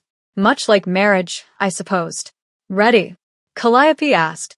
No, I admitted. But I'm going anyway. Her smile was proud. That's my sister. The first temple had been rebuilt exactly as the ancient text described, a circular structure open to the sky, its walls carved with symbols in both the Old Tongue and Sun script.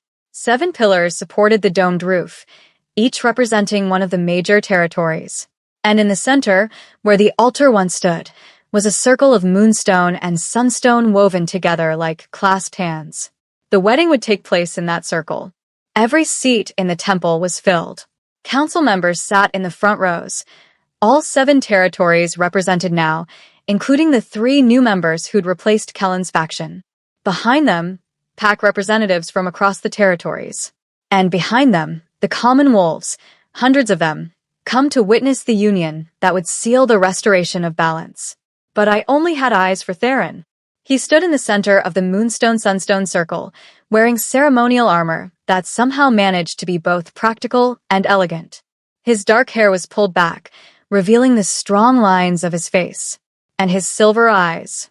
They tracked me from the moment I entered, filled with such open love and wonder that my breath caught. You're beautiful, his thought came through the crown bond. You're biased, I sent back, but warmth flooded through me. Absolutely. And I plan to stay that way for the rest of our lives. The oracle waited at the circle's edge, her shifting eyes bright with joy. She'd agreed to perform the ceremony, a significant honor, as she rarely involved herself in political events.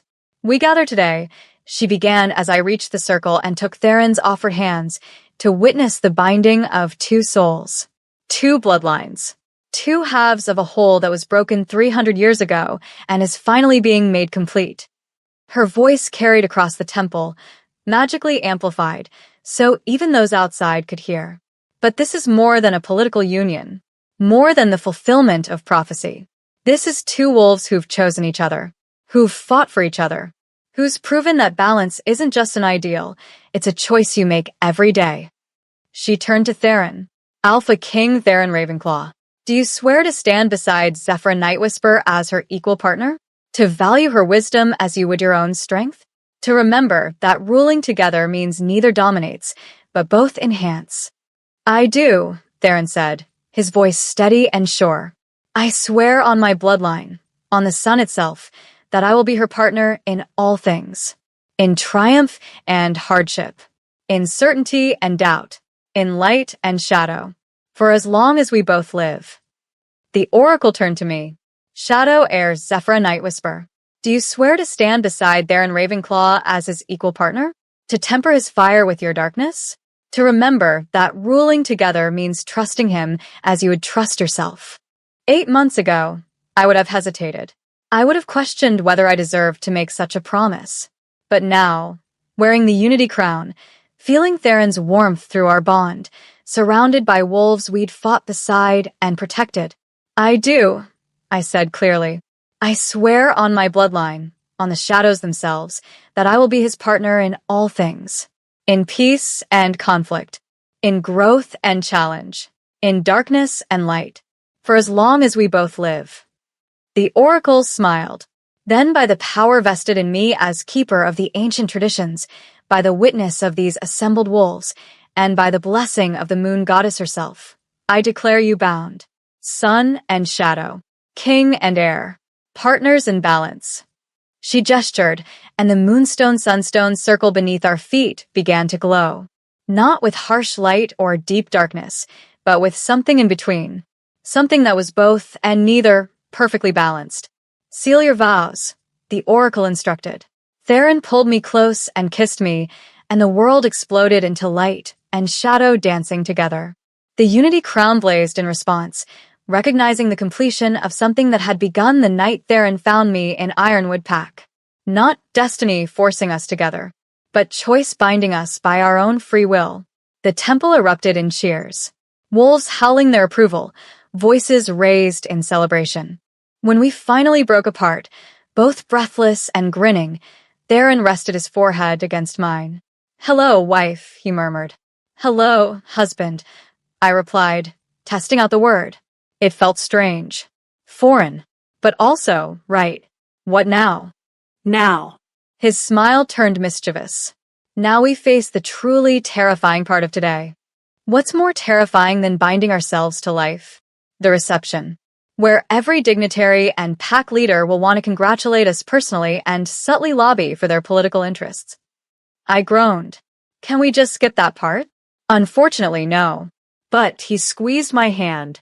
We face it together, like everything else.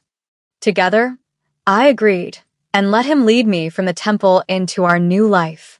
The reception was held in the gardens surrounding the first temple, acres of carefully cultivated land where shadow flowers that bloomed at night grew alongside sun blossoms that opened at dawn.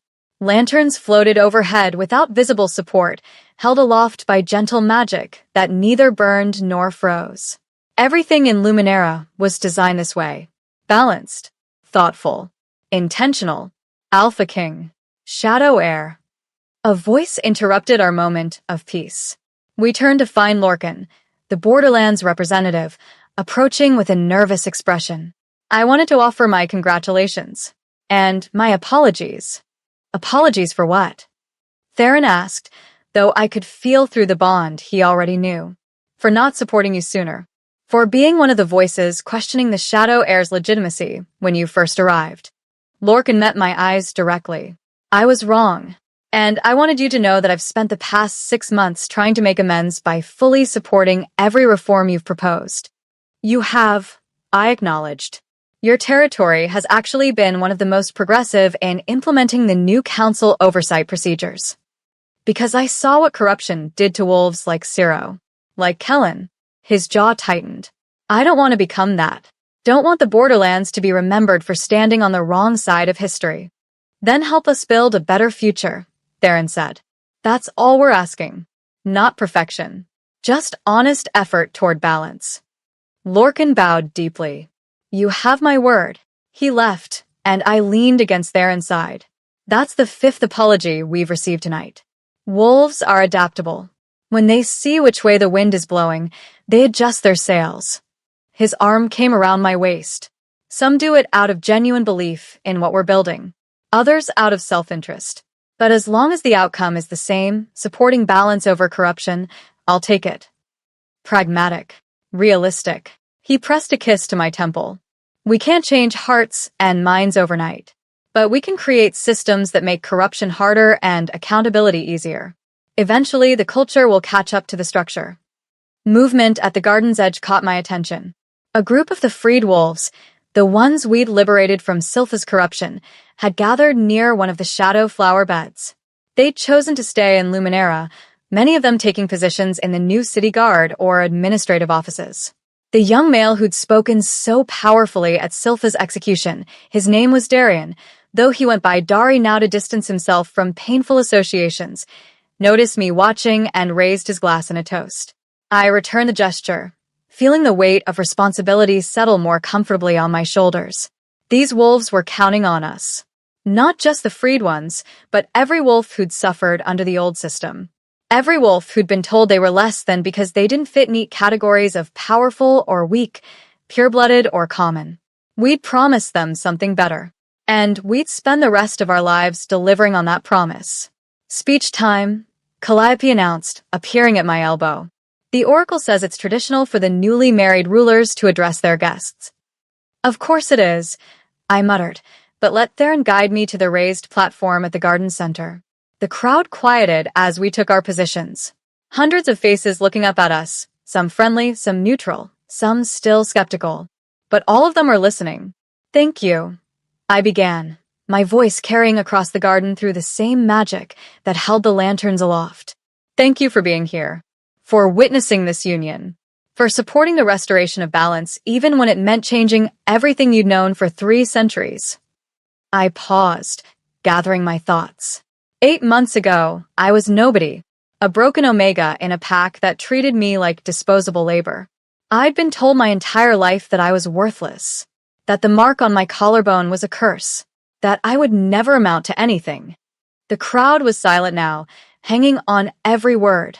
Then the Alpha King found me, and everything changed. Not because prophecy forced it to, but because I made a choice. I chose to trust him. Choose to fight for something better. Chose to believe that maybe, just maybe, I was worth more than I'd been told. I looked at Theron, saw pride and love shining in his silver eyes. But I couldn't have made that choice alone. I needed allies. Friends. Family. I gestured to Calliope, to the Oracle, to Xavian, and the other council members who'd supported us.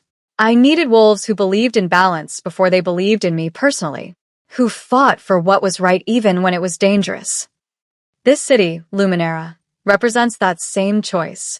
We could have clung to old systems, could have made minor reforms and called it progress while leaving the fundamental problems intact. But we didn't. We chose to build something new, something that honored both shadow and sun equally, something that valued balance over domination. I took Theron's hand, feeling the crown bond pulse between us. And that's what this marriage represents too. Not one bloodline submitting to the other. Not compromise where both lose something, but partnership where both gain everything. I raised our joined hands, sun and shadow, light and darkness, 2 halves of a whole, finally made complete. The crowd erupted into applause, genuine and warm. Theron squeezed my hand, then stepped forward to address the assembly. The shadow heir is right.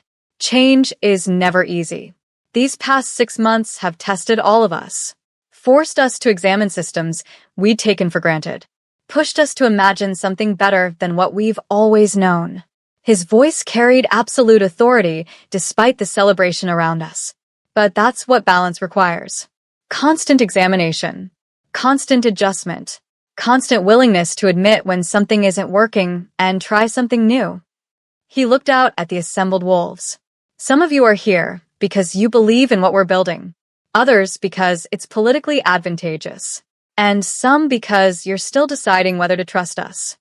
To all of you, I say this. We're not perfect. We'll make mistakes. We'll stumble. We'll have moments when the old ways seem easier or safer or more comfortable. His grip on my hand tightened, but we'll keep choosing balance. Keep fighting for a world where every wolf, regardless of bloodline or status or history, has a chance to thrive. So, thank you for being here. Thank you for giving us a chance.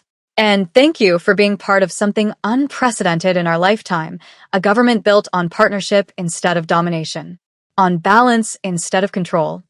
He raised his own glass. To balance. To unity. To the future we're building together. To balance, the crowd echoed, voices raised in harmony. As the celebration resumed around us, I leaned into Theron's side and let myself feel it. Joy. Pure, uncomplicated joy at being exactly where I belonged, with exactly who I loved, doing exactly what mattered. Happy. Theron murmured against my hair. Terrified, I admitted. But yes, happy. Good. He kissed me softly. Because this is just the beginning. 3 years later, I stood on the balcony of our chambers in the first temple, watching the sun rise over Luminara. The city had grown significantly. New districts added, population doubled, trade routes established with territories that had previously been isolated. But more than physical growth, the culture was changing. Children grew up learning both shadow techniques and sun practices. Wolves who'd never possessed strong magic found roles in the new government that valued wisdom over raw power. The council operated with unprecedented transparency, their meetings open to public observation and their decisions subject to review. It wasn't perfect. There were still wolves who clung to old hierarchies. Still territories that implemented reforms slowly or incompletely. Still moments when I wondered if we'd bitten off more than we could chew. But it was better. Measurably, demonstrably better than the system we'd inherited. You're up early. Theron's voice came from behind me. His arms slipped around my waist, pulling me back against his chest. Couldn't sleep. Too much on my mind, I admitted. The Northern Territories are pushing back against the new council oversight requirements. They're claiming it infringes on their autonomy. Let me guess, they want the benefits of being part of the unified territories without the accountability that comes with it. Exactly. I sighed. Sometimes I miss the days when problems could be solved by simply defeating the bad guys in combat. No, you don't, Theron said, amusement coloring his voice. You thrive on this. The negotiations, the political maneuvering, finding compromises that actually work instead of just kicking problems down the road. He was right. I did thrive on it. 3 years of ruling had taught me that governance was its own kind of battle, one that required patience, strategy, and the willingness to lose small fights to win larger wars. The Northern delegation arrives tomorrow, I said. We need to be ready to address their concerns without compromising the oversight principles. We will be. His lips brushed against my neck. But right now, can we just enjoy the sunrise? Just be Zephyra and Theron instead of Shadow Heir and Sun King for a few minutes. I turned in his arms, studying his face. 3 years of partnership had only deepened my love for him. I knew what he was saying now, the way his jaw tightened when he was worried, the slight smile that meant he was plotting something, the softness in his eyes that appeared only when we were alone. Just Zephyra and Theron, I agreed. I think we can manage that. We stood together in comfortable silence, watching the city wake below us. Vendors opening their stalls. Wolves heading to work in the new administrative buildings. Children running through streets that had been corrupted wasteland just 4 years ago. Do you ever regret it? I asked quietly. Binding yourself to me? Taking on all this work, all this responsibility? Never. His response was immediate and certain. You. Never. I echoed and meant it. The Unity crown sat on its stand inside our chambers. I only wore it for formal occasions now, having learned to channel its power without constantly wearing it. But I could feel its presence, feel the balance it represented humming through my bloodline. sun and shadow, light and darkness. Two halves of a whole, working together to build something that would outlast them both. Theron, I said after a long moment. Thank you. For seeing me when I was invisible. For believing I was worth more than I'd been told. For standing beside me instead of above me. He pulled back just enough to meet my eyes. Thank you for trusting me when you had every reason not to. For teaching me that strength isn't about domination. For being exactly who you are instead of who anyone expected you to be. We kissed as the sun fully broke the horizon, bathing Luminera in golden light. And in that moment, I understood what the first Sun King and Shadow Heir must have felt all those centuries ago. Hope. Not naive hope that everything would be easy or perfect, but grounded hope that despite challenges and setbacks and the hard work ahead, we were building something worth fighting for. Something balanced. Something beautiful. Something whole. The cursed girl from Ironwood Pack was gone, transformed into the Shadow Heir, who wore the Unity Crown and ruled beside her Sun King. But more than titles or crowns or political accomplishments, I'd become something even more precious. Myself. Fully. Completely. Without apology or shame. And that, more than anything, was worth celebrating. 10 years later, the Luminera Academy stood at the edge of the restored territories, a sprawling complex where young wolves came to learn governance, diplomacy, and the principles of balanced leadership. I walked its halls with a clipboard, reviewing applications for next year's class. 500 applicants for 200 spots. Every year the academy grew more prestigious, more sought after. Mama, a small voice echoed down the corridor. I barely had time to brace before a 7-year-old whirlwind crashed into my legs. Our daughter, Aloan, named for my mother, looked up at me with eyes that shifted between silver and amber, depending on which power she was channeling. She'd been born with both bloodlines active, the